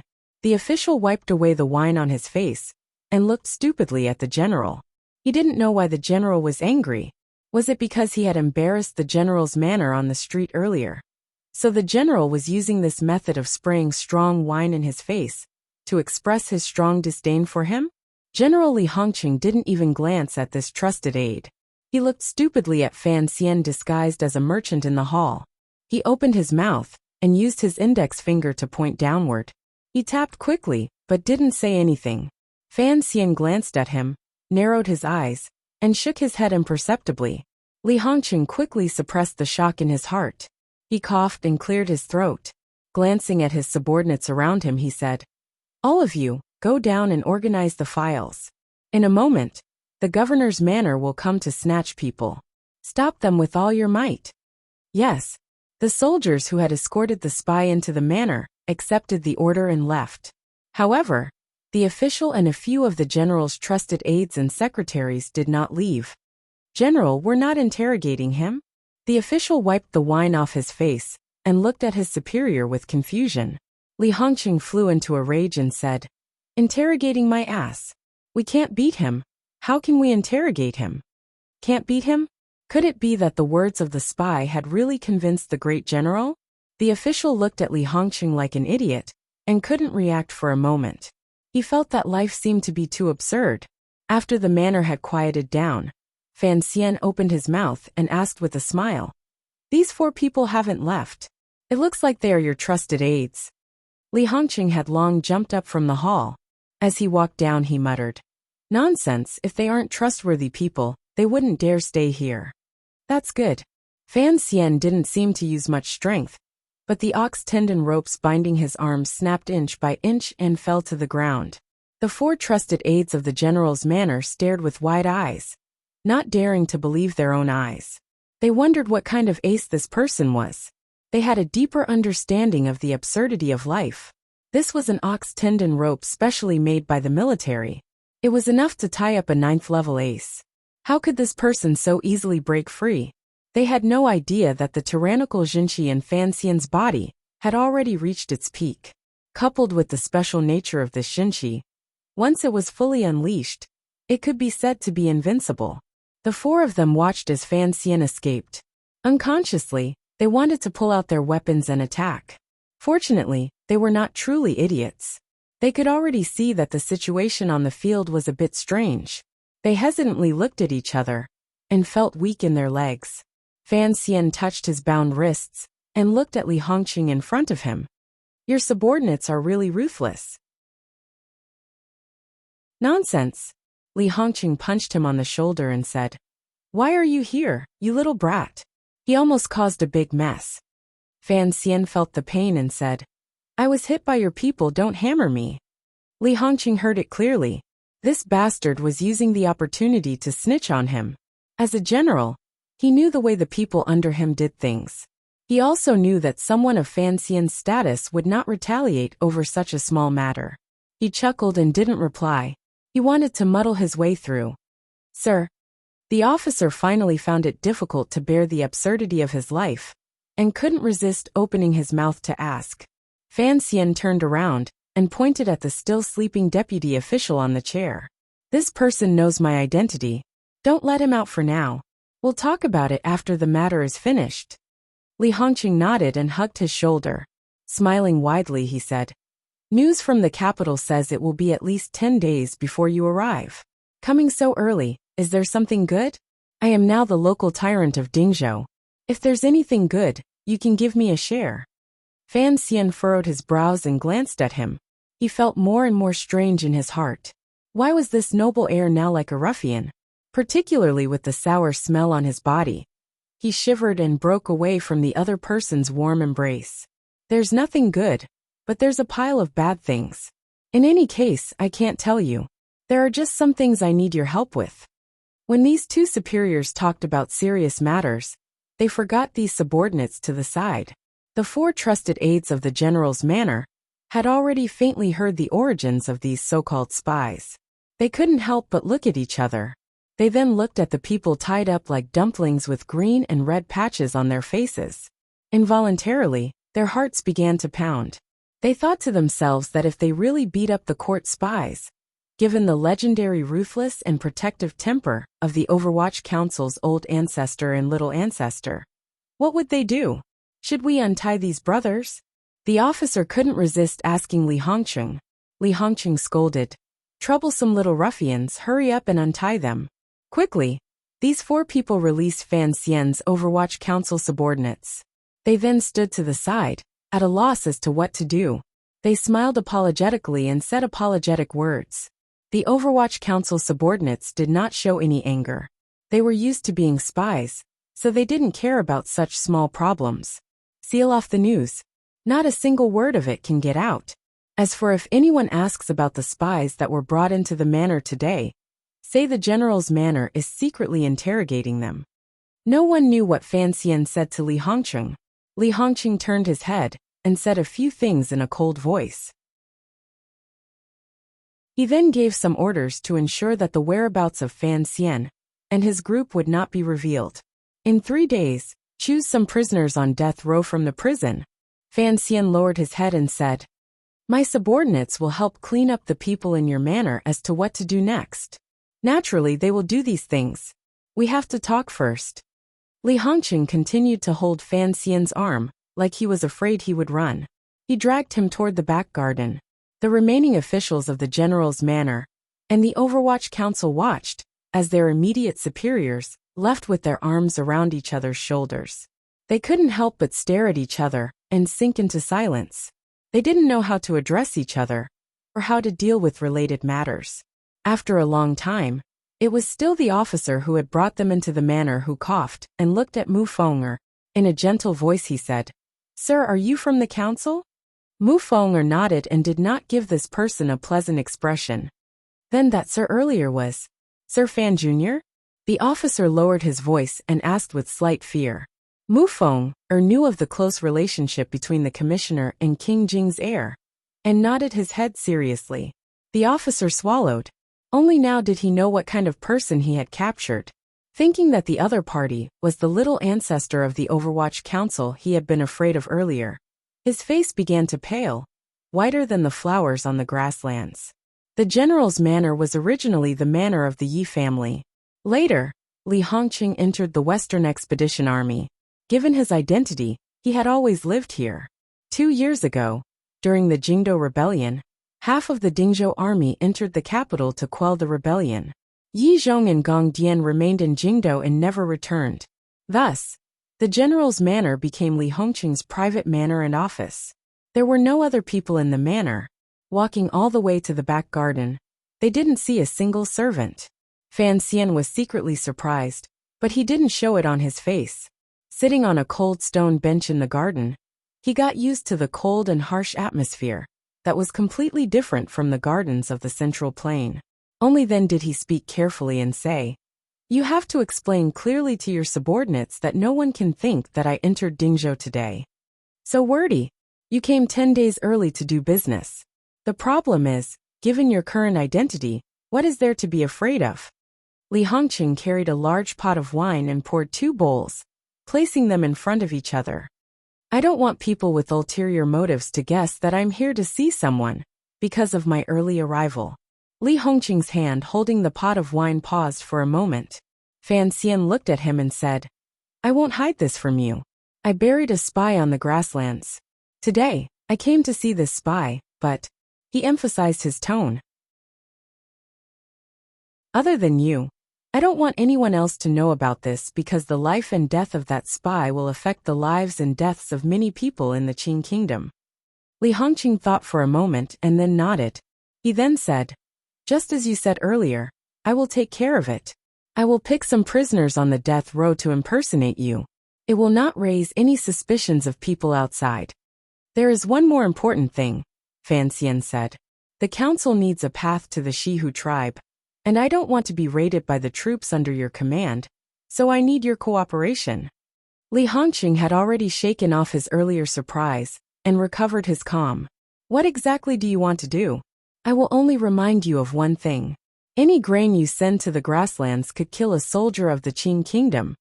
Without waiting for Fan Xian to open his mouth to explain, Li Hongqing stared into his eyes and continued, "I don't care what the court thinks. I don't care what schemes Director Chen has. I don't care if you are preparing to raise a spy to cause internal strife among the Hu people. However, I must remind you that the Hu people are a completely different kind of existence. You are not on the border, so you don't know their savagery and fickleness. You have to be careful about nurturing a tiger and inviting disaster." Fan Xian could feel the affection contained in the other party's warning. He nodded and comfortingly said, "Don't worry, I know what I'm doing." He raised his wine bowl and drank it all with Li Hongqing. He then let out a long breath and looked at the other party's bearded face and the wrinkles at the corners of his eyes. For a moment he didn't know what to say. The two of them sank into silence at the same time. The back garden was completely silent.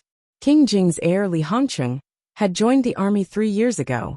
During these 3 years, he had bravely killed the enemy and led the troops in battle. His reputation had long spread back to Jingdou and the Central Plain. The people all praised that after the Great Prince's Western expedition, the royal family had finally produced another powerful figure who could lead troops into battle. It was because of his military service that this member of the royal family, who once had an unclear relationship with the second prince, was able to obtain the emperor's trust and take over Yi Zhong's position. He began to control the military affairs of the entire Dingzhou Western camp. However, it had already been 3 years. This once dissolute, confident, and handsome heir had been polished into a different appearance by the wind and sand of the frontier fortress. Furthermore, he had not returned to Jingdou in 3 years. 3 years. Although the border is tight, looking at how you are in the general's manner, it's not like you don't have time to return to the capital. Fan Xian filled 2 bowls with strong wine and quietly said, "Why don't you go back?" Li Hongqing's hand gripped the edge of the wine bowl. His expression was heavy. After a long time he slowly said, "Go back to do what?" Fan Xian knew what he was afraid of and glanced at him with disapproval. "It's all in the past. If the emperor doubted you, how could he let you control the affairs of Dingzhou? To put it nicely, I am a general, but my control over the army is far lacking compared to the Yi families," Li Hongqing said with his head lowered. Li Hongqing lowered his head and said, "Of course, I also don't want the Western camp to become my family's soldiers. As you can see, I only have 4 trusted aides in the manor. The officer who brought you into the manor is a member of the Yi family. I can trust him, but I can't trust the officials in Jingdou." During these 2 years, the emperor has carried out a total of 4 rotations. 1 in Yanjing, 1 in Nanzhao, and the other 4 roads have all come to Dingzhou to play. Li Hongqing raised his head and stared into Fan Xian's eyes. "Although you have never been in command of an army, you should know that famous generals use experienced soldiers. This iron camp is truly flowing soldiers. If the general doesn't know the soldiers, how can the battle be good? When you return to Jingdou this time, you have to help me with something. Tell the emperor that the rotation cannot continue," Li Hongqing said in a heavy tone. The replenishment of troops has indeed become more than enough because of the rotation, but when it comes to fighting, it is not the case at all. Furthermore, the attacks of the 14 Hu tribes are becoming fiercer and more cunning. Fan Xian cut off his words and said, "I know you've sent a document to the Bureau of Military Affairs. I've also seen the secret memorial you sent to the emperor, but you should know why the emperor has rotated these 2 years. Yanjing and Sangzhou are in a stalemate. The emperor is using the Hu people to sharpen his knives and train his soldiers for the future. It is a very difficult matter for you to make the emperor stop this move." "I don't care about the great cause of unifying the world," Li Hongqing said angrily. Li Hongqing said angrily, "That's right. If the day of the war comes, I am willing to be the emperor's vanguard and fight to the death on the battlefield. But right now we are in such a tight spot. If Shiliang Road is really crippled by the Hu people, how can we unify the world?" At this moment, there was only Fan Xian and him in the garden, so his words were particularly direct. He criticized the emperor's national policy as bullsh*t. In any case, he knew Fan Xian's personality and didn't care if he heard it. Fan Xian smiled bitterly and said, "What can I do? In terms of military affairs, the emperor has never allowed me to interfere. It's not like you don't know." Li Hongqing sighed and raised his wine bowl to drink it all in one gulp. Cursing, he said in a low and pained voice, "It is possible to use war to train soldiers. However, 10 batches of new soldiers come, 7 batches go back, and 3 batches die on the grasslands. If we still use the old Dingzhou soldiers, or the old subordinates of the Western Expedition Army that the Great Prince brought out, these people wouldn't have to die." But Fan Xian knew he had to remind Hongqing of some things to prevent him from unknowingly committing a taboo in the future. "If we only use the Dingzhou army and the old subordinates of the Western Expedition Army, how can we attack northern Qi and Dongyi? During the Jingdou Rebellion 2 years ago, the Qin family's rebel army was almost completely wiped out. The internal structure of the army suddenly became unstable, and military power dropped rapidly. The emperor must use Dingzhou to pick up the edge of the Qing army again. There's no need to talk about this anymore.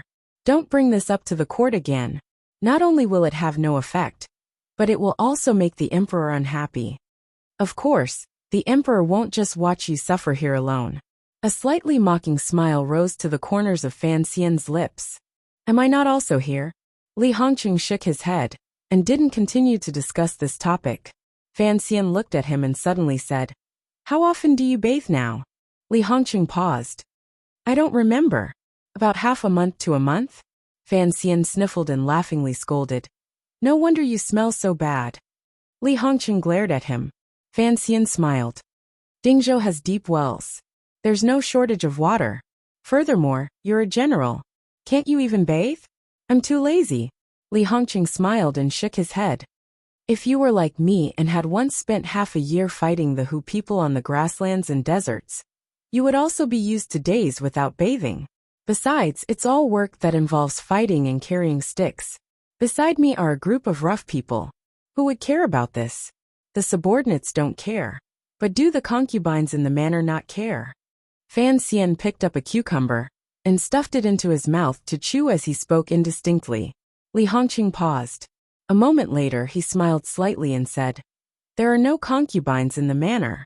The people of the Yi family have all returned to the capital. I only left behind a few servants. Fan Xian raised his head in shock, not daring to believe his ears. King Jing's heir Li Hongqing had been famous in Jingdou for his dissolute ways. He secretly helped the second prince manage half the brothels and women under heaven. It could truly be said that he had a new person by his bed every night. Now, he was alone in Dingzhou without a single concubine by his side.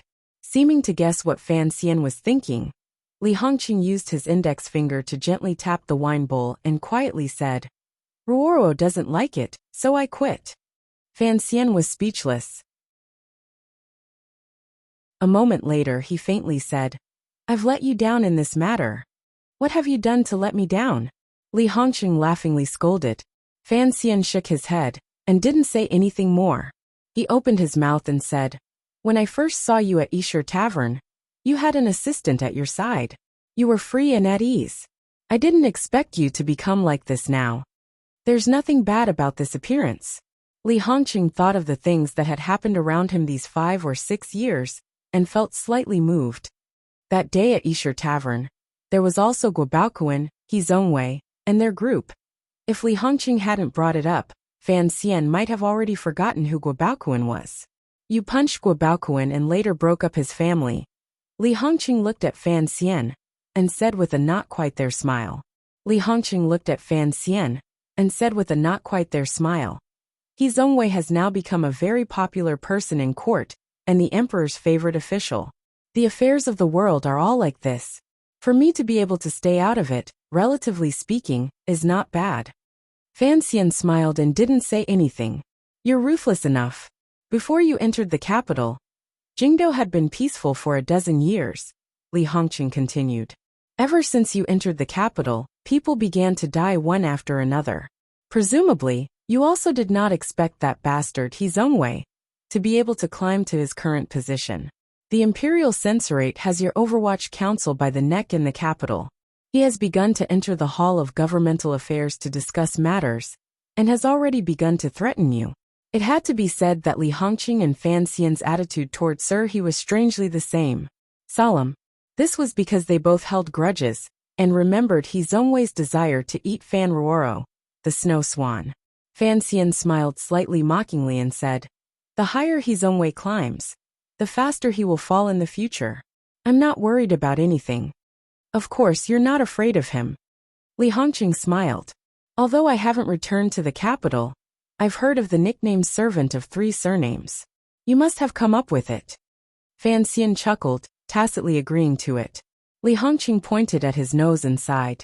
You still use the same tricks. First, you ruin someone's reputation. Then, using the emperor's favor, you begin to play unreasonable and sinister tricks.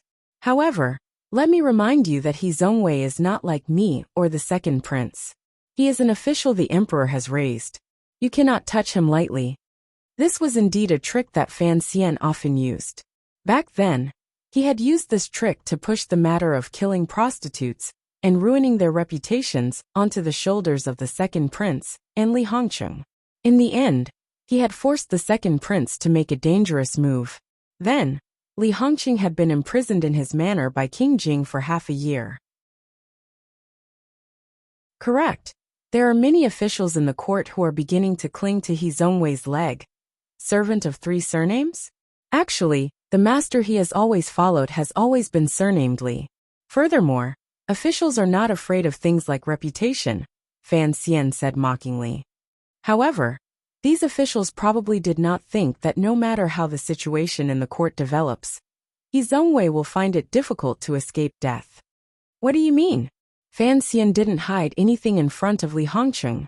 He smiled coldly and said, "The emperor used the imperial censorate to check and balance the Overwatch Council and reduce its power.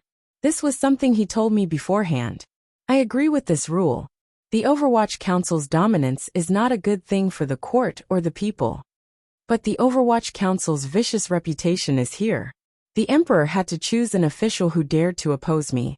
Thus, he chose He Zhongwei, because he knew that no matter how things developed in the future, I would not let him go." A cold taste rose to the corners of Fan Xian's lips. Thus he could only work hard to climb up. However, no matter how powerful he was, and how he developed the imperial censorate to the point where it could oppose the Overwatch Council, so what? It was the yamen of the imperial censorate that rose up, not him. On the day that the Overwatch Council truly becomes the censorate, He Zhongwei will no longer have any value. Fan Xian shook his head. The emperor only has so many sons. Only the 3rd prince can inherit the throne. Regardless of what the 3rd prince thinks in the future, he will have to consider my attitude before he inherits. He Zhongwei has suppressed me for so long. What if he doesn't pay a price? He is grass without roots. He is only grasped in the emperor's hands. Thus, his life depends on how many years the emperor can live. Hearing this, Li Hongqing felt a chill in his heart. Fan Xian closed his eyes and said, "Everyone thinks the emperor is healthy and a great grandmaster. No one has thought that the emperor is now a man in his 50s or 60s. Li Hongqing shook his head.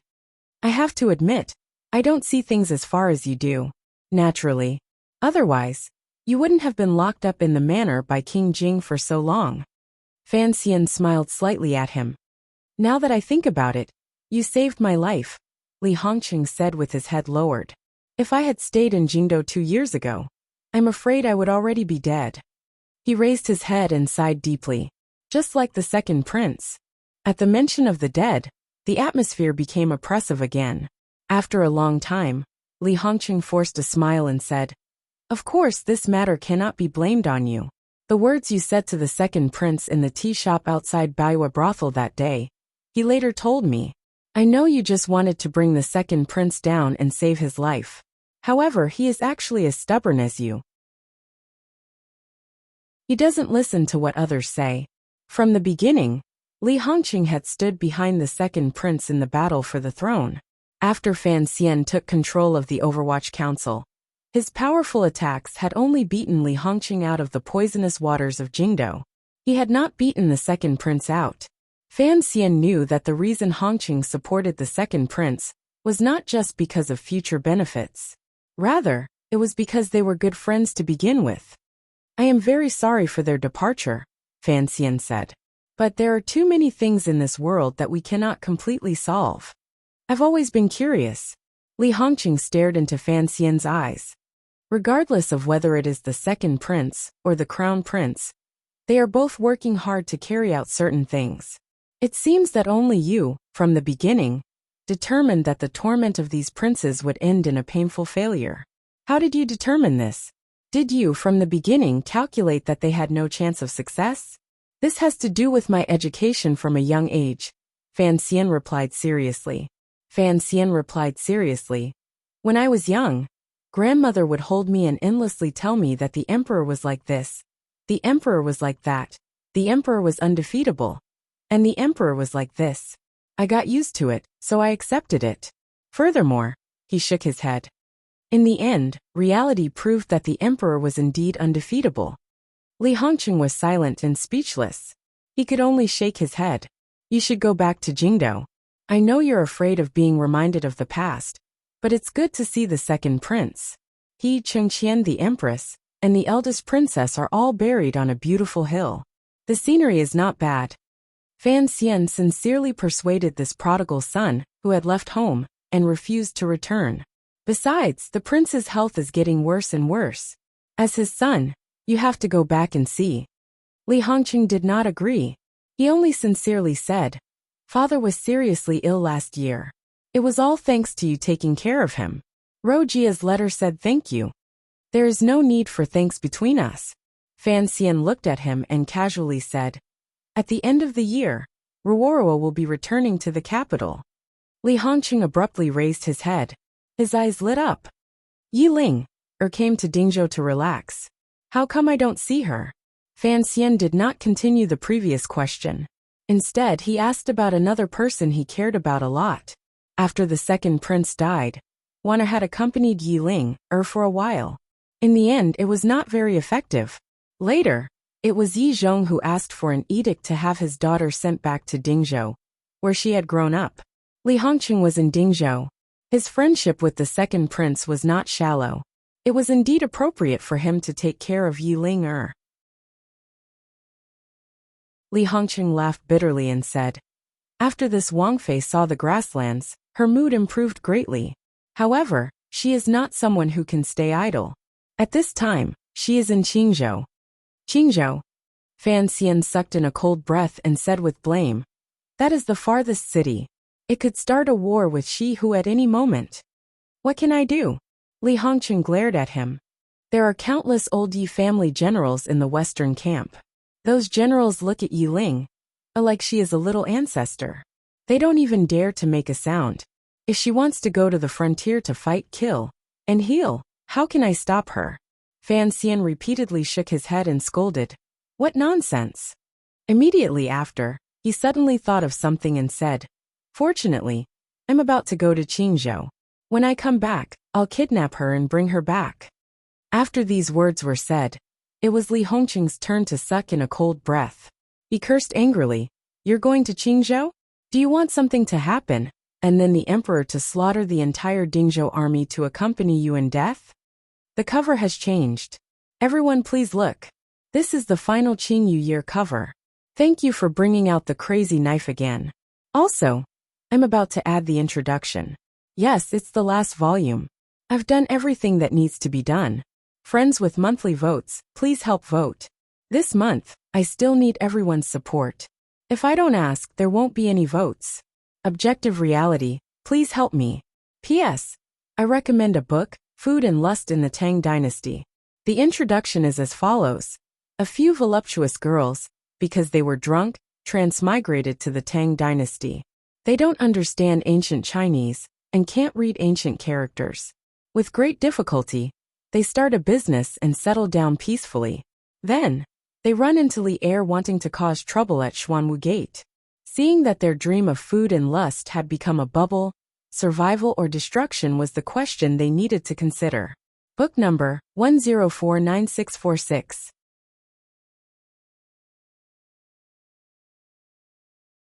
Chapter 600.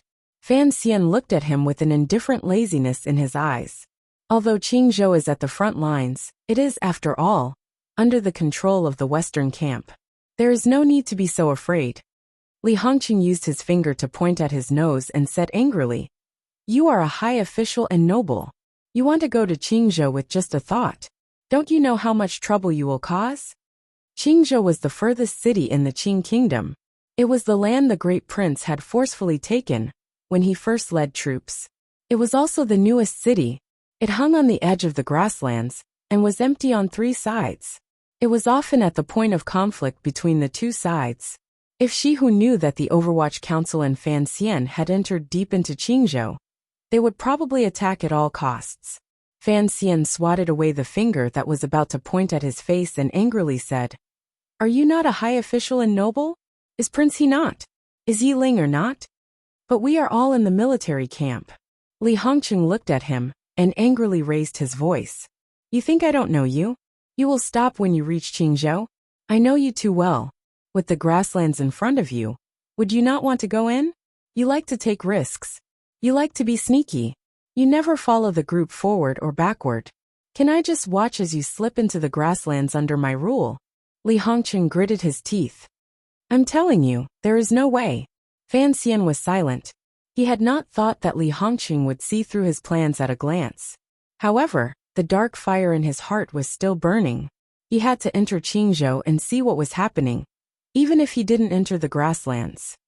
I promise you, I won't bring my subordinates into the grasslands. He gazed at Li Hongqing and said seriously, I just want to go to Qingzhou to investigate some things. If I don't come, no one will know exactly what has happened. Believe me, this matter is very important. What are you investigating in Qingzhou?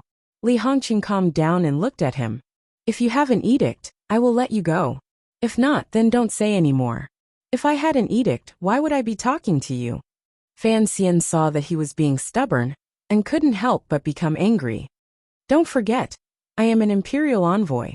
His Majesty has allowed me to act at my discretion. I am informing you because I respect you. If I really want to go to Qingzhou, what are you going to do to stop me? Hearing this, Li Hongqing gritted his teeth, but couldn't find any words to refute. A moment later he said in a cold voice, I must warn you, the border is not the same as before. It's easy to die. The Hu people have become more and more sinister. Their methods are similar to yours. Why were you able to capture me when you brought the Overwatch Council into the city earlier? It is because many spies have infiltrated Dingzhou. The Western Camp and the Governor's Manor of Shiliang Road are both nervous about this matter. Your disguises can't even fool me, much less those who. Li Hongqing stared into his eyes and tried to persuade him. Yi Linger is different from you. The Yi family is still respected by the Hu people in the West, but your reputation represents the face of the court. If the Hu people can kill you, they will pay any price. Spies, there are indeed many spies. Fan Xian let out a long breath and faintly said. In the past 30 years, the Hu people have been unable to send spies into our territory because we look too different. In these 2 years, it has increased. I am also very curious as to where these spies who sell our intelligence to the Hu people came from. A strange light flashed through Li Hongqing's eyes. Fan Xian gazed at him and said, the most important purpose of my trip this time is to dig out that person, as well as everyone connected to that person. For this matter, I have prepared for 4 whole months. If you want to stop me, go ask the emperor for an edict. Li Hongqing raised his hands to indicate that he had given up. However, he continued to smile coldly and said, have you thought about what would happen to the emperor if something happened to you? What would happen to the people of the Western Camp? You overestimate the Hu people. Fan Xian lowered his eyelids slightly and mockingly said, you underestimate me. Li Hongqing was startled. Suddenly, he pulled him in and walked toward the study where the map was kept. After walking through the garden, they came to a room. Lighting a lamp, Li Hongqing spread out a large map and slapped his palm heavily on a spot in the extreme west. In a cold voice he said, look at the position of Qingzhou. It is 200 li away. If you want to go, I will send a troop of 1,000 people to escort you.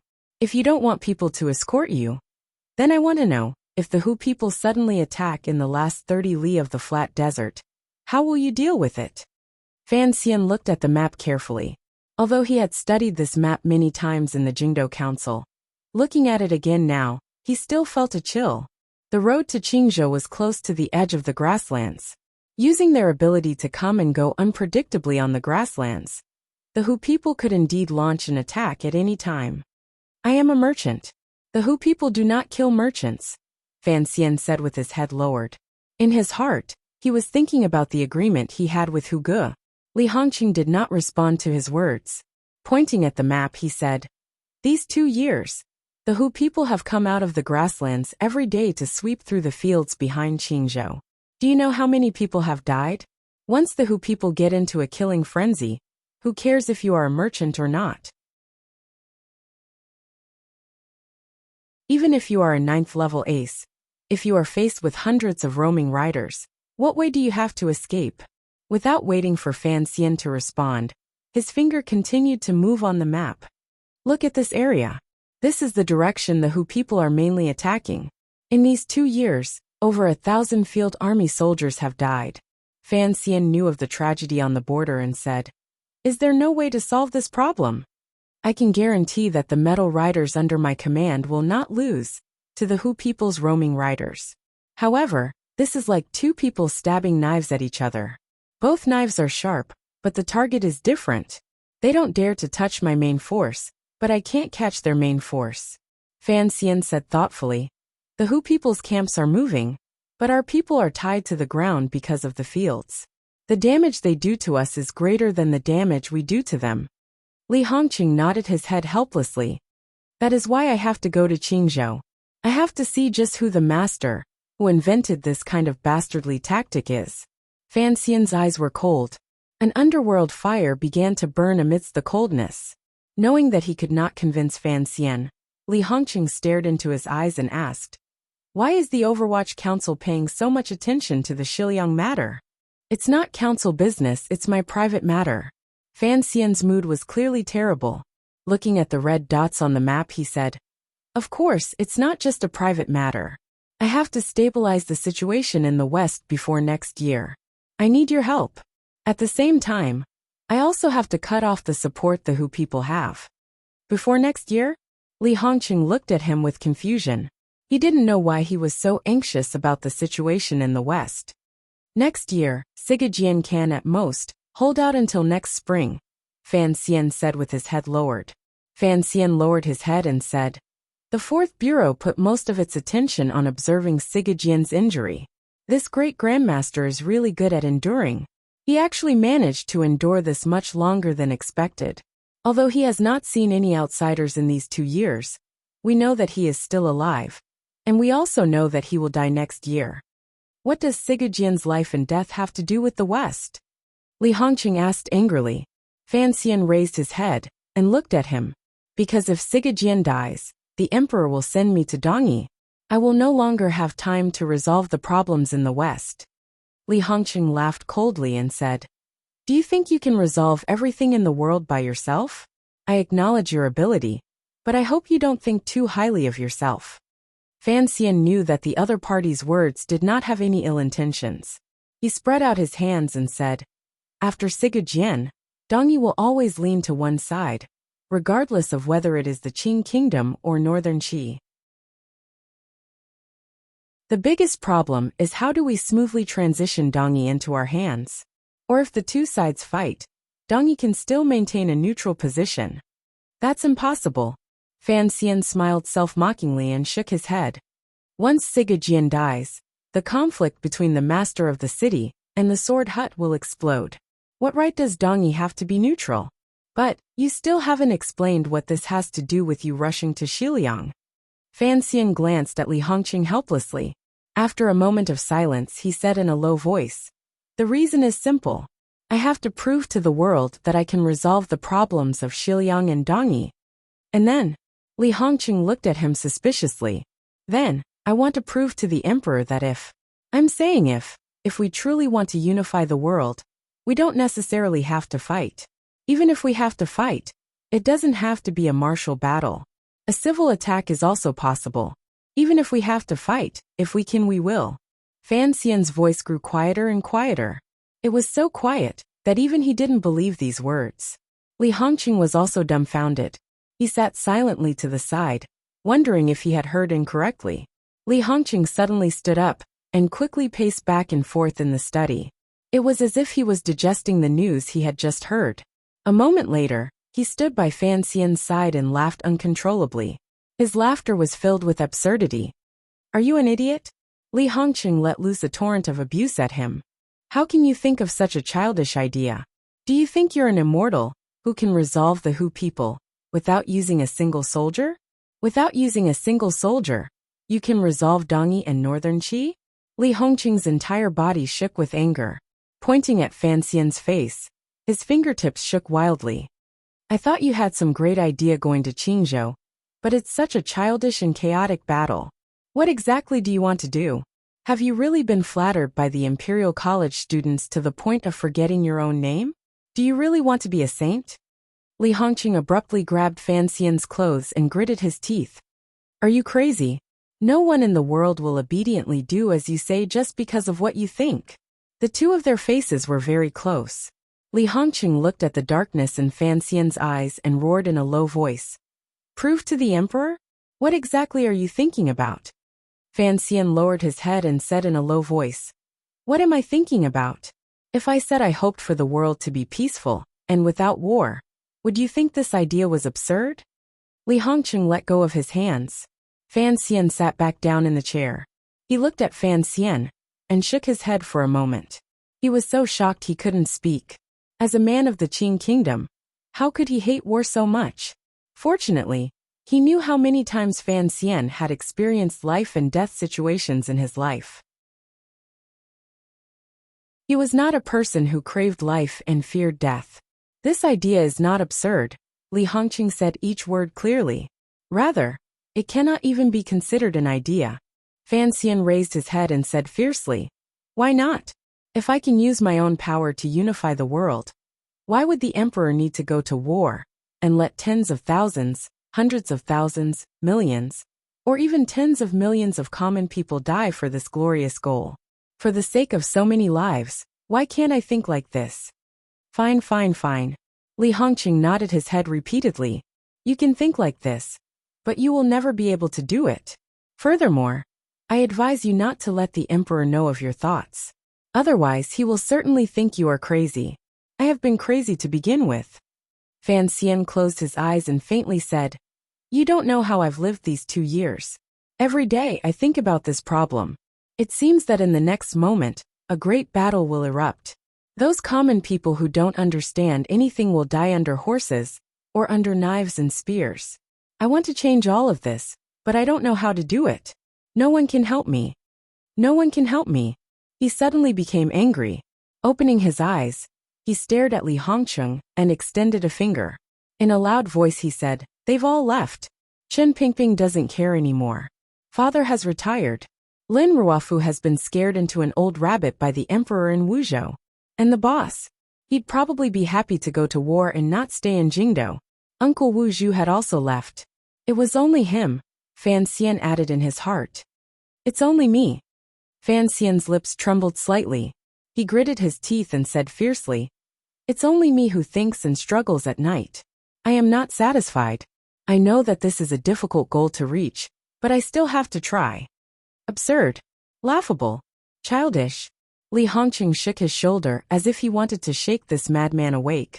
The emperor used 30 years of time to create such a wonderful situation. Shihu. If the emperor is prepared, he can beat them into trash at any time. In the current situation, you want to go against His Majesty? Let me tell you, the emperor doesn't need you to do these things for him. He has enough power to do it himself. Li Hongqing looked at Fan Xian like he was looking at an idiot. In these 2 years, you had the Overwatch Council purposely reduce its power in order to stabilize the court. You allowed the palace treasury to regain its former glory, replenished the national treasury, and replenished military expenses. If you truly helped him pacify Shihu and take back Dongyi, you would have already made all the preparations for the emperor before a great battle. Yet you want the emperor to give up on the idea of starting a war at this time? Do you think the emperor is crazy, or are you crazy? What exactly happened? What has happened to you these 2 years? Li Hongqing looked at Fan Xian in disbelief. The world is at peace. This sort of thing has never happened before. At least while I am alive, I hope for world peace. This can be considered my life's dream. Fan Xian smiled self-mockingly. After a moment of silence, he said seriously, Ever since I was young in Danzhou, I had always thought about what I wanted to do in this life. Later on, I gradually understood that if the world could be at peace, that would be for the best. 2 years ago in Jingdou, Fan Xian raised his head and looked at Li Hongqing's closely bearded and concerned eyes. Faintly he said, I watched the second prince vomit blood and die, the eldest princess stab herself to death, and so many rebel soldiers, imperial soldiers and subordinates of the Overwatch Council. Because of the goal of unifying the world, they became sacrifices on the emperor's path. It was at that time that I solidified this dream. Is it laughable? I've also seen dead people. Li Hongqing glared at him. In these 3 years on the grasslands, I've seen more dead people than you, but what can I do? History is always like this. Your dream has always been laughable. Do you know that? A laughable dream is still a dream. Fan Xian crossed his hands in front of his chest and recovered his calm. Quietly, he said, if a person doesn't have a dream, then what difference is there between them and a salted fish? In the entire Qing kingdom, no one will support your so-called dream. Li Hongqun gradually calmed down. He shook his head and said with pity, including Director Chun and Minister Fan, no one will support your thoughts. I understand, Fan Xian said. I have always been different from most people in the world. I just want to use facts to convince the emperor. The emperor will never be convinced by others. Li Hongqing emphasized his tone. Who knows what hasn't happened? Fan Xian stood up. Don't forget, I am now the father of 2 children. You will have to get married and have children in these 2 years. We have to leave something for our descendants. At least, I hope it won't be a chaotic world filled with endless war and corpses. You don't think the emperor will unify the world? Li Hongqing asked after a long silence after hearing Fan Xian's words. It is easy to conquer the world, but difficult to rule it. Fan Xian tidied up his messy clothes and slowly said, back then, the northern expedition broke up the Wei kingdom and allowed the Zhan family to inherit the throne. The people of Jiangnan, Jiangbei, Shandong, and Yinjing easily submitted. But the people of the Wei kingdom will not so easily lower their heads. Even if the Iron Riders of the Qing kingdom break into Shangjing, it will take decades for the people to acknowledge the rule of the Li royal family. Accurately speaking, it will take decades of suppression and slaughter. Fan Xian walked toward the outside of the room. I don't want Xiaohua and Liangzi to not see the beautiful scenery of West Lake and the East Sea, but instead see blood flowing and iron chains crossing the river. Thus, I want to try to change it, at least in a different way. But decades of blood and iron can be exchanged for 10,000 years of peace. Li Hongqing still could not accept Fan Xian's way of thinking. The situation of the world will unite after a long time and separate after a long time. Unifying the world may bring more benefits to the people, but I can't think that far ahead, Fan Xian said. I once said this to Yan Bingyun. I can only think about the moment I am alive, and the moment my children are alive. I just don't want to be a salted fish. I don't want to be a saint. After saying this, Fan Xian walked out of the room. Inside the room, Li Hongqing's palms pressed against the map and suddenly said, why are you telling me this? Fan Xian didn't turn around. He smiled and replied, we are friends. I won't hide my thoughts from my friends. Then, he thought of his friend in the flowery dress. His heart throbbed with pain. A few days later, the imperial envoy of Shiliang Road, the commissioner of the Overwatch Council, and the Duke of Danbua, Fan Xian, entered the city to patrol on behalf of the emperor. The governor of Shiliang Road and the general came out of the city to welcome him. The entire city celebrated for 3 days. At the end of the 3 days, the general's manor investigated the case of the spies in the mutton shop. They found that Jiangnan merchants had secretly colluded with Hu bandits and smuggled salt and iron. A total of 14 people were executed. After the banquet, the imperial envoy left the city to send him off. On the same day, the imperial envoy Fan Xian had already disguised himself as a merchant and boarded a carriage headed toward Qingzhou, beginning his journey to investigate the case. Just as he had said to Li Hongqing that night, he had to calm the situation in Xi Lake and peacefully subdue Dongyi before the world went to war. Only then could he prove his ability to the emperor and the feasibility of his methods. However, this trip to Xi Lake was not only a step for Fan Xian to break away from his salted fish life. More importantly, he was going to resolve a matter that made him very angry. This matter could not be explained clearly to Hongqing. The carriage moved forward on the road between the boundless fields. In front and behind the carriages, Overwatch Council subordinates were watching everything cautiously to prevent the Hu people's grass-clearing troops from suddenly attacking. Fan Xian hoped that a small group of Hu people would come. Unfortunately, after that night, Li Hongqing had first launched the autumn attack in the 9th year of the Qing calendar. In an instant, the Xi Lake riders had killed their way back to the foot of Tianshan. On the grasslands, the empty rear of Qingzhou immediately became quiet. Fan Xian drew back his gaze from outside the window. He knew that the large movements of the western camp were completely to ensure his safety. Although Hongqing had not said it explicitly, he was using his actions to help him. His gaze landed on a knife in his hand. The style of this knife was normal, but it was made of very good material. It was definitely not something the Hu people's level of craftsmanship could make.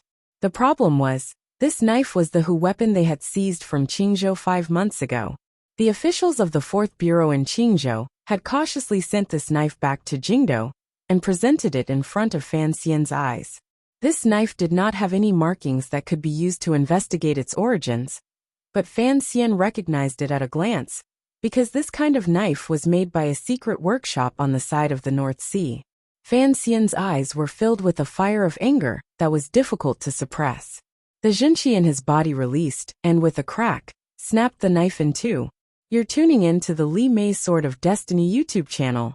We're so grateful for your support, and don't forget to subscribe to join us on this incredible journey through captivating stories. Your generosity through donations truly makes a world of difference, as it's the primary source of revenue that allows me to expand and enhance this channel for you. Thank you from the bottom of my heart for being a part of this adventure.